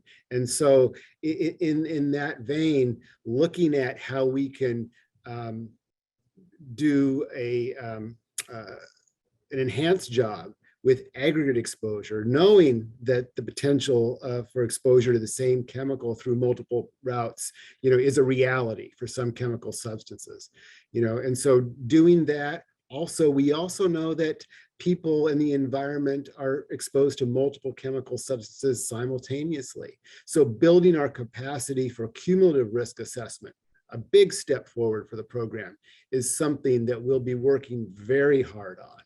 And all of the supporting activities for risk evaluation, systematic review of the literature, peer review, all of these areas are great sources of learning going forward. And it's very true. We are going to, in all of these areas, do things differently for the 20 plus we're working on now as compared to the first 10, not because there was anything wrong with the first 10 necessarily, from a practice standpoint, but rather we take that, we learn, and so we can get to that point, as I said, where we're manageable, predictable, and sustainable. So again, back to the other panelists to hear their thoughts, because I think this is a great, important issue for us to talk about. Yeah, let's take a closer look at a couple of the policy shifts that we're seeing in this administration. One of the biggest is an area that Michal Friedhoff touched on in in her comments this morning, and it involves the inclusion of environmental pathways of exposure in risk evaluation. The last EPA came down on the side of concluding that environmental pathways of exposure should be addressed under other EPA laws. They're not necessary to address as part of TSCA risk evaluations. But now we're seeing a shift in the pendulum, and environmental pathways of exposure are very much part of the risk evaluation scope. So, David, you worked on this issue in the last administration. You know where the new administration is going. What do you think? Yeah, well, I was very much a proponent of the Reg Nexus concept. It's pretty much baked into Section 9 of TSCA. That term isn't really used anywhere. I'm frankly not sure who came up with it, but it basically just means that TSCA is part of a larger group of environmental statutes in a program that works cooperatively with other programs within the agency. And it's a gap filling statute. It does what other statutes are not able to do. And we were very much heading into a direction in, I would say, the fall of 2020, where we were going to constitute a what was called a TSCA coordinating committee, which would include members of water and air and OLM, land and emergency management, folks from OGC, Office of Policy, and perhaps others, to try and more structurally and formally ensure that if in fact the TSCA program was opting not to look at an environment exposure, it was because the Office of Water was in fact doing that. So it evolved over time, and it was continuing to evolve. Part of that concept of regulatory nexus was the notion of there are lots of chemicals to evaluate. 3.5 years might sound like a lot of time, but it really isn't, especially when you're doing 20+ risk evaluations, right? We can't forget about the manufacturing requested risk evaluations in a program that had not really done a whole lot of risk evaluations in the past. So how do we ensure that we keep those wheels turning as fast as we can, meet the statutory deadline as best as we can, but also sort of force that cooperation and coordination throughout the agency so that it isn't just TSCA feeling like it has to evaluate all pathways for all chemicals, when in fact there are other programs that also have that part of that obligation. So how do we coordinate better? And I think that was the path we were very much continuing to head in. Obviously, things, as Bob alluded to, have completely reversed. I think Reg Nexus, for all intents and purposes, is dead. I see no signs of life of it at all. All you need to do is read the asbestos proposed rule, and you'll see that certainly from an interagency perspective, but perhaps also from an intra-agency perspective. I think that's unfortunate. I think it will further delay the 20 risk evaluations, no question about that. Just to remind folks, we're already in the 2.5-year mark for the 20 risk evaluations. So technically we have one more year to go, which of course is an impossibility for any of the 20. I suspect we won't see a final risk evaluation for 3 to 4 years. And part of that will be due to the abandonment of regulatory nexus. So there are consequences for managerial decisions. And again, once you drag on a risk evaluation, you're hold off doing risk management by that same number of years by which you've extended the risk evaluation. You've delayed your ability to move other chemicals through that risk evaluation machinery, et cetera. So it might sound like a really cool concept, but there are, practical ramifications. So I want to just make sure that that's put out there as well. Obviously, there's differences of opinion, but of course, but there are, it was a fairly well thought out concept that was continuing to mature during my time, and then would have continued to evolve over time as well. Thanks, David. Diane, I know that from a tribal perspective, you've been really focused on environmental pathways of exposure, because those are the pathways that are most significant for tribal people.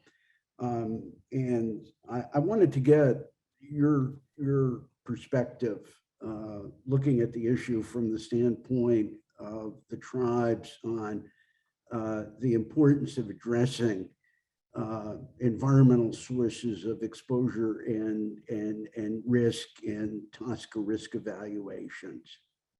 Well, thanks for sending the question to me. And I do see that Jonathan and Swati both have your hands up too, but so I'll be quick. And that is simply that the regulatory nexus just doesn't work out in the field. The Office of Water, for example, allows a 10⁻⁴ cancer risk level for sensitive subpopulations, where as long as the general population is protected at 10⁻⁵, it's an order of magnitude difference. Whereas, of course, TSCA puts pests, potentially exposed susceptible subpopulations, first and foremost. And I think that's important. And just if you're out in the field and you're interested in public perception and you want to change that perspective for the public, you can't be saying the current environmental statutes are being protective, because the public sees that they're not. And I'll let Jonathan and Swati go. They just had their hands up, so I thought we should defer a little bit. John, let's go to you on this. And sure.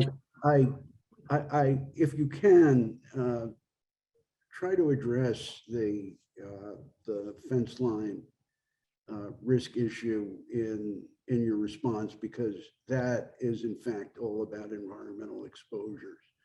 So maybe you can include that in your comments.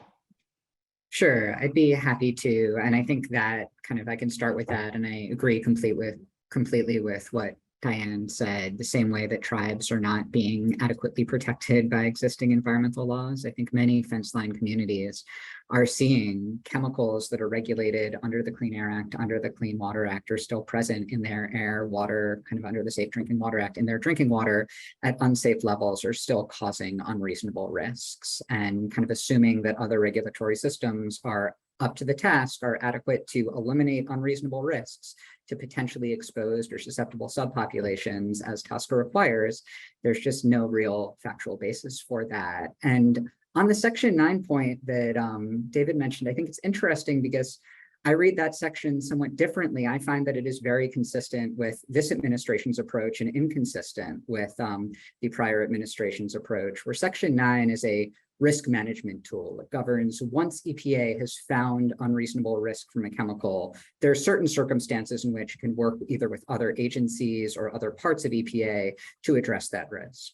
But in order to determine whether the chemical presents unreasonable risk in the air, in the water, in all of the ways that is known to be used under the conditions of use, EPA first has to include those in the risk evaluation. You don't get to Section 9, you don't get to the Section 9 referral if you're not looking at what are the holistic risks associated with this chemical. What are the risks to tribes, to fence line communities? So I think that we read Section 9 as a tool that is available in certain circumstances as part of risk management, but not one that justifies leaving known exposures out of the risk evaluation process, which I think is contrary to the law and contrary to congressional intent. Swati, let's go to you. Yeah, I also would just, second both John and Diane. And it's very intimidating to go after both of you because you're both excellent speakers. But yeah, I think on that same kind of point, we at UCSF especially found that EPA, limited exposures considered in risk evaluations using this really narrow interpretation of TSCA as only considering chemical exposure is not addressed by other environmental statutes. But, we find that that's just kind of fundamentally and scientifically untrue. I mean, TSCA, unlike a lot of other statutes, offers the opportunity for primary prevention, which, is eliminating risk at the source, because we're trying to keep it less jargony, which can be, a lot more effective than regulatory tools available under other statutes, and has been promoted as an EPA strategy for, people hate when I say this, longer than I have been alive, since 1990. Like since the 90s, longer than I have physically been alive. It has been promoted as a statute. So, David, I completely understand that it is a comprehensive way to look at TSCA, and it is difficult, but it is not cool and it is not new. It is a very well-established way that people have been trying to protect folks. I think additionally, I hear you on the timeline, and UCSF has made a number of comments about EPA's timeline issues, but more than its ability to look at TSCA as a comprehensive law hampering the timeline issues, I really do stress that EPA's choice to invent a systematic review methodology out of nowhere and out of thin air that has been completely, critiqued by the NAS, by UCSF, by EPA's own SAC, and its choice to, in the TSCA amendment process, not have a pre-prioritization period of data gathering, which I'm pretty sure Michal brought up as an issue, data gathering specifically, not having all the necessary data from industry at the hearing last week. Is it last week? Yeah, I think it was last week. Those things really push back EPA's timeline a lot more than I would say considering TSCA comprehensively. And on kind of a final point to just wrap up and close to Diane's point, coming from environmental justice communities or environmentally exploited communities in North Carolina and also in the Bay Area and California, like I fully agree that, people do not perceive TSCA or do not perceive their environmental laws as actually working for them. So I think the assumption that they do work is really just kind of disrespectful to those communities. And I see Diane, you have another comment? I just wanted to come back to your original question, Bob, because you've been trying to get us to talk about the fence line exposure, the screening methodology that EPA just most recently rolled out. And I just wanted to be very supportive of that. Certainly I think the scientific advisory, the SAC Committee on Chemicals, had some really good recommendations for it, but I think it's a very good step forward on addressing EJ concerns. And I think from this morning, people were talking about TSCA as being quilt building versus gap filling. I'm not sure exactly what all that meant, but I also see the power of TSCA and hope to see it be more protective of EJ communities. Great. Let's move to another area where we're seeing a change in approach and a new departure on risk evaluations in this administration, and it involves the so-called whole chemical approach, which is a shift from determinations of risk on a use-by-use basis to a more holistic approach to determining risk. And I want to go back again to Jeff to see if he can help us understand where EPA is going with this. Thanks, Bob. Sort of an organizational artifact of how we've sort of divided up the territory here is that Brian Sims's group is actually takes the lead in crafting the risk determination. So I'm going to ask that Brian start with answering your question, Bob, and then I'll be available to respond to any questions regarding the actual development of risk evaluations and how whole chemical might influence that. But Brian, if I could ask you to come on and talk a little bit about how your team is looking at whole chemical. Certainly. Thanks, Jeff, and thanks, Bob. I think we recognize that this discussion about the whole chemical approach has been a topic for a long time, and that there's been disagreement among stakeholders about whether a chemical substance should receive a single determination that's comprehensive for the chemical substance after considering the conditions of use, or whether it should have multiple determinations, each of which is specific to a particular condition of use. This administration has taken the position that the statutory language was clear in TSCA, and that the use of the singular term chemical substance in several places presents the notion that we should be taking a whole chemical approach when we make those risk determinations. The administration has felt that the statutory language was clear and uses that singular term in several places so that we would determine whether a chemical substance presents an unreasonable risk of injury to health and the environment, of course, without consideration of costs or other non-risk factors, including an unreasonable risk to potentially exposed or susceptible subpopulations. So the agency is articulating a chemical specific rationale when it makes the whole chemical determination. I think you've all are aware that today the final risk determination for HBCD published. And in that risk determination, we took an approach where there are benchmark exceedances for multiple conditions of use that span across most aspects of the chemical lifestyle, or life cycle rather, for both health and the environment. HBCD is also persistent, bioaccumulative and toxic, and the health effects associated with HBCD exposures are irreversible. So I would note that in taking this approach, the HBCD risk determination was out for public comment. We received comment on it. Additional risk determinations on the first 10 chemicals will be forthcoming. And of course, will be put out for public comment. And I'd also note that the agency is in the process of revising the risk evaluation rule, which will also speak to this approach when that goes out for proposal and for comment. Thanks, Brian. Swati, why don't we turn to you? Is the whole chemical approach a good idea, or is it a change in the program that doesn't really make a lot of sense? What do you think? Yeah, I thank you, Bob, and also thank you, Brian, for that breakdown. That was very helpful and saved me many things that I was going to say. But yeah, in general, we at UCSF feel that the whole chemical approach is a positive change in direction for the agency. And we definitely feel as if EPA's goals are actually best served by a whole chemical approach under TSCA in comparison to the use-by-use approach it took. And, particularly from a scientific standpoint, which is where these risk determinations fall, it doesn't necessarily make sense to consider the health and environmental impacts of a chemical on a use-by-use basis. The whole chemical approach provides EPA with a much broader, risk management options to address unreasonable risks than the use-by-use determinations allow.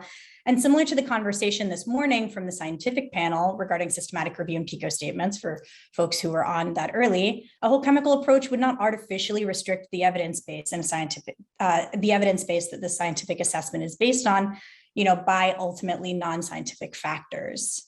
This approach for EPA to determine allows EPA to determine the risk for a totality of all of the chemicals conditions of use as opposed to each separately, and then compels the agency to be able to address the combined impact of multiple uses and exposure pathways on at-risk populations, which helps carry the load toward meeting EPA's mandate to address risks for potentially exposed or susceptible subpopulations, kind of as we talked about, before, because a whole chemical approach requires a comprehensive examination of the interactions between all of the substances, conditions of use and exposure pathways and how they contribute to the total exposure and risk, which would work to regulate these chemicals based on the reality of how people experience them rather than in the policy-based vacuum of the Beltway. And, without using a whole chemical approach, we really do feel that EPA will fail to capture the full magnitude of these risks if it determines, exposures on a use-by-use basis without regard to the contribution of total exposures. I will also say that, I'm glad that Brian kind of brought up the notices on both on HBCD. We also know there's ones on PV29 and I think on PCE that is coming out pretty soon.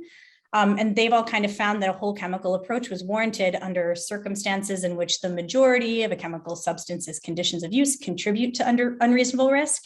So if we take that and the first 10 chemical risk evaluations that EPA completed, EPA determined that there were unreasonable risks for at least 50 and upwards of 97% of the identified conditions of uses for all of them. And it's important to note that these conditions of use were determined despite the flawed TSCA systematic review approach, which restricted the evidence base that EPA could use to make the determinations. And as I said, was criticized by UCSF, the NAS, and EPA's own SAC. Two, they did it before EPA officially even determined that they would get rid of their presumption of personal protective equipment for workers, which I think Elgin will get to later. And finally, EPA made those determinations on chemicals without sufficient data, like with PV29. So even in this incredibly restrictive, incredibly narrow approach that EPA previously took, they still found a high number of conditions of use posing an unreasonable risk. So if we take that, then EPA's use of this whole chemical approach really opens the door to the possibility of being able to fully understand the impacts of these chemicals. So yeah, we completely agree. Let me come back to you, Jeff, and ask whether your group and OPPT management is considering combining some of the risk evaluation chemicals into a single category and sort of doing a category-based risk evaluation. I know one group of chemicals that is viewed as promising for a category approach is the phthalates, and I think you've got 6 or 7 of them in the current batch of risk evaluations. Is that something that EPA would be considering? Yeah, I mean, so Bob, I think that for the program generally, it makes sense to look at where chemicals can be evaluated as categories, based on a number of considerations, but also, I think for the phthalates specifically, we brought them into prioritization as individual chemical substances. And so, bringing 20 in, 20 out, we'll definitely evaluate them individually. I think the question for the phthalates is whether any of those phthalates lend themselves to a cumulative assessment. And other bodies have done that. So I think that's an important area for our consideration. So I would say that, for those that have been prioritized as individual chemicals, they should get those individual evaluations. But I also believe that it just makes sense looking at the big chemical space that we have to look at where we can identify bringing categories of chemical substances into prioritization, because there's just a lot of sound scientific and programmatic reasons for doing that where it makes sense. John, do you have a response to that? I agree with Dr. Morris. I think that Congress contemplated this when they enacted TSCA. They specifically authorized EPA in Section 26C. Any action that EPA is authorized to take with respect to a chemical substance may be taken with respect to a category of chemical substances. And if you look at the definition of category in the statute, it is incredibly broad. It's any group of chemical substances which are similar in molecular structure, physical, chemical, biological properties, use, mode of entrance into the human body or the environment, or the members of which are in some other way suitable for classification as a category. So EPA has broad discretion to act on categories, to evaluate the risks posed by categories of chemicals, and to regulate chemicals as a category. So why would it want to do that? I think that Dr. Morris hit on many of the reasons. You can have some efficiency gains when you're dealing with structurally related compounds with chemicals that are known to be released in the same area that are causing similar health effects. If you address them together, many of these categories may present cumulative impacts, which EPA, we believe, would have to be considering anyway. So I think that in that sense, kind of evaluating them as a category would make sense.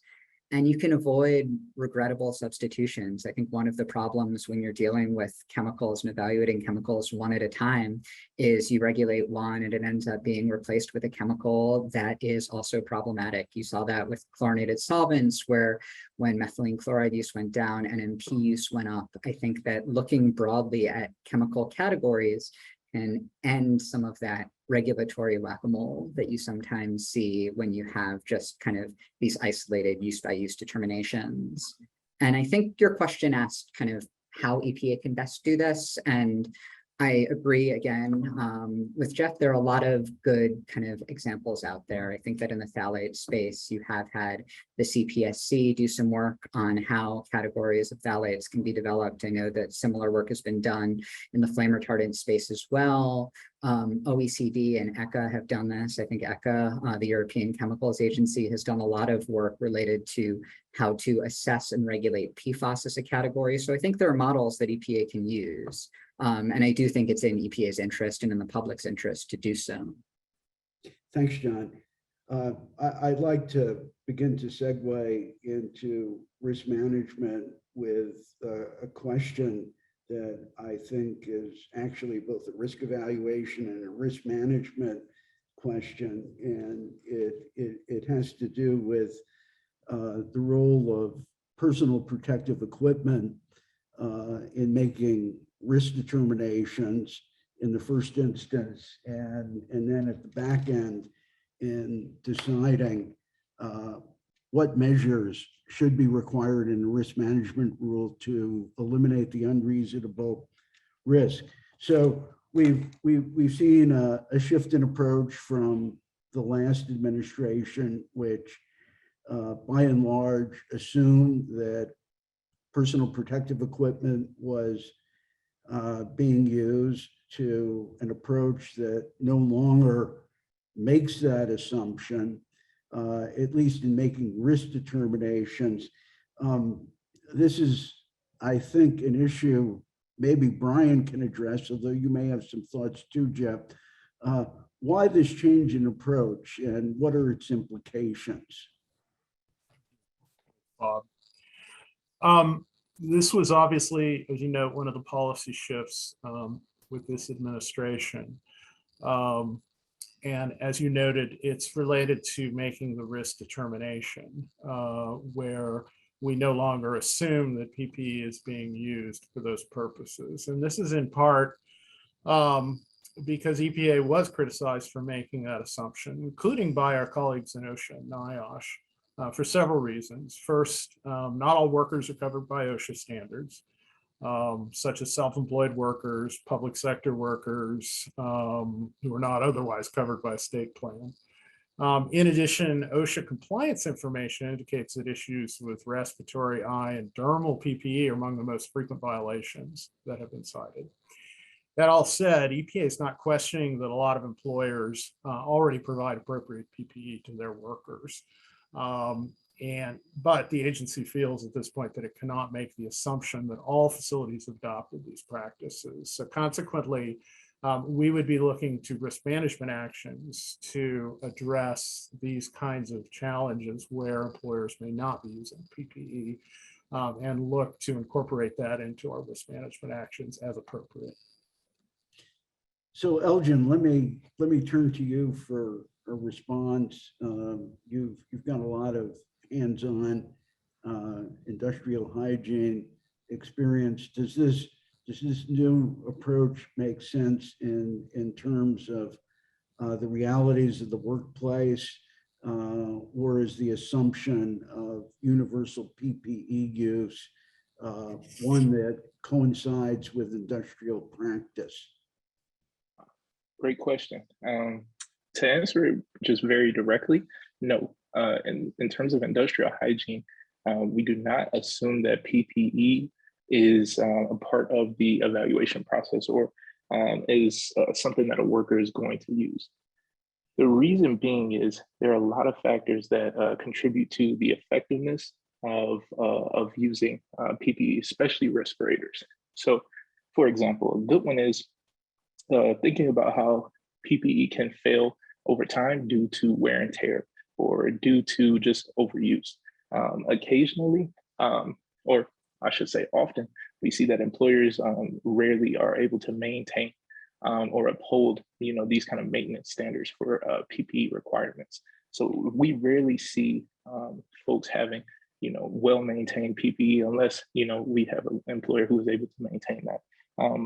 Additionally, going into this a little bit further, workers have to maintain grooming standards in order to be able to wear those PPE. So say, for example, I would go into, if I was going into, let's say an aluminum foundry today, I wouldn't be able to actually wear a respirator, or I would have to don an entire CBA, a self-containing breathing apparatus, because I have a beard, I have a mustache, I also have facial hair. So things like that need to be maintained in order to do it. And some people, some workers, they get 5 o'clock shadow by the end of their shift. So, there's plenty of people who aren't necessarily able to comply with that on a regular basis. And that reduces the effectiveness of the seal that you can get along that respirator, which is the most important part when it comes to respirators. Having a proper seal really allows no air to escape or to get into that respirator, unless there are specific valves that allow that airflow to come in. And at that point, that's filter air. So that's reasonable. And then the last one is PPE fit. So one of the best ways to ensure that respirators are performing or operating properly is to use a quantitative fit test in order to ensure that. Very rarely do companies dedicate the funds to actually do those quantitative fit tests. Oftentimes they'll do qualitative fit tests. So they'll, have you wear a respirator and they'll say, hey, can you smell this rotten? Can you smell this? And if your answer is no, that means that you've passed the test. But in reality, that's not necessarily the most accurate way to do it. By having a qualified person come in and do that quantitative fit test really ensures that workers are able to create that proper seal and get the actual protection from that PPE. So again, rarely does that actually happen. And as a result, I think it was the right decision to not account for PPE in those assessments. Thanks, LG. A follow-on question, which is that with the first proposed risk management rule for asbestos, where we're seeing as a fallback option a so-called ECL, ECEL, which stands for existing chemical exposure limit. And more recently, we've seen ECLs surface in the dockets for several of the 10 risk management chemicals. And so where we seem to be going is EPA is looking hard at writing workplace exposure standards built around ECLs for at least some of the first 10 chemicals, and down the road potentially for many more. Brian, why don't you speak to this, and maybe you can answer the question that a lot of people are asking, which is, wasn't OSHA created to protect workers in the workplace? And why is it now that OSHA is taking a back seat and EPA is becoming a regulator of the workplace, which most people historically would say is not within EPA's expertise? Well, first, we are coordinating pretty closely with OSHA and NIOSH as we work on both the risk evaluations and the risk management actions. And secondly, as you're probably aware, in TSCA, workers are defined as one of the potentially exposed sensitive subpopulations. So consequently, TSCA does task us with addressing workplace exposures. So the ECLs, while OSHA PELs operate pursuant to a different legal standard, we would expect many of our ECHLs to be equal or lower than the OSHA PELs as we go forward. But we are striving for consistency with the applicable OSHA requirements and industry best practices, including appropriate application of their hierarchy of controls, to the extent that applying those measures would address the identified unreasonable risks, including the unreasonable risk to potentially exposed and susceptible subpopulations, as again, including workers. Thanks, Brian. I want to turn back to you, Elgin, and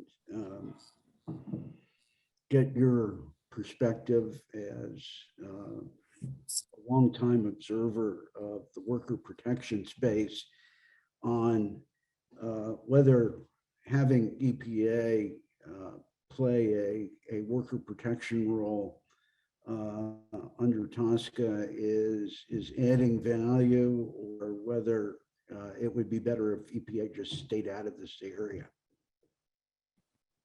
Great question. So I personally believe that, you know, e-cells have good value if they are made to be regulatory in nature, and if they have, you know, teeth that are impressive enough to improve compliance and reduce those exposures to the environment, but also to workers. So really, you know, ECHLs have a fit as more so a complement to other risk-based management approaches, in my opinion, because it's not a comprehensive performance standard, right? Nor are there many guidelines, frameworks beyond the hierarchy of controls associated with ECHLs. So thinking about how NIOSH takes kind of a more comprehensive approach, this total worker health kind of approach, they're incorporating more than just those exposure chemicals. They're thinking about how those are impacting the mental health aspects of those workers. So that creates a much more comprehensive look. So again, ECHLs is more of a kind of a piece of that risk management process. So additionally, I think the proposed best asbestos rule had a paragraph that was saying requirements to meet ECHLs would not include requirements for, you know, specific engineering or administrative controls, but rather they be kind of more performance-based exposure limits that would allow regulated entities to determine how to most effectively meet the ECHL based on what works best for their workplace.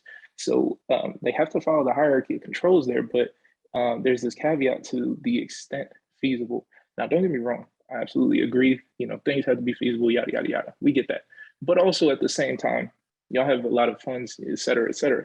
But, you know, when we think about how employers typically kind of approach these, they often choose to use PPE as the feasible workplace exposure control option, despite it being far less effective controls. And, you know, typically they see it as the easier option because it's far less cost.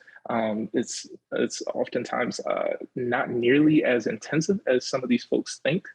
So really there's a lot of gaps there. And just generally speaking, again, they typically choose PPE over those other hierarchy of control options, which are, again, far more effective. So I think combining that with OSHA standards being typically, you know, inadequate and outdated due to, you know, long review processes and other factors like staffing, funding, you know, et cetera, same things that EPA has to deal with. ECHLs have a place to be more impactful than OSHA, though. If they are more aggressive and more reasonable personal and area monitoring is implemented into the ECHL as a requirement. So by that, I mean, you know, thinking about how you can place personal monitors on workers to, you know, measure their exposures during the workplace, but also, you know, as appropriate, creating some area monitoring could also supplement those kind of results to really understand what the workplace environment is really like. So because the EPA is investing in these toxic chemicals, I think it only makes sense for EPA to be aggressively protective of both the environment and population health, especially worker health, as most OSHA standards have not been updated since their inception. It says it on OSHA's website that that they acknowledge that their PELs are not exhaustive, and they actually often pull or the ACGIH TOVs are often far more protective than OSHA's PELs, as well as NIOSH's RELs. So thinking about how ECHLs should be supported to be maximally effective, EPA must really find ways to ensure that employers aren't skipping to PPEs to, you know, control through enforcement and through other means. So whether this means, requiring a certain level of extensive justifications as to why engineering controls are not feasible in these cases, or creating other reporting requirements for employers, these things need to be implemented. And in order to be successful, EPA, of course, could benefit from our funding, of course, but the intent of this funding should be directed towards hiring or bringing on, folks who are able to focus on this exposure science aspect, and they can meaningfully contribute to informing these ECHOs and their compliance. Yeah, that raises an important question that I don't think has really been adequately addressed by anybody, which is, under this new world of EPA, OSHA, worker protection that is emerging, one can envision EPA having in place dozens of ECHOs for numerous different chemicals, including many which, like the first 10, have a large number of conditions of use and large employee exposed population. So my question, and maybe I ought to ask you, Brian, in the first instance, but others may want to jump in. My question is, how is EPA going to make sure that there's broad compliance on the ground once all of these standards take effect? How is EPA going to have a credible enforcement presence in all of these many workplaces that are subject to risk management rules? And is EPA thinking about how it would meet that challenge? In short, yes. I think, as is noted, we've not yet proposed an ECHO as an option. Certainly something we'll be considering, and we work very closely with, of course, our enforcement colleagues on ensuring that any of the rules that we produce are enforceable. So that's certainly a consideration as we craft the rules. At the same time, we're coordinating, as I mentioned earlier, with OSHA to ensure that we are complementary in everything that we do with OSHA regs, and that, as I think Elgin noted, some of the PELs are out of date and inadequate by OSHA's own admission. And therefore, an ECHO will likely, in some cases, be more protective than the OSHA PEL. So that said, again, the enforceability and compliance for companies is a very important consideration in promulgating rules to ensure that people can actually comply with whatever is put in place as part of the ECHO. Any other thoughts on that? John? Well, I just had maybe a question for Brian, not to put him on the spot, but if you propose an ECHO as an alternative and a facility can meet the ECHO, why would you need to restrict the chemical? Well, I guess that question would go to whether we're eliminating the unreasonable risk or not. I think that's the goal, and what the goal under the statute, and whether we're going to do that or not via a ban versus putting an ECHO in place would have to be the determination of whether the rule that we're proposing is going to achieve what it's intended to. Well, I guess I'm thinking of the asbestos proposed rule, right? Yes. You have an ECHO and then you have a ban simultaneously, right? So one could ask the question, if you can meet the ECHO for 5 years, why would you need to restrict it, to restrict asbestos? I mean, there's some significant legal ramifications to all these things we're talking about now, Bob. And, we'll see what unfolds over the ensuing years, but all of these remain to be tested, right? EPA is plowing very new ground here, and asbestos is the first one out of the chute, so to speak. Right. Thanks, Brian. Well, I'd harken back to a comment Jeff made about building an infrastructure for risk evaluations. In a sense, we're trying to build an infrastructure for risk management, where we are looking at what all the options are that could be brought to bear to achieve that reduction in unreasonable risk. And if we kind of try to think of it as we're building a recipe book that can try to address those things as we go forward, and ECHLs being one of those tools that you could draw upon. But like you say, yes, certainly this is going to be a subject of a great deal of legal interest as we move forward. John. And just a few thoughts on David's question and as it relates to asbestos, which I think is the first one out of the gate, but we will see many others. I think it in part goes back to something that Elgin referenced about the hierarchy of controls, where when you are regulating occupational exposures and risks, there is an established hierarchy of controls. The top of that hierarchy is elimination and substitution. You see if you can eliminate the hazard, the risk at its source. And I think there are good reasons for that. I think, as Bob mentioned, ECHLs do present greater compliance difficulties and enforcement difficulties than kind of a chemical phase out or a prohibition. I mean, I think we've seen that with OSHA. I think that OSHA sets a PEL and you can have the level, and then ensuring that it is enforced at kind of thousands of different facilities is an entirely different question.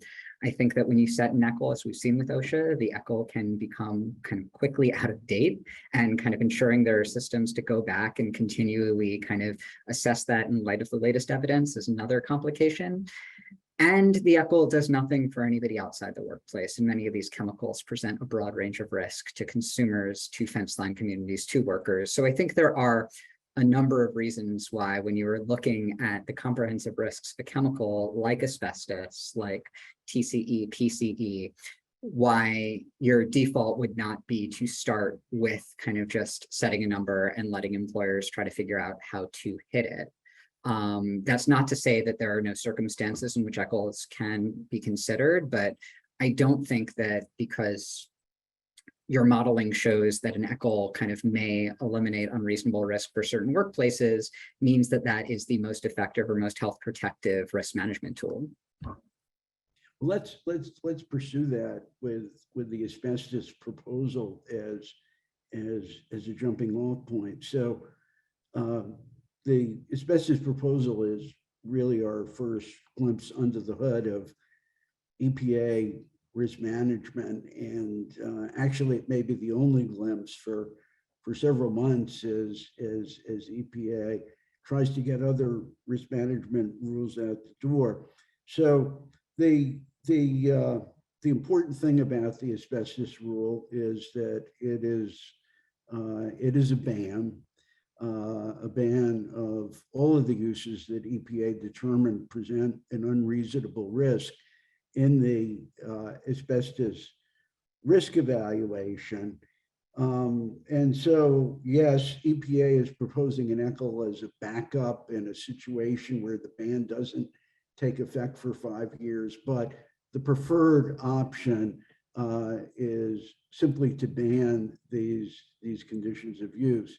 So that raises the natural question: is this something which is unique to asbestos, which we all know is an extremely dangerous substance, or is EPA going to be looking at bans of other chemicals as we go down the road? And how is EPA going to make a choice between banning a chemical, doing an ECHL, or opting for some other risk management strategy? Brian? Well, I think, as we probably all recognize, asbestos is somewhat unique. Of course, it was much of the focus of the debate on reforming TSCA revolved around older TSCA's inability to address asbestos. And I think that looking at the proposal that we have put out, it's worth noting that it is unique in the sense that, as we were talking earlier about a whole chemical approach, for instance, this proposal does not take a whole chemical approach, since the agency is considering other fiber types and other uses that in many cases are no longer ongoing in commerce, at least, but maybe still represent asbestos as present as part of a part 2 risk evaluation. So will be doing after that risk evaluation is completed a whole chemical risk determination for asbestos. So with that noted, it's somewhat unique. And to your question of what tools we would consider in other chemicals, certainly we are looking at the range of options that we have under Section 6 to address those chemicals, whether that's bans, whether that's putting in place other less restrictive options that would address the unreasonable risk. Those sorts of things are all on the table, if you will. I think that, in terms of looking at models for what future rulemakings would look like, probably be more likely to look at some of the upcoming rules related to the solvents that probably would be more indicative of how EPA is going to use the various tools it has under TSCA to address those unreasonable risks. Well, let's talk about the solvents for a second.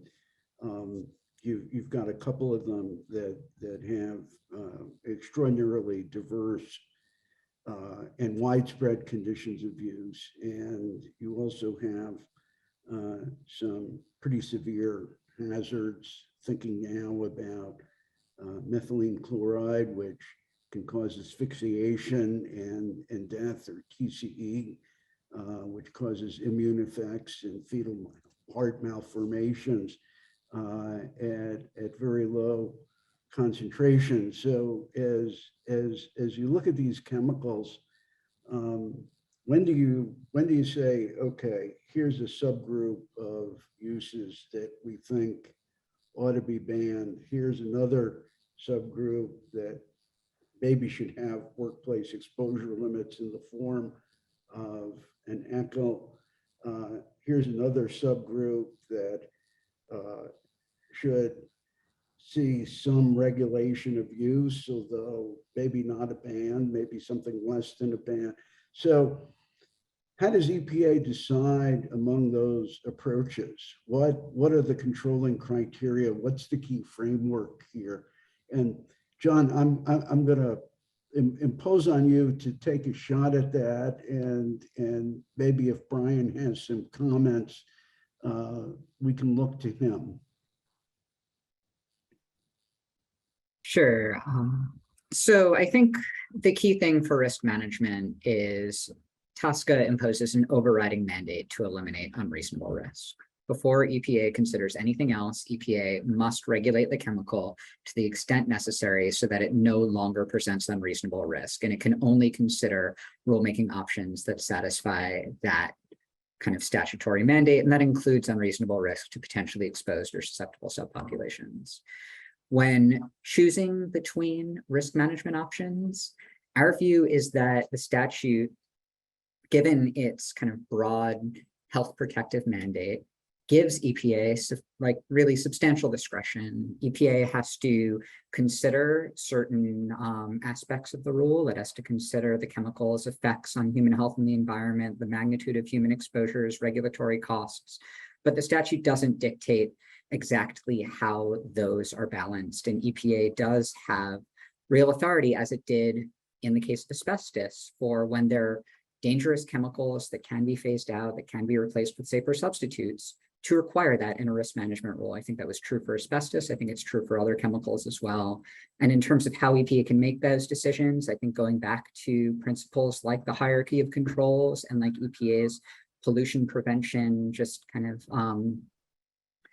philosophy and pollution prevention programs, which extend beyond the occupational sphere, regulating chemicals at their source, kind of eliminating the source of the risk where EPA has the ability to do that, will often be the most effective means of protecting public health and eliminating unreasonable risk. So that's not the only option, but I think it's certainly one that EPA should be considering for these first 10, many of which were selected because they are known to be so toxic and have such broad exposures.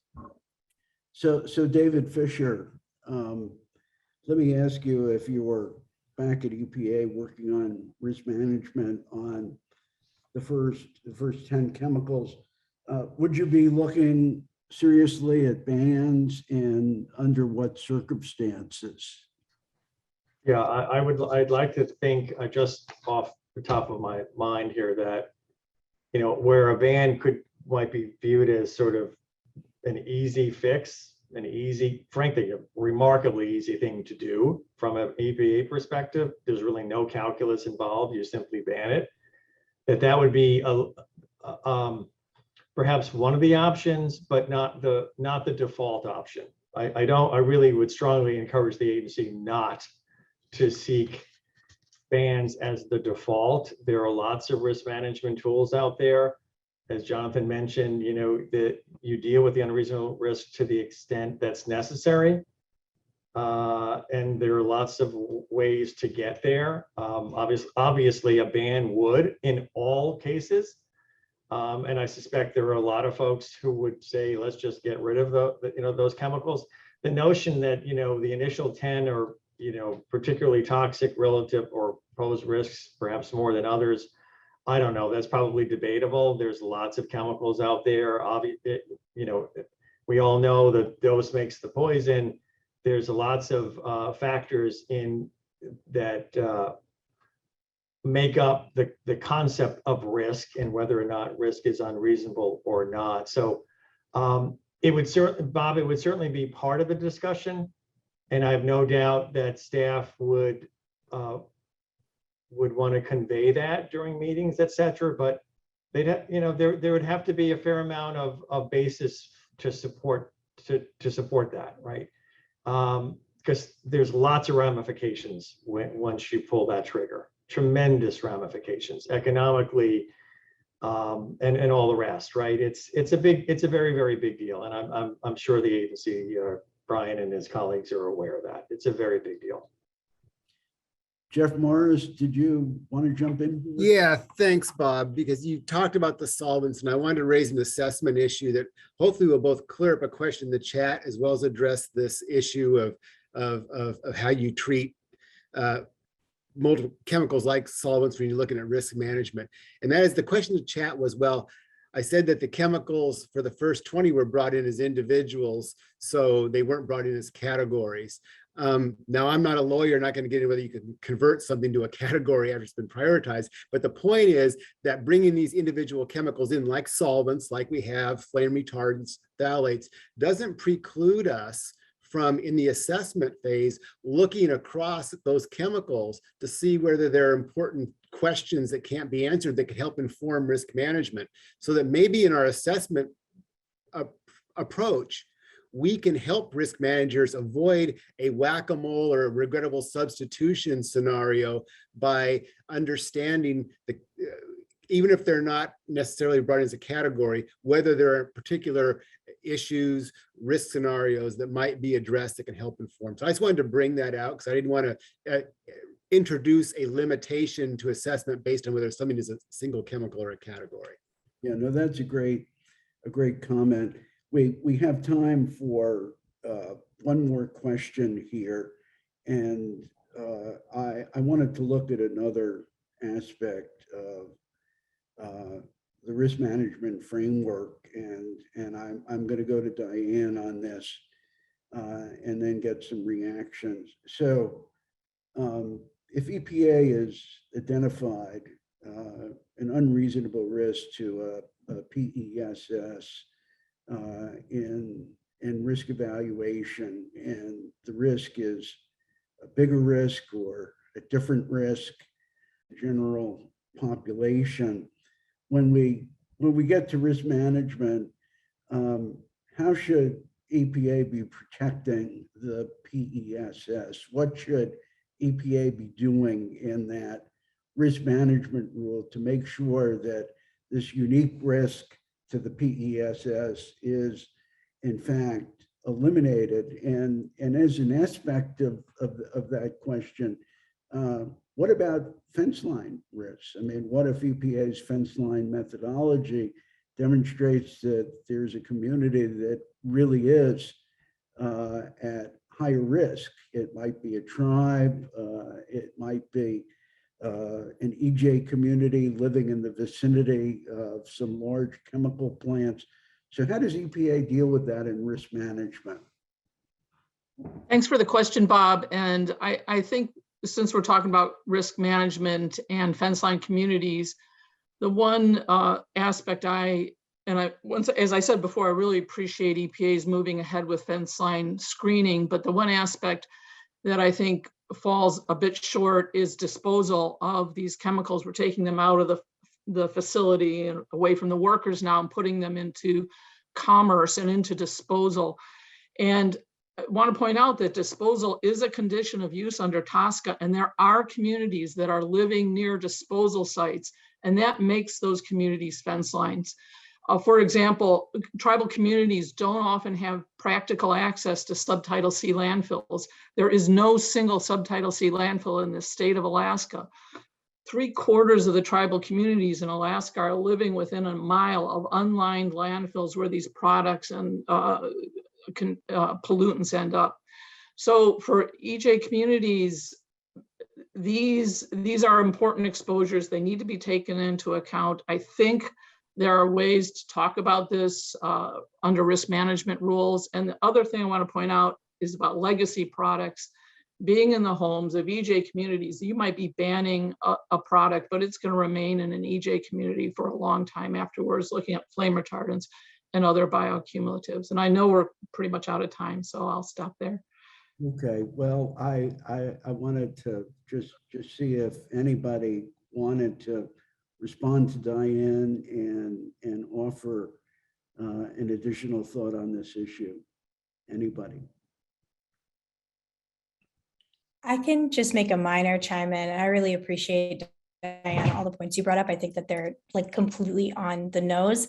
And I would also say that, you know, as an approach for risk management around these chemicals, when we're considering PESS, that it would not behoove EPA to, you know, make micro, you know, recommendations, obviously based on the impacts to just these communities and to the general population, right? And I think that, like, while perhaps not a common statement in perhaps like toxic chemical or policy spaces, right?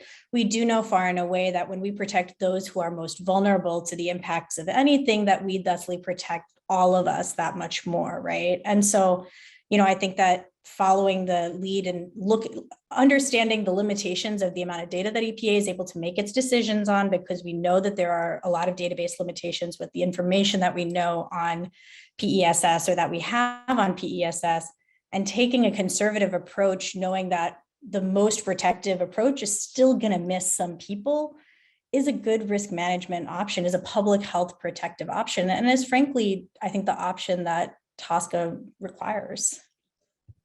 Well, Swati, we are going to leave it there, and I think this has been a great panel.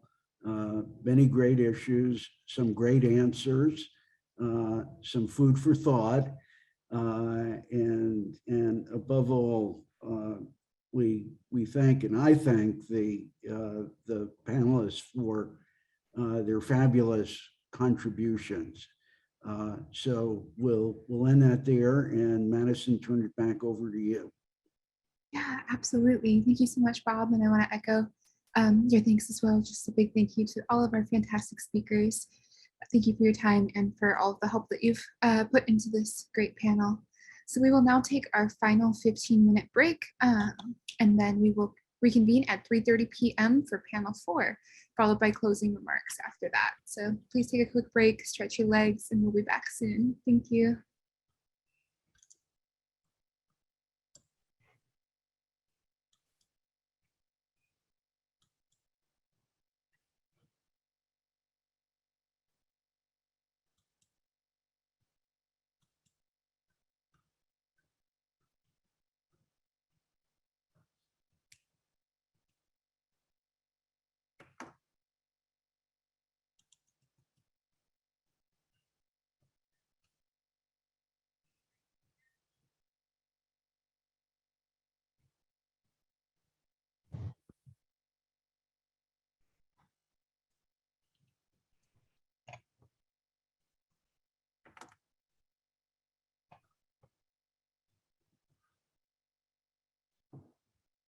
Also going to take a moment to test the tech for our next panel. Lynn, I've already seen your camera today, so I think you're probably good. Mark Hartman, I think I saw your name. could you please come off of camera and off the mic and just say something real quick to make sure we can see and hear you?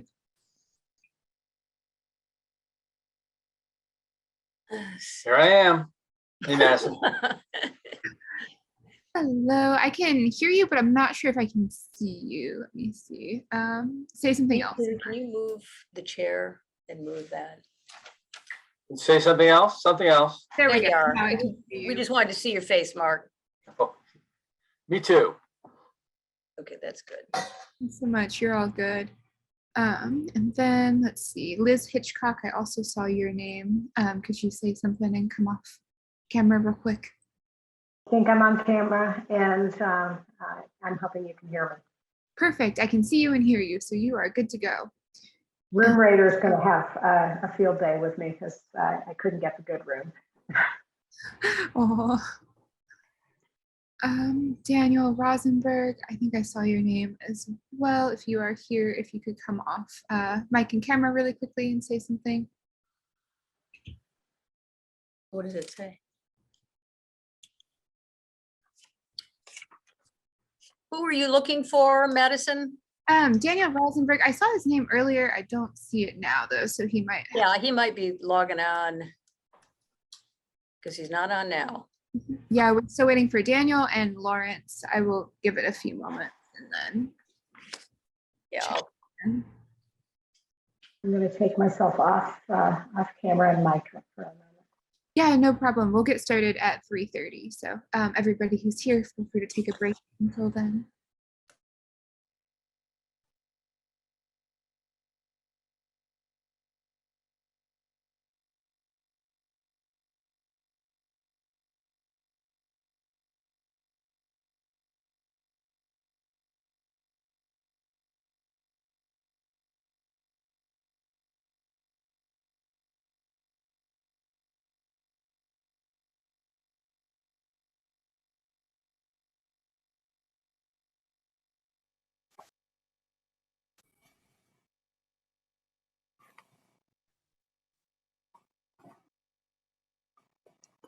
Madison, it's Daniel. Hi, Daniel. I can see you and hear you, so you are all good. Thank you so much. Fabulous. Thanks.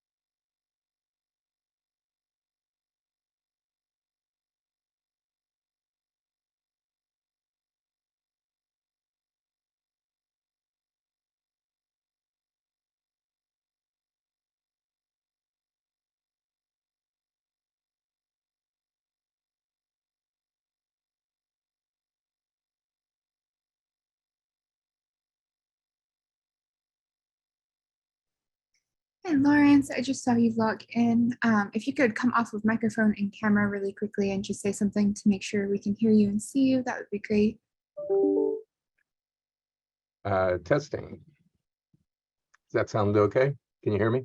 Yes, I can hear you and see you, so you are good to go. Thank you. Okay. I can't see my own image, which may be a relief to myself, but I hope others can and that it's not objectionable. Is it coming through okay?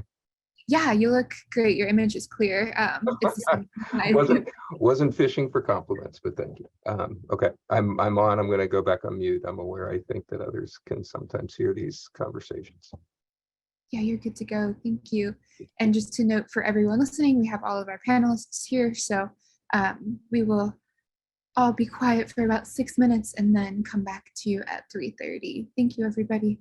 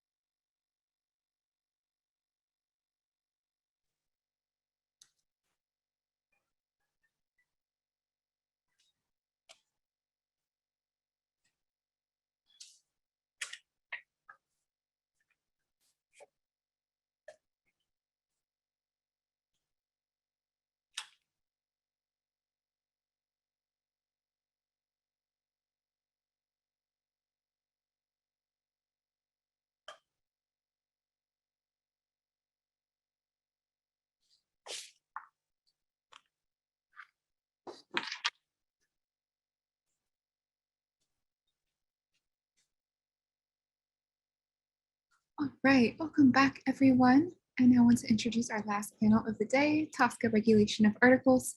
As a quick reminder, if you're seeking CLE, please do report the code ELI TSCA 2022 and use it in the survey you were sent so that we can provide you with a certificate of attendance. I'll also put it in the chat. I'll now turn things over to our final moderator, Lynn Ferguson. Lynn is a managing partner at Ferguson and Campbell. Lynn, off to you. Thank you so much, everyone. Thank you, Madison, and a good afternoon to everyone who has hung in there all day long on this really excellent program. And before I introduce our topic, I want to spend just a minute thanking people that have made this all-day TSCA extravaganza possible. First off, I want to thank our steering committee. Bob Sussman and I have been working on this program now for maybe 3-4 months, Bob. Bob and his ability to recruit an extraordinarily diverse group of TSCA experts should not be unnoticed. He has been an extraordinary force in bringing, I think, a very, very diverse stakeholder community of experts together to present these difficult, challenging, and super important topics. So Bob, great job. And in terms of our steering committee members, it included Eve Gartner, Jonathan Kalmus-Katz's colleague at Earth Justice, Alex Dunn, of course, Jim Jones, Swati, and Bob and I. Also contributing to that effort was Linda Bregan at ELI, Madison, Calhoun, and Chandler. So that team has been working cohesively together now for months and months and months. And so thank you, everyone. Also want to thank Dr. Lynn Goldman and the GW Milken Institute School of Public Health. Dr. Goldman and GW have been consistent supporters of this series of TSCA programs for years now. And with a little luck, next year we'll be back at the Milken Institute School of Public Health in person, so we can enjoy each other's company and bring in people virtually as we are today. I also want to thank EPA. We have 6 EPA professionals working on this program today, and their support, their contributions to the diversity of views and intellectual rigor of the discussion has been extraordinary. Starting with Dr. Friedhoff, who allowed herself and her team to participate. It's really extraordinary, and we very, very much appreciate it. The ELI team has been extraordinary. It is because ELI welcomes a diversity of views and provides the venue and the support services to sponsor these discussions that we are able to have this conference today. And it raises the obvious question for those of you who are listening to this program. If you're not now a member of ELI, you should be asking yourself why you're not and consider joining, because ELI is an indispensable partner in fostering helpful, multidisciplinary and stakeholder discussions that we need more than ever today.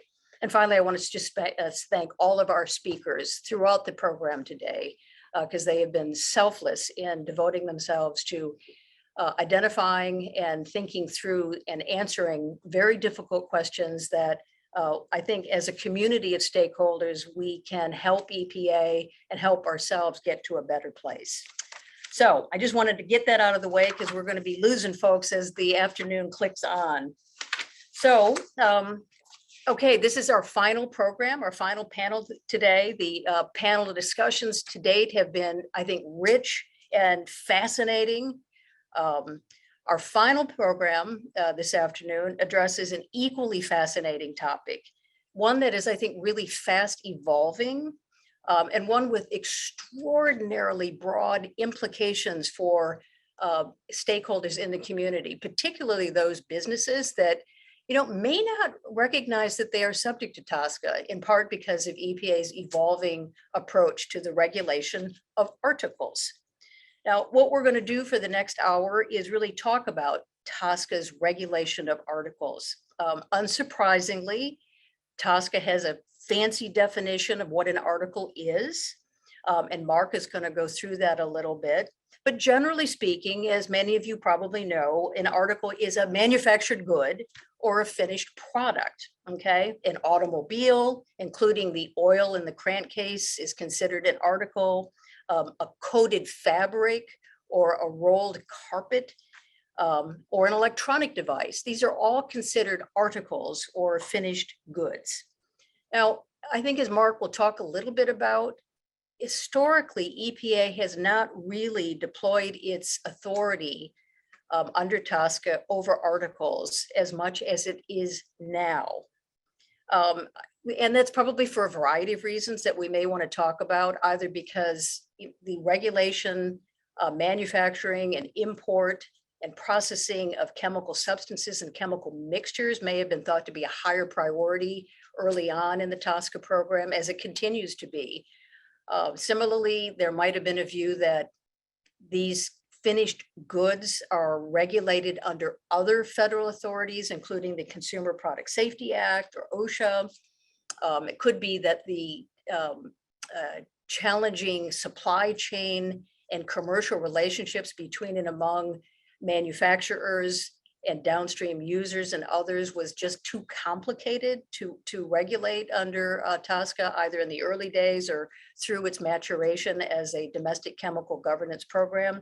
For whatever reason, articles haven't been the subject of a lot of TSCA regulation, and that's changing. Regulating these types of products, as EPA seems to be doing more now, represents, in my view, and I'm sure we're going to be hearing from our colleagues, a very important consequential shift in US chemical management policy. And as noted, raises many, many interesting and difficult legal, regulatory, and commercial policy issues. And that's what we're going to talk about over the next hour. We have a really gifted panel, and I'm so grateful to each of you for allowing yourselves to participate this afternoon and being here virtually all day long, and in many of our communications and calls coming to this moment. I'm just going to very briefly introduce our panelists and urge you all to look at the very extensive biographies that are part of the materials that if you go to the ELI program webpage, you can download these biographies, a glossary that was prepared, the program, and also some other materials that may assist you in exploring different issues under TSCA. So first, we're going to hear from Mark Hartman. As I said, Mark is Deputy Director, as many of you know, of the Office of Pollution Prevention and Toxics. Mark has an extraordinary career at EPA. He is, I think, one of the most approachable guys at the agency. He has a vast background in the Office of Pesticide Programs, which he has brought to the Office of Pollution Prevention and Toxics, and has been working on existing chemicals, risk assessment, risk management. I know I spoke with Mark a lot during earlier last year when the 6H PBT rule came out. So Mark has a lot of familiarity with the regulation of articles. We're going to be hearing from Liz Hitchcock, who is Director of Safer Chemicals, Healthy Families. Liz has an extraordinary talent in communicating very complicated concepts and policies that are really important to everyone in the TSCA supply chain and TSCA community. She is a tireless advocate and lead advocate for safer chemicals and healthy families, and has been working in this space for a long time. Daniel Rosenberg is Director of the Federal Toxics Policy at the Natural Resources Defense Council. Again, just a relentlessly tireless advocate for his client, very high energy, and very skills in a diverse array of toxics issues, including, of course, TSCA. And Daniel, I enjoy looking at your Twitter feed because you always raise very interesting, provocative topics that I think will make our discussion very interesting. And certainly our last panelist is Larry Colleen, a partner at Arnold & Porter. I've known Larry forever.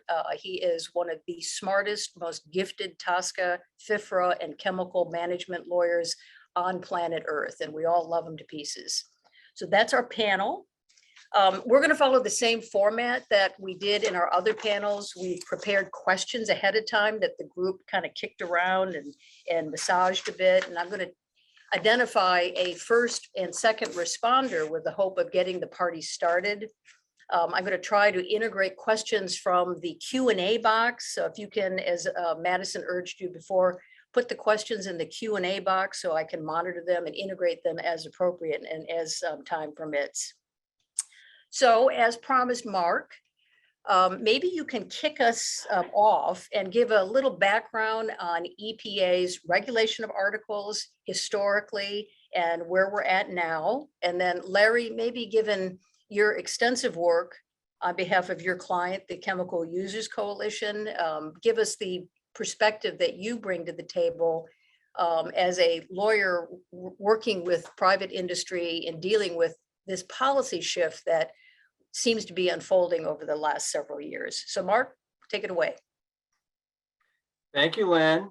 And I want to also echo the praise that you had given to ELI and to Bob and yourself for the amazing group of folks that you brought together today. I was talking to one of my colleagues in the office yesterday, and she had said that she was in a meeting where she thought someone had mistook her for a toxicologist. And she coined the term, I'm not a toxicologist, but I am a TSCAologist. And you certainly have found all the TSCAologists that you could find to be participating on this event. So I just want to give you credit for that. I also want to point out, and I'm not sucking up, Lynn, but the second thing I read before I joined OPPT a number of years ago, after reading the statute itself, was the book that you had written on TSCA reform to try to make it a little bit more understandable. So oh, you're so sweet. Thank you, Mark.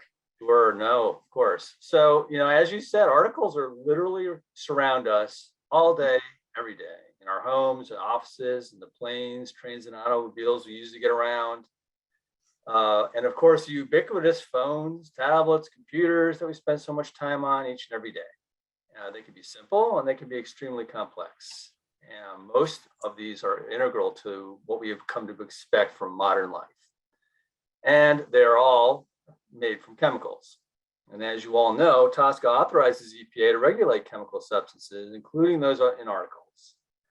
This authority pertains to a wide variety of activities under TSCA, ranging from Section 4 orders to SNRs to Section 6 risk management rules and Section 8 reporting rules, to name a few. I'll talk a little bit about some definitions. I know most of the folks have already very familiar with the definitions, but some of the more arcane, less intuitive ones, things like the fact that we define import of articles as being the equivalent of quote unquote manufacture of articles. That's very much a TSCA thing. And for those of you who are not toxicologists yet or are studying to be toxicologists, that might not be intuitive right away. Similarly, processing and distribution and commerce of an article containing a chemical is equivalent to the processing and distribution of that chemical. So one thing the law is clear about is that when a chemical enters the United States or is manufactured, distributed, or processed here, whether in bulk form or as an article or as part of an article, it can be subject to regulation under TSCA. And EPA is charged with ensuring that the public is protected from unreasonable risks presented by chemicals, including those in articles, and we take all of those responsibilities very seriously.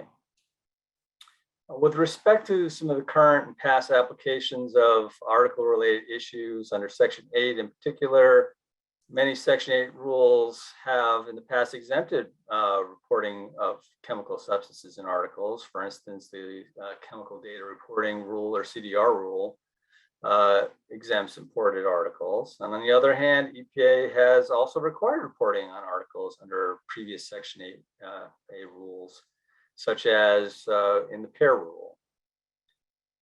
EPA is currently proposing to require information on articles, including imported articles, under the Section 8A asbestos reporting rule and the Section 8A7 PFAS reporting rule, which I'm sure many of you are very familiar with by this time. In the event that information on chemical substances within articles needs to be reported to the agency under one of these rules, once they're finalized, such information would be reported to the extent it is known and or reasonably ascertainable by the reporting entity. That is the standard. And Section 8 rules do not require the generation of new data or product testing. The proposed PFAS rule and other Section 8 reporting rules ask for importers to survey their supply chains and provide existing information to EPA. This is based on the premise that companies should seek to know what chemicals are in their products and supply chains, and that they should know how those chemicals are or maybe being proposed to be regulated. I'm going to channel Dr. Friedhoff for a minute here, who I've heard many times sum this up and as this. She would say, if you're a parent buying a consumer product in a store and you're told that the company that makes it doesn't know what's in it and doesn't want to find out, what do you suppose the reaction would be? I'd also like to point out that there is much to be learned from a lot of good work that's been done previously in trying to get arms around this very complex problem of understanding what chemicals might be in articles, especially complex articles. One example would be the European database, the SCIP database, which has upwards of 4 million products in that database, which talks about the chemicals and chemicals of concern that they may contain. And I know that there's a lot of good work that's been done in certain parts of the regulated community that have been very proactive in this space, trying to maintain extensive databases on articles and product components that are part of their operations. The array and complexity of articles can be daunting. Component in the middle of a jet engine amongst thousands of others, all the way through a children's toy or all the other numerous articles. If you look around yourself right now, I'm certain you could find dozens. It can be a very daunting challenge. And they can be present in each of these present different opportunities for exposure, some very low, some less so. However, in order for us to be able to conduct comprehensive risk evaluations, we need to understand as much as we can about all these uses of the chemical, including the uses related to articles. This is because the conditions of use of these chemicals when they're evaluated under TSCA include the use as part of articles, and the unreasonable risk determinations that flow from risk evaluations will indicate ultimately whether such conditions of use drive unreasonable risk. If the chemical's use in an article drives the unreasonable risk, EPA will be called upon to propose a regulatory action so that the chemical substance no longer presents that unreasonable risk. And as required by TSCA, prohibitions and other restrictions related to articles will be considered only to the extent necessary to address the unreasonable risk driven by the article or category of articles. So you can tell some lawyers have helped me write my talking points. But that is one of the requirements of TSCA that we will abide by as we move forward with risk management rules. And the underlying basis for the way the agency will look at articles and risk management will be driven by what's in the risk evaluations. And with respect to both exposure and risk, because all of our risk evaluations to date and those that we're going to be conducting into the future will certainly be looking at each of these conditions of use, the exposure that they may result in and the resultant risk. Oftentimes exposures and risk from articles will be lower, perhaps much lower than other exposure pathways, and they may or may not drive unreasonable risk. However, it is in assessing those potential exposures and risks that we can understand and draw conclusions as to whether those conditions of use do in fact drive unreasonable risk or not. So thank you, Lynn, for the opportunity to kind of give a little bit of a background from the EPA's perspective. Yeah, appreciate that, Mark. That was great. Larry, did you want to kind of fill in the blanks and give a sense of kind of the user perspective on the history of article regulation under TSCA? Because it, to my eye, seems to be changing quite a lot, evolving in a direction that is causing some commercial disarray. Sure, Lynn, and thanks both for the kind words in your introduction and the opportunity to speak after Mark in this regard. I think, I cannot take issue with anything Mark has said, nor some of the characterizations I think that have been offered with regard to sort of the appropriate point of view that certainly purchasers of consumer products have when they come, to the store and buy a product, particularly one to which, younger people might be exposed. I think the challenge is and has always been that I think, as Mark correctly pointed out, a jet plane is not the same as a pacifier. It may be a simpler and perhaps more appropriate matter to expect the producer of a pacifier product to know the chemical contents of the end that is put in a baby's mouth, but it may be a bit of a less reasonable expectation that an importer of an airplane, and guess what, they fly in and out of the United States every day. Is that an import under the law? But in any case, somebody who might purchase from a foreign supplier an aircraft and then bring it to the States, I think it may be a stretch to expect that they may know every component in, anything from a hydraulic fluid to the filter in the engine, or the very thing that's, on the inside of the commode in the John. So I think some awareness of that has actually always been the case with the agency. Just prior to this, I wanted to help you out, Lynn, and look back at the history. And beginning even with the PMN rules in 1979, there was discussion on the articles issue. And when that rule was finalized, a decision was made, and I'm reading from the preamble, but it said, chemicals that are part of imported articles are not required to be reported because it would be enormously difficult for an importer to determine the identity and inventory status of each chemical substance in an article. The example the agency gave at that time was automobiles, but in essence, I think that's consistent with the metaphor of a jet plane. So the challenges are enormous. There's tension that I'm sure we're going to get into, so I don't want to delay the discussion between the panelists, but it goes way back to the inception of the early TSCA rules, and it's playing out, as you've correctly noticed, very much so today. So why don't we, entertain the discussion items that you want to get to, Lynn, without further kind of ancient history from people like me. So. Appreciate that, Larry. And it is ancient history for sure. Once upon a time in a land far away, TSCA evolved from 1976 on. And one of the stressors here is just the really important shift to regulating chemical substances in articles, where heretofore they truly have not been in any meaningful way. That's not to say they never have been, but haven't been in an appreciable way.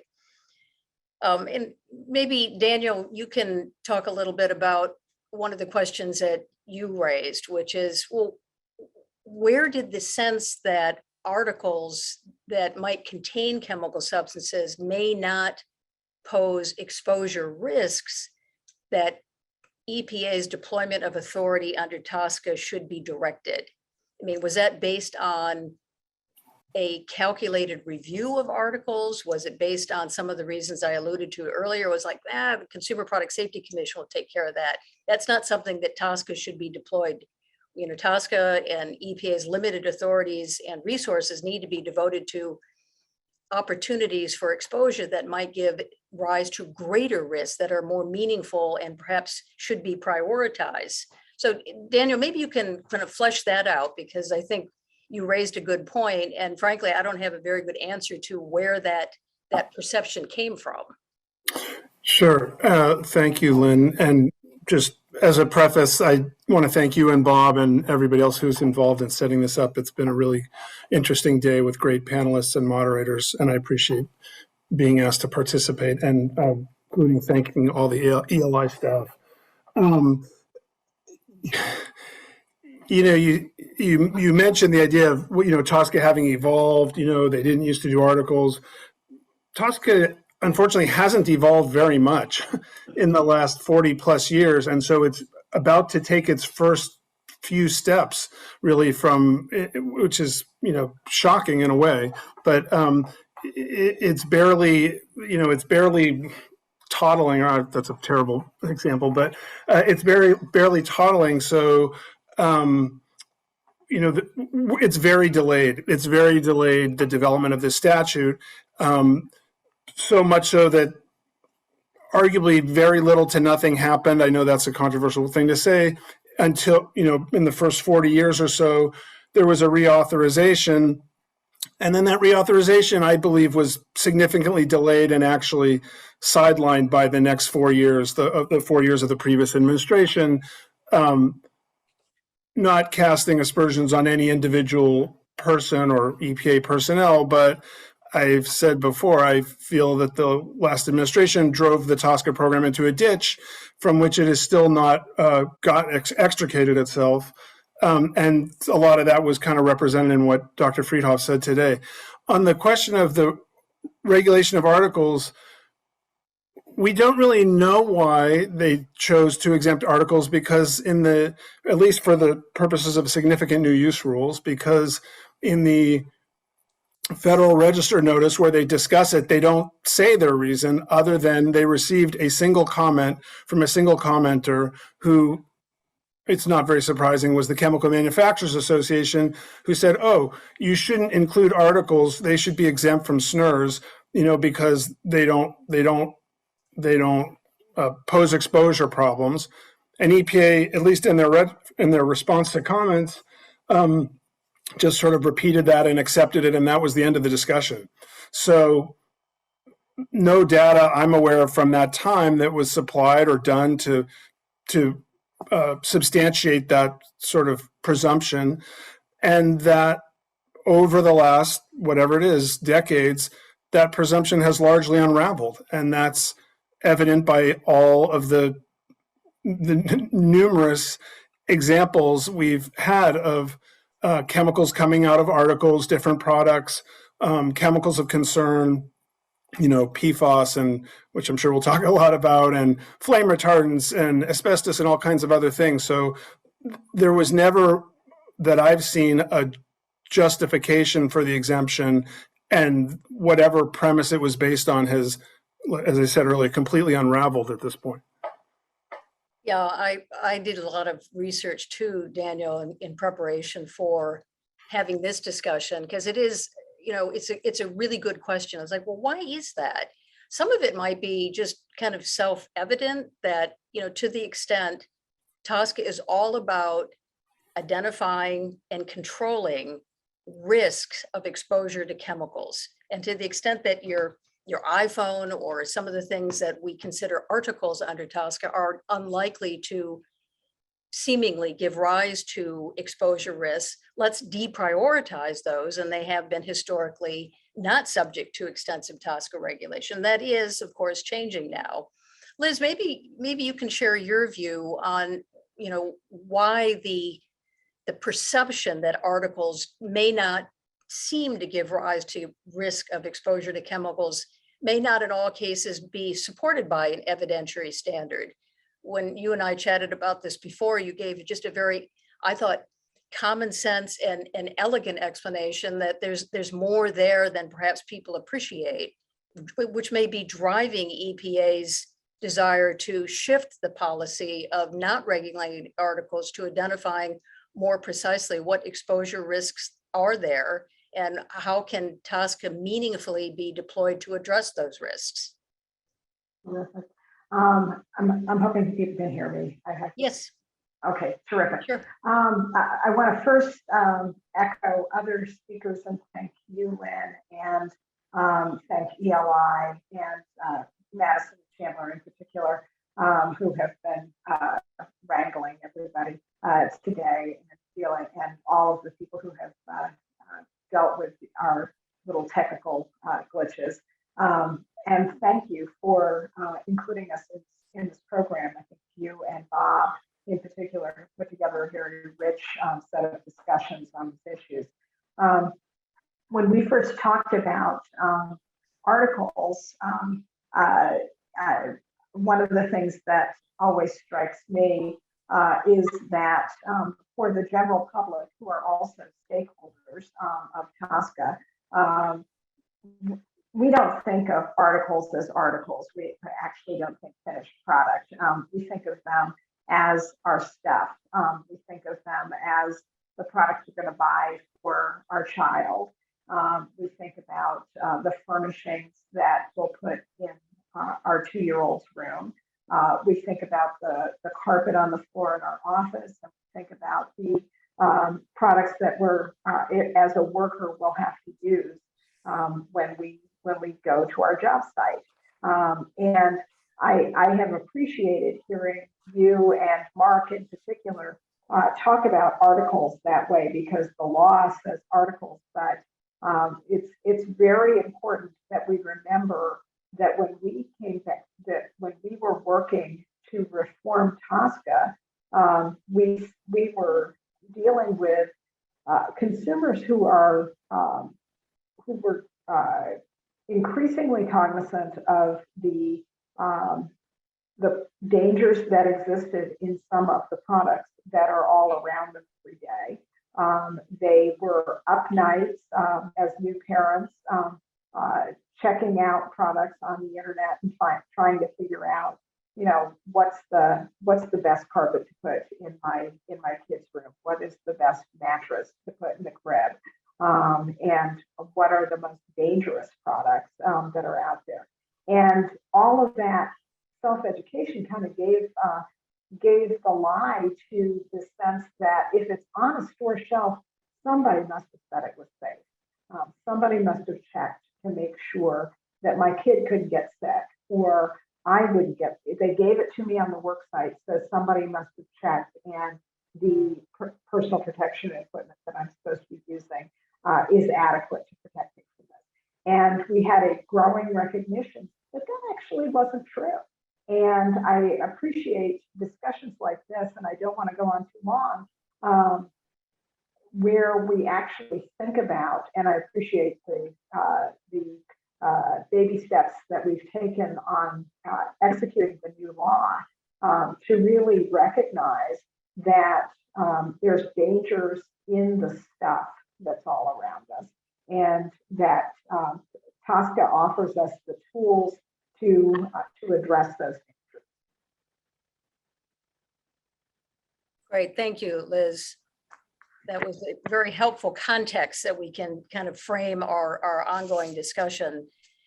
Because we had a couple of introductory questions, just defining the issue, the tension between the history of EPA's decision not to really regulate articles to a great extent, or chemical substances otherwise subject to regulation embedded in articles to the extent that they meet the definition of an article, and how that is shifting now, and some of the consequences of that shift.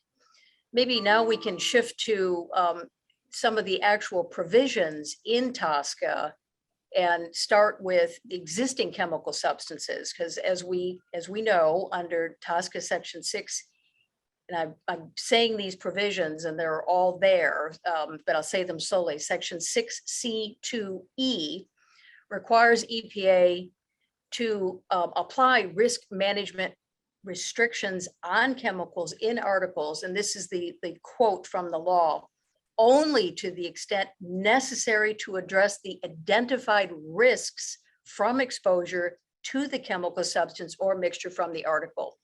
So in other words, EPA's regulation of a chemical substance in an article is not unrestricted.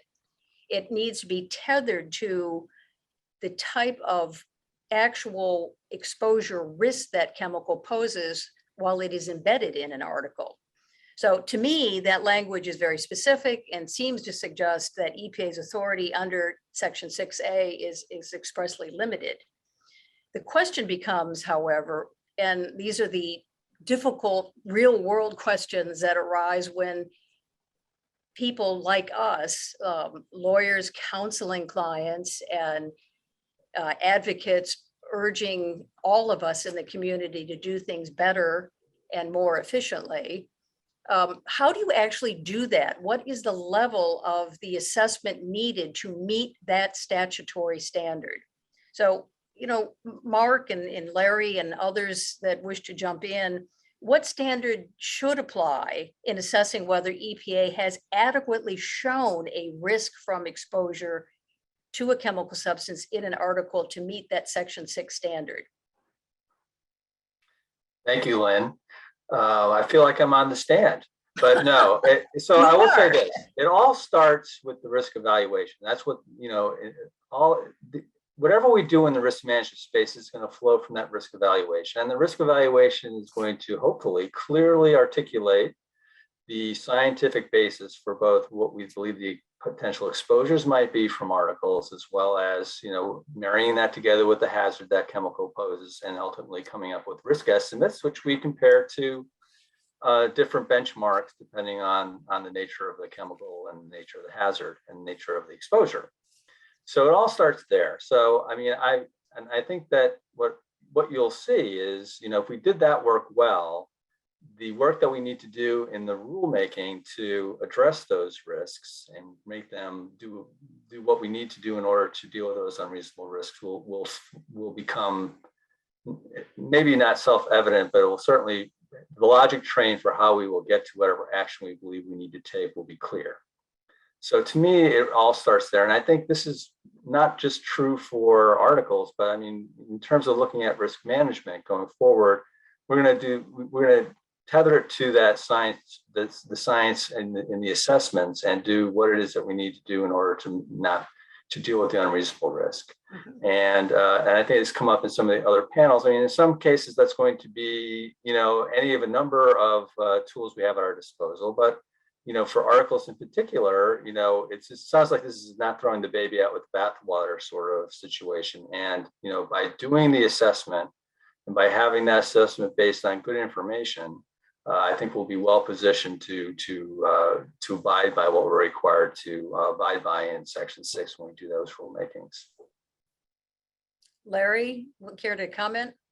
I'm curious. I think what Mark has said, and I realize, Mark, you don't need my opinion, but I think it's accurate in terms of my interpretation of what the agency should do. I guess the hard part from the outside looking in is to understand how that's being done. And I don't think we have a lot of data, poor choice of words. We don't have a lot of information to go on to assess how the agency is evaluating whether there are exposures from chemical substances and articles per se. And again, I'm not refuting that articles may over time degrade and release articles in certain conditions of use or disuse. I'm just remarking that it would be great if there was some awareness that could be generated for the regulated community and those members who aren't regulated but are consumers of products and interested citizens as to how that will be evaluated, because I'm not aware that the agency's gathering data specifically on that point. There's a few, my words, not anybody else's, but kind of throwaway references to exposures in the PBT rules that might occur, but I don't think those analyses were particularly data driven.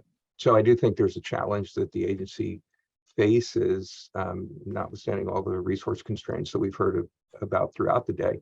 But I do think it's a requirement that it should be performed, and I think it should be articulated in a way that's evident in the risk evaluations rather than just being an assumption. And I think the absence of information shouldn't imply that there are exposures. It shouldn't be an assumption. I think there's an affirmative duty, and I think the statute makes clear to make that finding of an exposure, and I think it has to be tied to risk. So Larry, those are good points. And I always look at the PIP 3.1 6H experience a little bit differently than I look at what I expect to be, day forward and Section 6 rulemaking.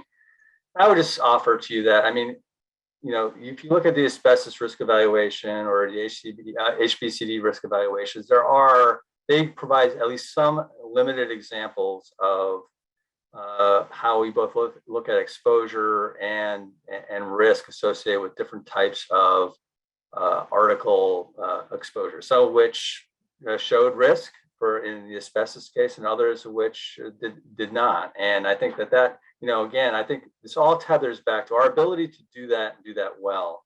Depends on the type of information that we have. And I wouldn't say that we're assuming that every article in every situation is going to present some sort of risk, but I think it's important for us to understand what the potential exposures might be and be able to then turn that into a supportable scientifically defensible risk assessment from which all of the rulemaking should be driven. And there are a number of ways that folks can be exposed to, whether workers or consumers, to materials that are in articles. And again, my experience personally has been it's not often as risky as some other types of exposures might be for a chemical, but I'm also seen situations where, because of the nature of the chemical and the nature of the product and the nature of the way people use it or are exposed to it, that you can't discount the possibility that there would be exposure there. And there have been cases where we found risk. So, and again, I know I'm going to repeat myself, but I think it all depends on good information that drives a scientific assessment that is well based in the best available science. And then from there, we'll be well positioned to address whatever risks that we find in that risk assessment and to be able to meet these standards that we need to meet under Section 6. Thank you, Mark. Daniel or Liz, any comments on that burden under the existing chemical provision 6C2E? How granular should that assessment be to actually correlate a demonstrable risk from a chemical in an article before EPA can assert jurisdiction over regulating it? Liz, do you want to go? Or do you want me to go? Oh, I couldn't see you, sorry. Yeah, so I am not losing any sleep over 6C2E, at least not yet. EPA is a long way from getting to regulating most articles. Even their first risk management rule is a ways away. And I agree with Mark and Larry that there's going to be part of a risk evaluation and the risk management process, sort of figuring out what the role of articles are in a particular instance. I think there's a disconnect somewhat, or at least I think I'm hearing one, where in general, I believe a lot of the comments, not just on this panel, have sort of reflected industry resistance to being required to do testing or develop information, provide notice. And I know we're going to get into this more. Supply chains, it's very difficult, et cetera, et cetera. They don't want to, Larry just said, we shouldn't assume that there's going to be exposure from an article. That's we can't assume. You have to prove it, but we don't want to do the testing or reporting or look up the supply chain to establish that one way or the other. And you want a risk-based standard, which requires information on exposure. So if you want a risk-based standard, you have to, industry, whoever that is, has to contribute to the development of the information about the exposure, from potential exposure from articles, and figure out what's in the supply chain. You can't have it both ways. Yeah, that's sufficient for now. Okay, fair enough, Daniel. Liz, any comments? I'm gonna let us move on. Okay, well, let's move on to the section for new chemical substances that is relevant here. And I've seen some chatter on the chat box that talks about section 5A5, a new provision, new under Lautenberg. That's the standard that applies to the regulation of a chemical substance for purposes of significant new use rule. So the standard that applies under 5A5, EPA may require notification for purposes of an LVE or PMN for importing or processing a chemical substance as part of an article if EPA makes an affirmative finding that there is a, quote, reasonable potential for exposure to the chemical. Again, EPA certainly has authority under TSCA to regulate chemicals and articles, but it is not unrestricted. So the provision for purposes of 5A5, the new provision that was added in 2016, requires, again, a finding that there's a reasonable potential for exposure to the chemical substance before EPA chooses to regulate it as in an article. So is that the same evidentiary standard that seems to apply under TSCA section 6C2E, or is it different? In my mind, it seems to be very, very similar, but Larry, you know, you and your musings in this space might have a different view.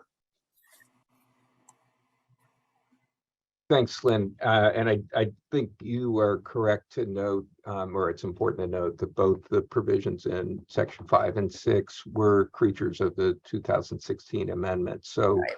clearly it was contemplated by, Congress and the people who behind the scenes were working on the statute that regulating articles was within the realm of EPA's authority. And this was, I think, not speaking for the scriveners, but certainly a nod to establishing a standard under at least those two provisions of the law. Is there a difference between the section 5 and 6 phrasing? Certainly there is. It's interesting that in the case of section 5, an affirmative finding is required. The terms differ slightly in 6, and that it's kind of put on its head, and instead the agency is supposed to, my words, mitigate risk to reduce it to the levels that are presented, if you will, by the presence of the chemical in an article. But in either case, I think both formulations do require some assessment and conclusion with regard to release of a chemical from an article. And I suspect both of those formulations, I think both of those formulations in terms of the statutory language are consistent. I'll just throw out, and I know we haven't gotten there, but these are the only two provisions in the law that were amended to articulate guidance with regard to articles. So query, is the absence of a standard in section 8 deliberate or not? And if so, what are we to infer from that? And I'm sure we're going to get into later reporting requirements and other things pertinent to articles, but I just toss that out as long as we're geeking out on the language in the law. Well, Daniel or Liz, any thoughts on that? Just the phraseology, the two provisions that, as Larry noted, were new to TSCA in 2016. Because they're different, but they seem to all end up at the same place, that you just can't regulate it just for the hell of it. There has to be either only to the extent necessary to abate a risk that has been identified, or based on a reasonable, exact language, a reasonable potential for exposure of a chemical in an article under 5A5. Liz isn't taking herself off mute, so I'll talk first. Oh no, Liz, you just did. You go first. No, I was going to defer to you because when we think of geeking out on the statute. Yes, well, I know. As soon as I she like said, to defer to Daniel. Liz said geeking out, and then she said my name. I'm gonna try not to take offense. We're all TSCA geeks, Daniel. Yes. Yes, that's where we find ourselves. I haven't thought much about the difference in the wording in the two sections. I thought what Larry said was interesting about that and the section 8. I think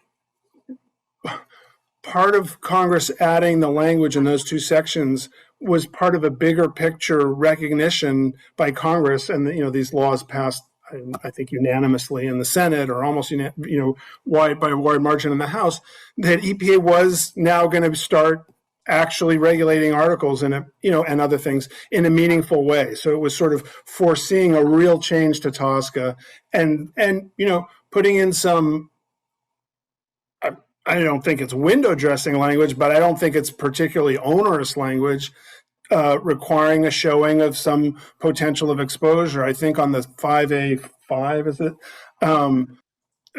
I can't remember if it was in testimony or where, but EPA at the time, or in technical assistance, they said that was, that new language wasn't going to change their ability to issue SNRs or do anything. It was just going to be what they've always done, I think they said. So I think, Congress wanted to put something in to indicate they don't want EPA just, somewhat crazily regulating something where there's no basis for it, of something being in an article. But I think that's a very low bar to meet. And to say, none of this has been applied yet, or it hasn't been challenged in court sufficiently that we really know the breadth and the scope or whatever. We're just going to have to see how that plays out. But I don't see that as imposing much of a hurdle at all on EPA. Well, let me just throw one little factoid out there, because some of this is more than theoretical, I think. If you look back at the legislative history, and I certainly was not in the room, Dr. Friedhoff was, Jim Jones was, and there are some interesting exchanges between Jim, who was representing EPA as a technical advisor to the deliberations going on when Lautenberg was being deliberated. But it showed in the exchange between Jim Jones and Senator Inhofe, a sensitivity to the practical reality of regulating chemicals in articles, recognizing that it could pose a significant burden. And I know people get cranky over, well, what is a burden? And after all, shouldn't every single chemical company know exactly where its chemical ends up? And shouldn't every product manufacturer know every single component in the products that they market for sale? And at some level, that is absolutely true. But you kind of get down to, we live in a real world. And for example, if you have, and this was taken from the discussion of the LC-PFAS SNR, if you have a chemical that is otherwise subject to the LC-PFAS SNR rule, and it's bound in a surface coating and bound up in that matrix of the coating, what is the evidentiary standard to show that LC-PFAS in a coating in the matrix poses or has a reasonable potential for exposure, such that the traditional exemption from the SNR requirement would not apply? So when you get down to thinking, well, what is that evidentiary standard? Is it more than theoretical? It tends to put a burden on EPA to make that finding on highly technical, surface coating issues that often SNRs might apply to. And I don't know, Mark, if you want to talk a little bit about that, because that's not for existing chemicals. That's a current requirement for new chemical review, which I know is not your specialty, but what is that evidentiary burden to show that there might be a reasonable exposure from a polymetric or matrix of a LC-PFAS in a surface coating, for example? Thanks, Lynn. I think, you rightly pointed out that the experience that we have with this is in the long chain SNR, where we do go to some length to explain how we believe that we met that standard of potential for exposure. And I think in that particular case, and it may differ from case to case, obviously, it could be that there's some information that you are aware of in the literature that talks about release rates from certain media for certain chemicals or similar chemicals. But, at the end, to me, the biggest difference is, exposure is, to me, a lower bar, because, you can have exposure and ultimately, not have unreasonable risk, obviously. But, to say that you don't have exposure from an article without having some evidence to support that, is hard to you can imagine that can present a difficult situation. And again, and this gets back to a lot of what we probably will be talking about coming up, is that, you have to know what articles even have the material in them. It's notable that the long chain SNR, the SNR was intended to be dealing with what we believe to be no longer commercially current uses, and still we ran into some problems that we wouldn't have anticipated otherwise. But so I think that's the information you have to be able to make any, whether it's meeting this standard or kind of what I would see as more rigorous, dealing with the actual risk that we find, is dependent largely on the type of information and data that we have. And we strive in all cases to make the most informed, practical decisions we can make based on the body of evidence that we have before us, even for something like this, where there's not like a set of information that you have to kind of pour through to make that call. But I noticed that there's some back and forth in the chat getting at kind of how do we establish this for PFAS? So the first thing you have to do is determine what articles is it in, or are these chemicals in the first place? You know, it's kind of it becomes a little bit of a difficult, you know, logic train to start at a place where if you don't know what articles contain the material, how can you know what exposures that there might be potentially resulting from people using those materials or disposing of those materials? So yeah, I think it's complicated. And I think as we continue to have to make decisions along those lines, we'll continue to build on our experience and our record of how we address those particular standards. Larry, any thoughts on the topic? Well, I have, well, a lot, which probably means I need to get a life. But the one thing that occurs to me is I think the contours of the statute, since its inception, lend themselves to cracking this nut, to be, you know, to choose a metaphor, and that is the statute gives the agency authority, as I think Mark, you know, pointed out just then, perhaps implicitly, to collect information under Section 8. So that may be the vehicle to, you know, better ascertain the information EPA might need to look at this. But it also gives the agency authority to request that data be generated. And if the agency's lacking data with regard to actual releases of substances from articles, that seems to me a fruitful area to explore. And it may be that there could be better collaboration between the makers of articles, I think, and the users of articles and the importers of articles and the agency, if there were some queue, prioritized chemicals, so to speak, about which the agency has some reason to be concerned about release or suspicion, whatever the metric is.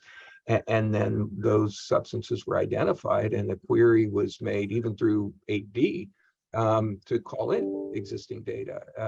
There are data that have been generated over time for CPSC purposes through wipe studies for lead in blinds, if I recall correctly. And you know, there are other data that I think the agency has and certainly might benefit from getting or calling in. So it may be nice to start with 8D, call in existing data, look at the gaps, and then say, okay, well, do we need an 8A rule to expand on that? Do we need a Section 4 test order or a rule? And I am just thinking structurally, let's work through this statute. I think candidly, collaborative efforts ought to be encouraged under the law, given resource constraints. And I think you get to the finish line, if there is one, much faster if it's not a cumbersome bureaucratic process. And I suspect you'd find investment.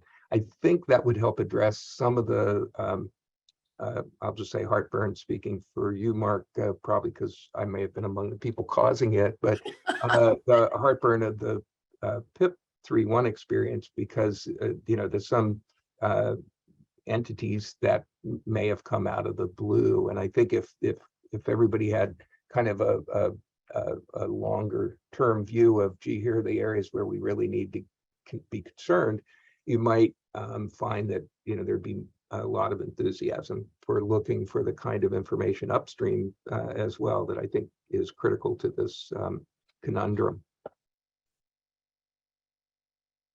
Daniel, Liz, any comments? No, I kind of liked what Larry said there.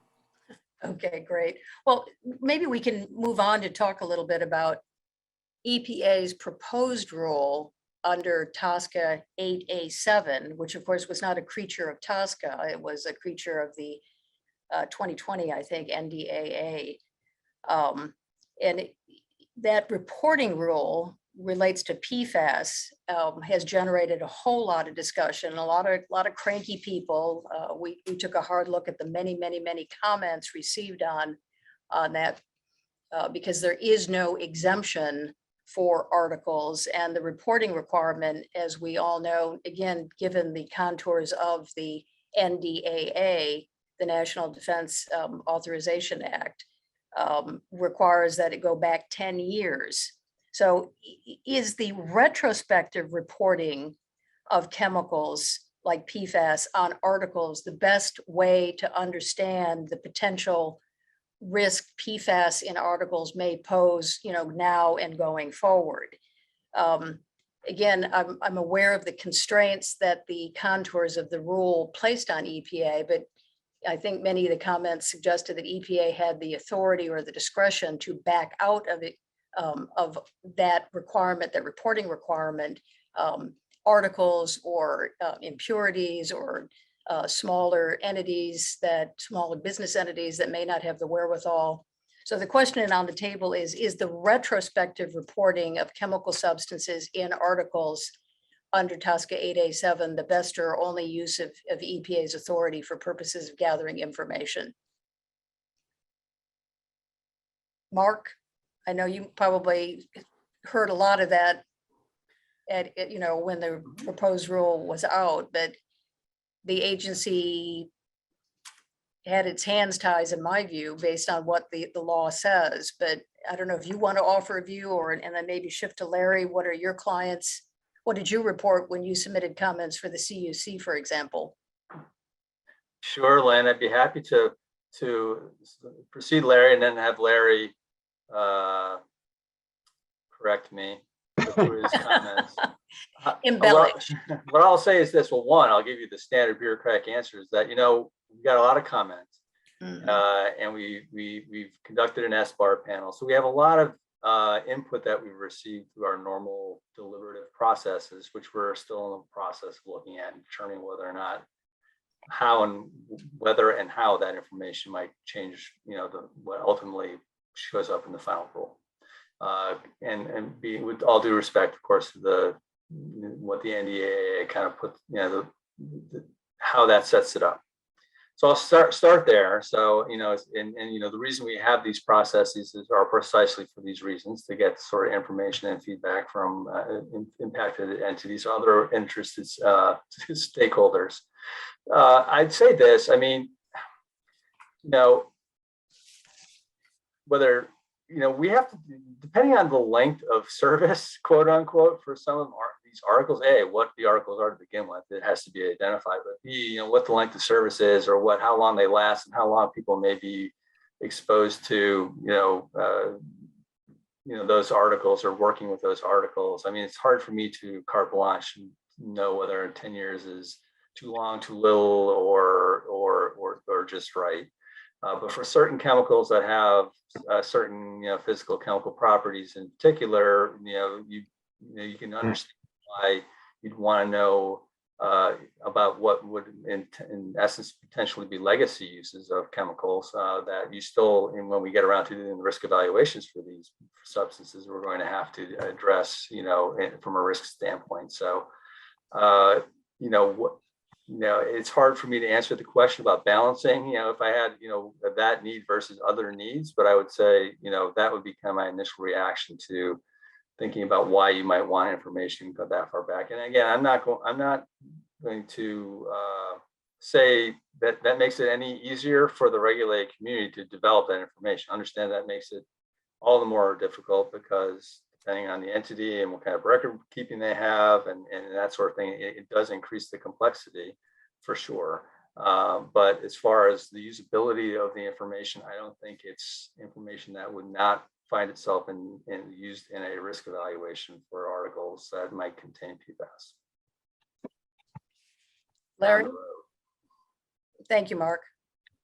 Yeah, thanks, Lynn. And I'm not sure I recall the entire details of any of the comments on which I might have worked.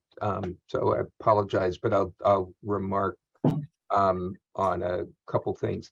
It's not clear to me that the NDAA specifies reporting on articles. I may be mistaken. I'd have to go back and look at it. I don't have it on screen, but let's leave that aside for now.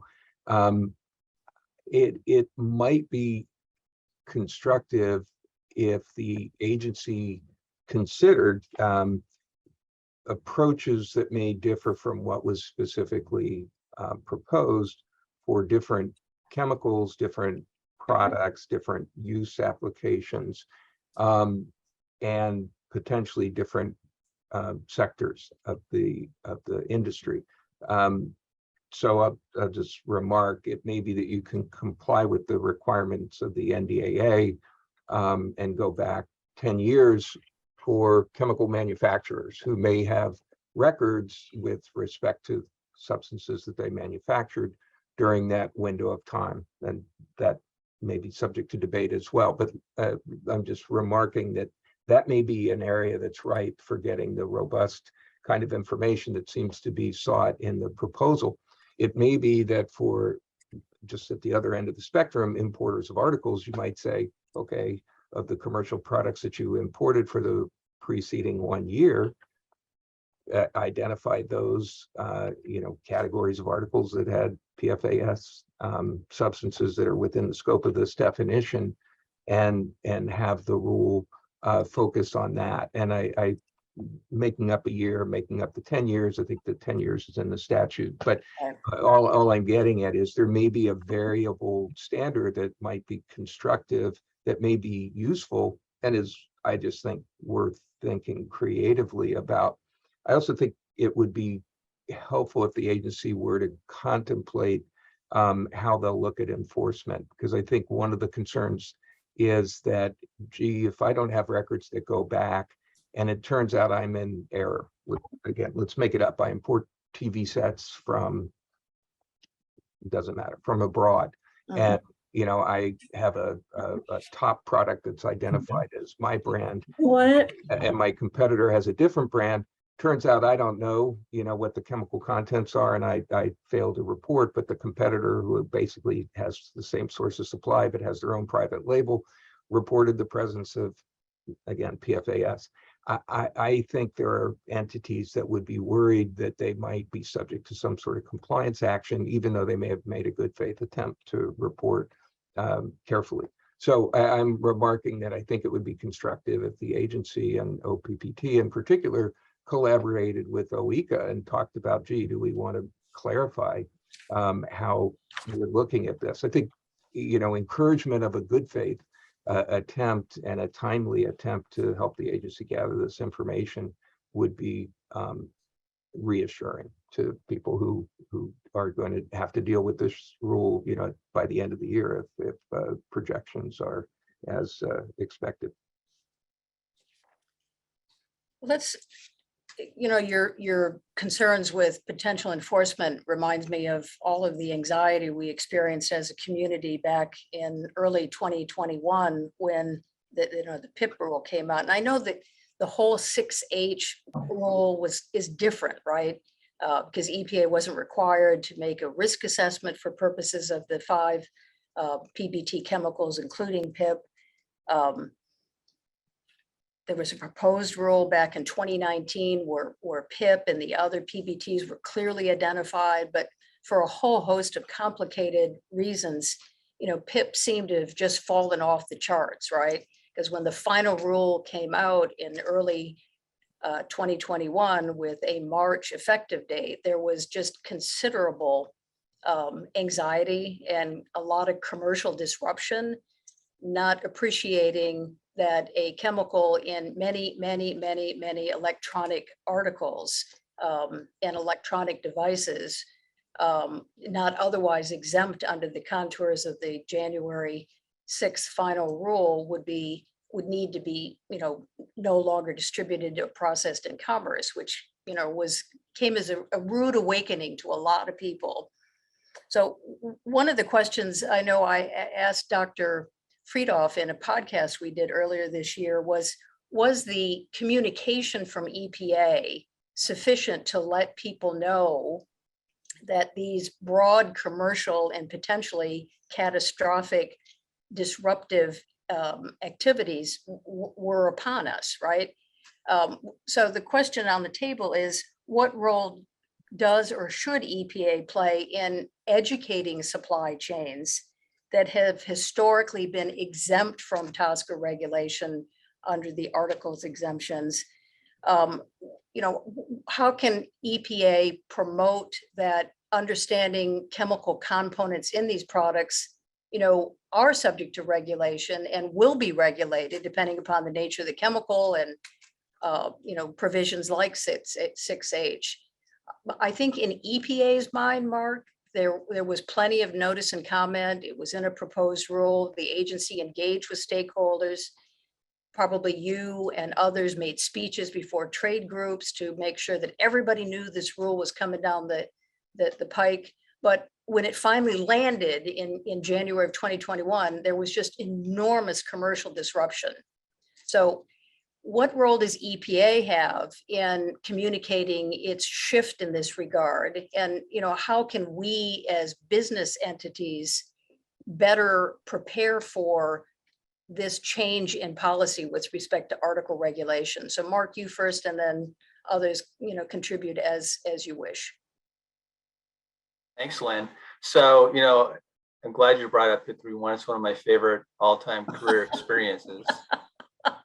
Sure. I'm still not done with it, but I will say this. I mean, whenever you have an experience like that, I echo what Mihal said. I think that we followed our normal processes. We did reach out to industry stakeholders. And in fact, if you look at some of the exemptions that were included in the PIP rule, it's reflective of that. We found the people who use it for train engines. And, so I think that,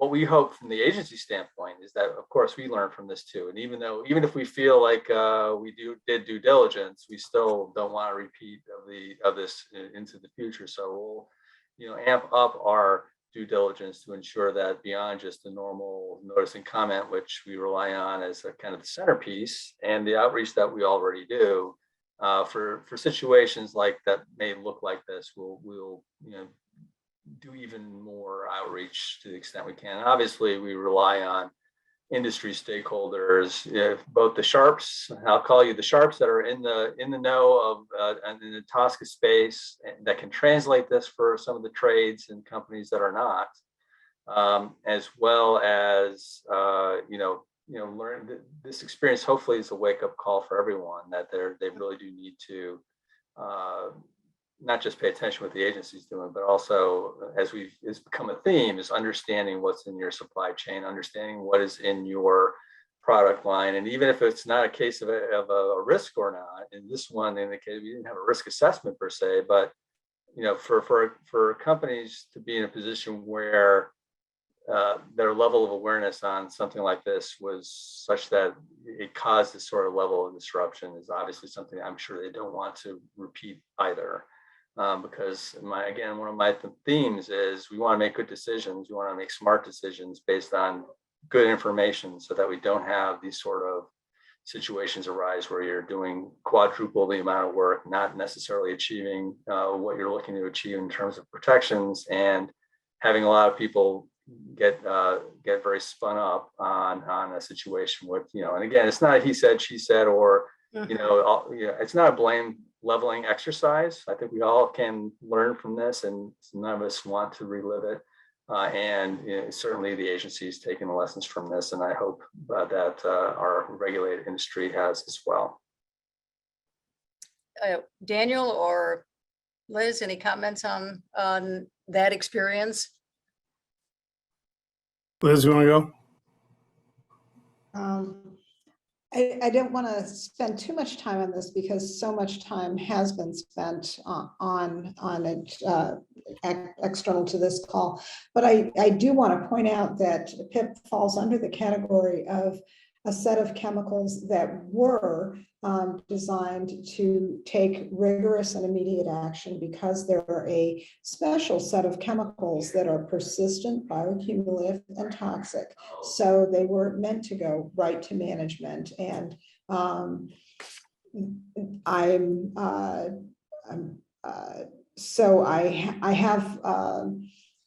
I appreciate that Mark puts it on his lessons learned category, because I believe there was a lot of time coming into this, and a lot of recognition that PBT chemicals were going to be treated as the uniquely dangerous chemicals that they are. Can I just say, sorry, I didn't mean to cut you off, Liz. I just think the notion that somehow EPA fell short and didn't do enough handholding for industry on PIP 3.1 is preposterous. There are all kinds of chemical trade associations in Washington, D.C., and the National Manufacturers Association and the Chamber of Commerce and SOCMA and whoever the hell else. And they all knew about this or should have known about this. If they didn't know about it, they should lose their jobs. It was not on EPA had to do nothing more for 3.1 than they did on anything else. Everybody in Washington, D.C. knows you're supposed to read the Federal Register. The PBT provision was included in the TSCA bill starting in, some version of it for whatever, 2015, 2016. This whole discussion, I'm not criticizing this discussion on the panel. I mean, in the larger discussion about whether EPA is the problem on 3.1 it's just ridiculous. That's what I love about you, Dan. You don't hold any punches. I didn't want to disappoint you, Lynn. No, I felt like I wasn't holding up my end of the deal. This is why I love your Twitter feed. Your subtlety. Yes, I'm known for my subtlety. No, and the assertion is not that EPA needed to do more. I think the teachable moment here is that we both learned a lot. Industry, to some extent, you're right, knew or should have known that, PIP was embedded in the 6H rule. It's a PBT. And the fact that it's a little known, uncelebrated PBT chemical on planet Earth is neither here nor there. It was in the proposed rule. There was agency reach out, and what happened. But it also reflects the fact that when you have a 45-year course of conduct, it's hard to turn that ship around within a matter of months or even a year or two, right? And supply chains are complicated. That doesn't mean we can ignore that complexity. It just means everybody needs to be more vigilant and work harder and address historic business practices that heretofore have not in all cases fully informed the supply chain of each and every chemical component in the products that are offered for sale. Okay. I think people are definitely doing a better job now. So maybe that experience, as difficult as it was a necessary one to get our attention. I definitely agree with you that things are changing. They are going to be changing very dramatically for the regulation of articles under TSCA. And I definitely take your point that is not what people have, or, industry or groups have expected or lived with for a long time. And so it certainly is a wake-up call.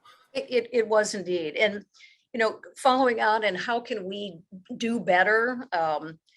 Commenters on the proposed SNRs that cover substances part of EPA's articles have urged EPA in a whole variety of contexts to adopt some sort of de minimis standard or some threshold for determining that reasonable potential for exposure under TSCA 5A5. Now, this goes to new chemicals, trying to give expression to the new provision in Lautenberg that requires a showing of a reasonable potential for exposure. So there have been a number of suggestions offered in comments, a default de minimis threshold of 0.1% for all TSCA chemicals regulated under a SNR, for example.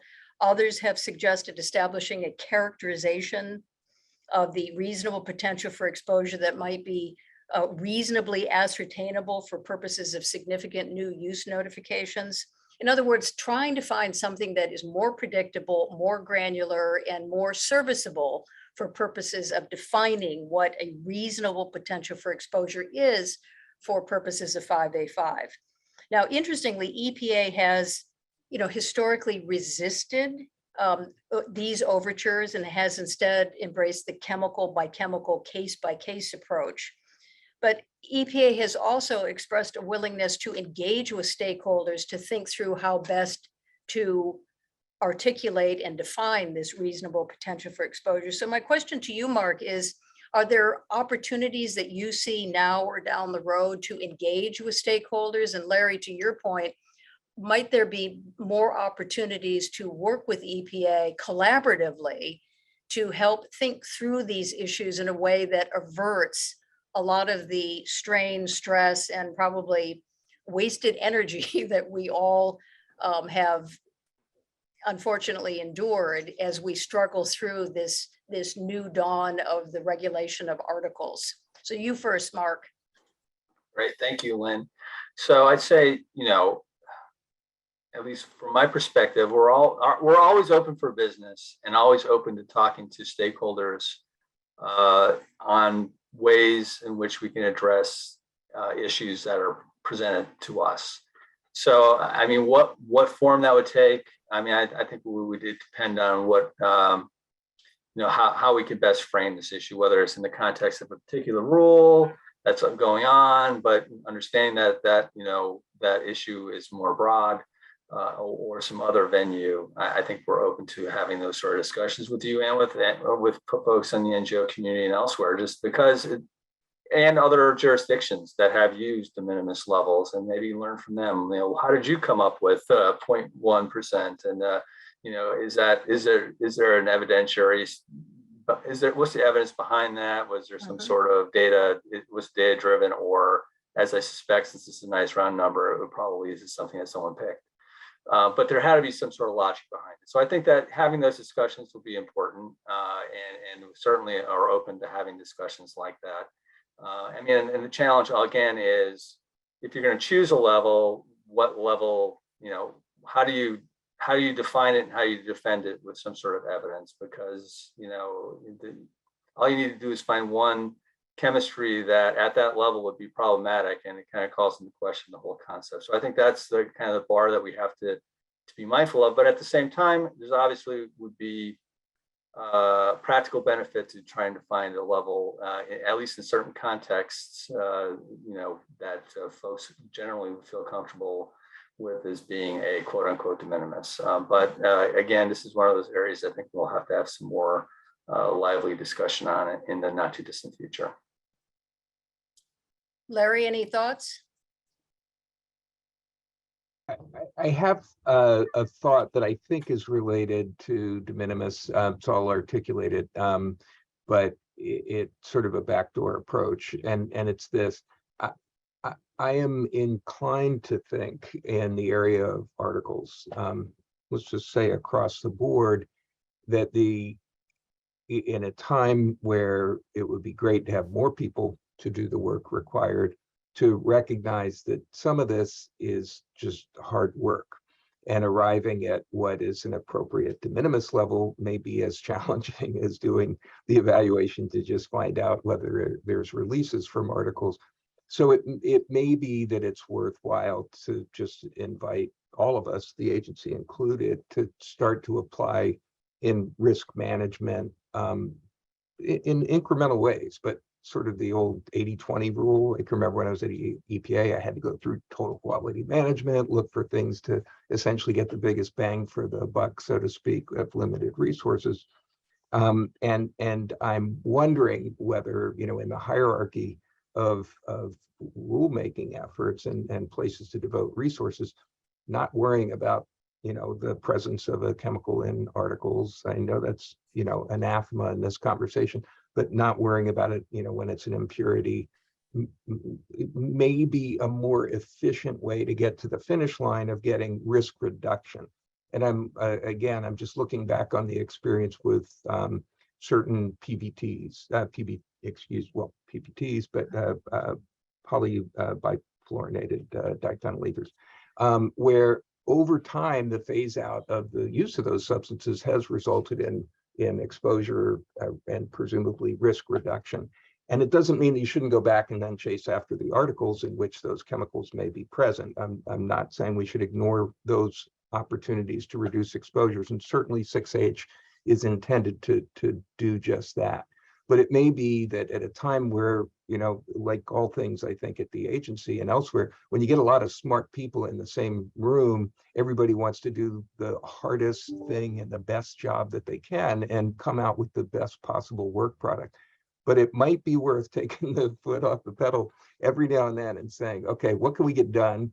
What's important to do? And then will we see benefits that we can then come back and contribute further to later? And that's why, I sort of threw out the thing about looking at information gathering, where you kind of bite off the biggest and easiest chunk first, and then maybe the more challenging ones later. And again, I don't want to be interpreted as saying there's not risks, there's not things that we shouldn't be regulating under TSCA. That's not the point I'm trying to make at all. It's just that the articles area strikes me as something that will noodle over for the rest of our lives if we're not careful. And there may be chunks that you can cut out, such as impurities and maybe articulated de minimis level. And like Mark, I must concede, I don't know what that number would be on my own. Liz or Daniel? How about a default, de minimis level? You want to go first, Liz? I would just say no. So you go ahead, Daniel. Well, that's what I was going to say too. No.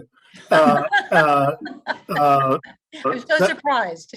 I know you are. That's the short answer. I mean, I agree with Mark. There's wouldn't be any, data basis for it. I think there was a de minimis provision in one of the early versions of the Lautenberg-Vitter Act that then came out. So, I mean, we could go back and look. Lynn and I'll do that later. And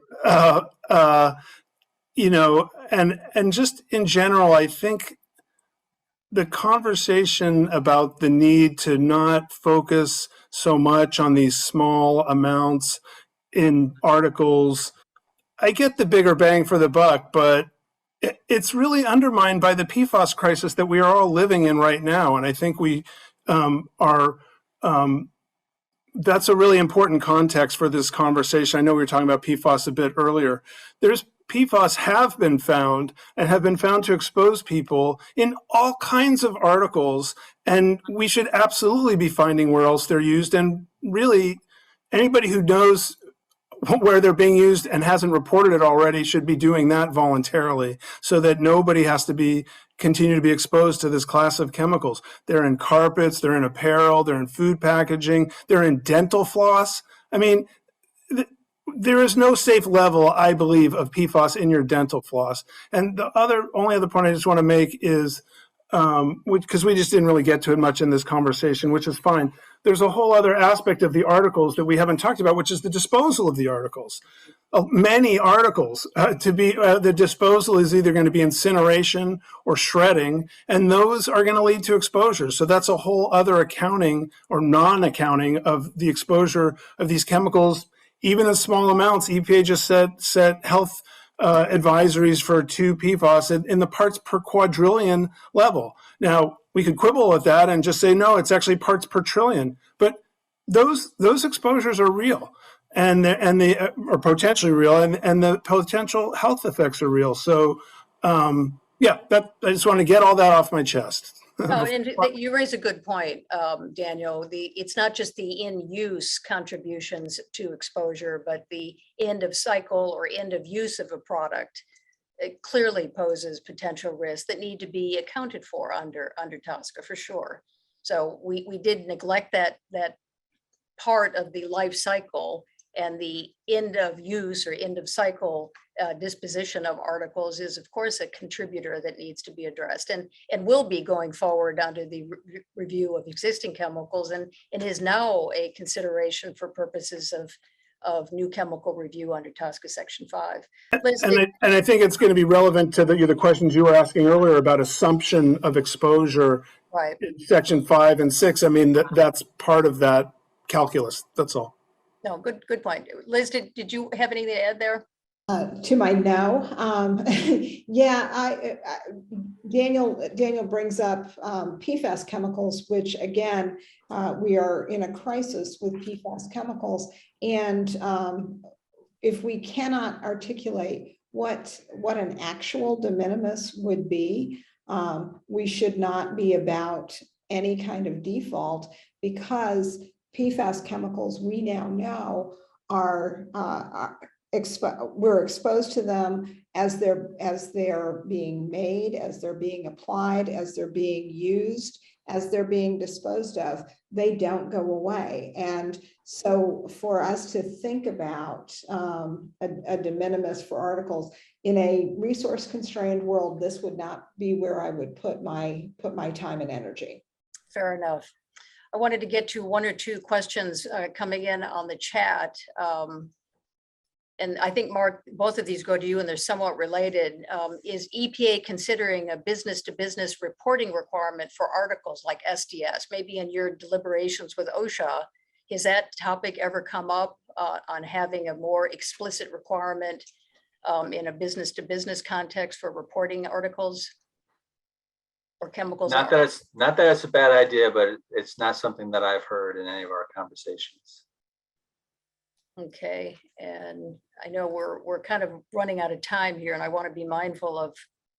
And Lynn, yeah. I know I see there's a lot of activity in the chat, and there's right. probably some questions that maybe even after the fact, I'd be happy to touch base with the people who are asking the questions and have a chance to answer some of them. But I do want to reiterate, kind of, we'll end where we started in a lot of ways, because Michal made the point about resources. And one of the things, one of the recurring themes in our discussions here is like, where does the agency put those limited resources? It's a question we always have. It's nothing new. Where do we put our limited resources to get the most bang for the buck? And it's a question that we grapple with and work on every day. Every day. So when we're talking about articles, it's certainly part of the puzzle, but we're also, we're very focused on making progress, both in risk, but I'll speak to my portfolio, but I'm sure that, Talon and Denise would echo this on the new chemicals front, making progress on all the fronts, and progress being, proposing rules and finalizing rules and issuing new draft risk evaluations and continuing to make progress that way. Obviously, we don't have the resources that we need to do it on the pace that we've been told to do it by Congress, nor is there ever enough resources to do all the things you'd love to do to make everything work and all the problems get solved. And I think over time, we certainly will kind of bite off these problems and deal with them as they come. But I just want to be clear that that's, I don't think it's the question of sacrificing whether we'll get to doing an MC rule versus dealing with how we get to the bottom of a dicey articles question. We have our eye on the ball, and we're going to hit as many of them into the field as we can, and we're certainly making good progress now in that regard. And again, not as much as we want to, and not as much as all of our stakeholders want us to, but those are decisions we make every day. Well, thank you, Mark. And on that uplifting, happy note, I think you have the last word, because we are out of time. We could spend an entire day on articles because it is an evolving, dynamic issue, and one in which I think all stakeholders need to be patient and also to work collaboratively with all stakeholders to achieve the goal of diminished exposure to chemicals in articles. That's ultimately where Lautenberg came down on this. I want to thank our panelists for a great discussion and for their contributions to the discussion and for participating in today's, I think, really successful conference. So I'm going to turn it over to Madison, who will introduce Jordan Diamond to give a few concluding remarks. Thank you all. Thank you so much, Lynn, and thank you so much to this fantastic panel. I want to give a massive thank you to just everyone who's been involved and participated today, including our speakers and our steering committee. And they all just worked so hard in preparation for this webinar, and we're so grateful for everyone's efforts to make this wonderful event successful. The recording will be posted on ELI's website for members to view, so if you couldn't make it for all of the panels, please do check the recording out. We have finished all of our panels today, but do stay with us for a few more minutes as I introduce ELI's president and turn things over to her for closing remarks. On January 1st, 2022, Jordan Diamond became the 6th president of ELI. Previously, Jordan was the executive director of the UC Berkeley's Center for Law, Energy, and the Environment, a center that designs and develops pragmatic policy solutions to environmental and energy issues, where she helps grow their team and research portfolio and helps launch initiatives. Recognized for her work on marine policy, Jordan also co-directed the Law of the Sea Institute at UC Berkeley and in 2018, she was appointed by former California Governor Edmund G. Brown Jr. to serve on the California Ocean Protection Council. Prior to Berkeley, Jordan was a staff attorney here at ELI, where she worked on federal energy, disaster response and restoration, and Arctic policies. Jordan, off to you, and just a big thank you to everyone again. Thank you very much, Madison, and hello, everyone. I am very cognizant that I'm the only thing standing between you and logging off of Zoom for the day, so I promise to be quick. But I'm honored to give some quick closing remarks and wanted to take a moment first to thank you, all of you, so much for joining us today for a thought-provoking series of conversations. On behalf of the co-sponsors, the Environmental Law Institute and George Washington University's Milken Institute School of Public Health, and Berkson and Campbell, we're so grateful that you took the time to join this important conversation. And a special thank you to the truly wonderful cast of conference organizers who are leading experts on TSCA, to Lynn Burgesson, Managing Partner of Burgesson and Campbell, to Bob Sussman, Principal at Sussman and Associates, Alex Dunn, Partner at Baker Botts, Jim Jones, President of J. Jones Environmental, Eve Gartner, Managing Attorney for the Toxic Exposure and Health Program at Earth Justice, Swati Rayasam, PRHE, Assigned Associate at UCSF's Program on Reproductive Health and the Environment, and Linda Bregan, ELI's own Senior Attorney. They not only facilitated the thoughtful and interesting discussions today on critical issues, but they also recruited the impressive array of speakers that joined us throughout the conference. And to those speakers from EPA, from the private sector, from NGOs, and more, our deep gratitude for the time and energy and thought that you put into preparing for today and leading these conversations. It was an incredibly experienced and knowledgeable group that brought these conversations to life today, and issues that have reverberating impacts for our health and our future through almost all aspects of everyday life. I also want to express my gratitude to ELI's own organizing team, including Madison Calhoun and Chandler Randolph, for making today possible. Now more than ever, toxics regulation is front and center. Discussions like these today are absolutely vital for ensuring that implementation of TSCA is on track to function as intended. Achieving the potential of the Lautenberg Act is a shared problem requiring cross-engagement, communication, and collaboration. Today, we covered some of the key elements of this shared problem, looking first this morning at the interface of science and policy under TSCA, then delving into questions around new chemical reviews, moving to the evolution of risk evaluation and management, and finally looking at the regulation of articles and the future there. This was not a 101 level overview of these issues. It was a deep discussion about the challenges and where we can go. And as you saw, the places where there's agreement, the places where we're still trying to figure out where that path is. ELI hopes to continue to provide this type of forum for discussion of TSCA-related issues to help overcome fragmentation and obstacles and to keep us moving forward, as this conference and the 5 that preceded it demonstrate. We warmly welcome input from anyone, everyone, anytime on how we can do that, how we can best be helpful. So please reach out anytime with feedback, suggestions, ideas for programs or publications or research or conversations that we can convene. You can become an ELI member, or you can reach out to me directly at diamond@eli.org, or my colleague Linda Bregan at Bregan, that's BREGGIN @eli.org. But most of all, thank you again to all of you who participated today, who listened and engaged and back and forth on the chat, for the thought-provoking questions, for the energy you provide to these conversations, and for what you'll do with this information going forward. I hope to see you at another ELI event soon. In the meantime, sending all my personal best wishes. Thank you.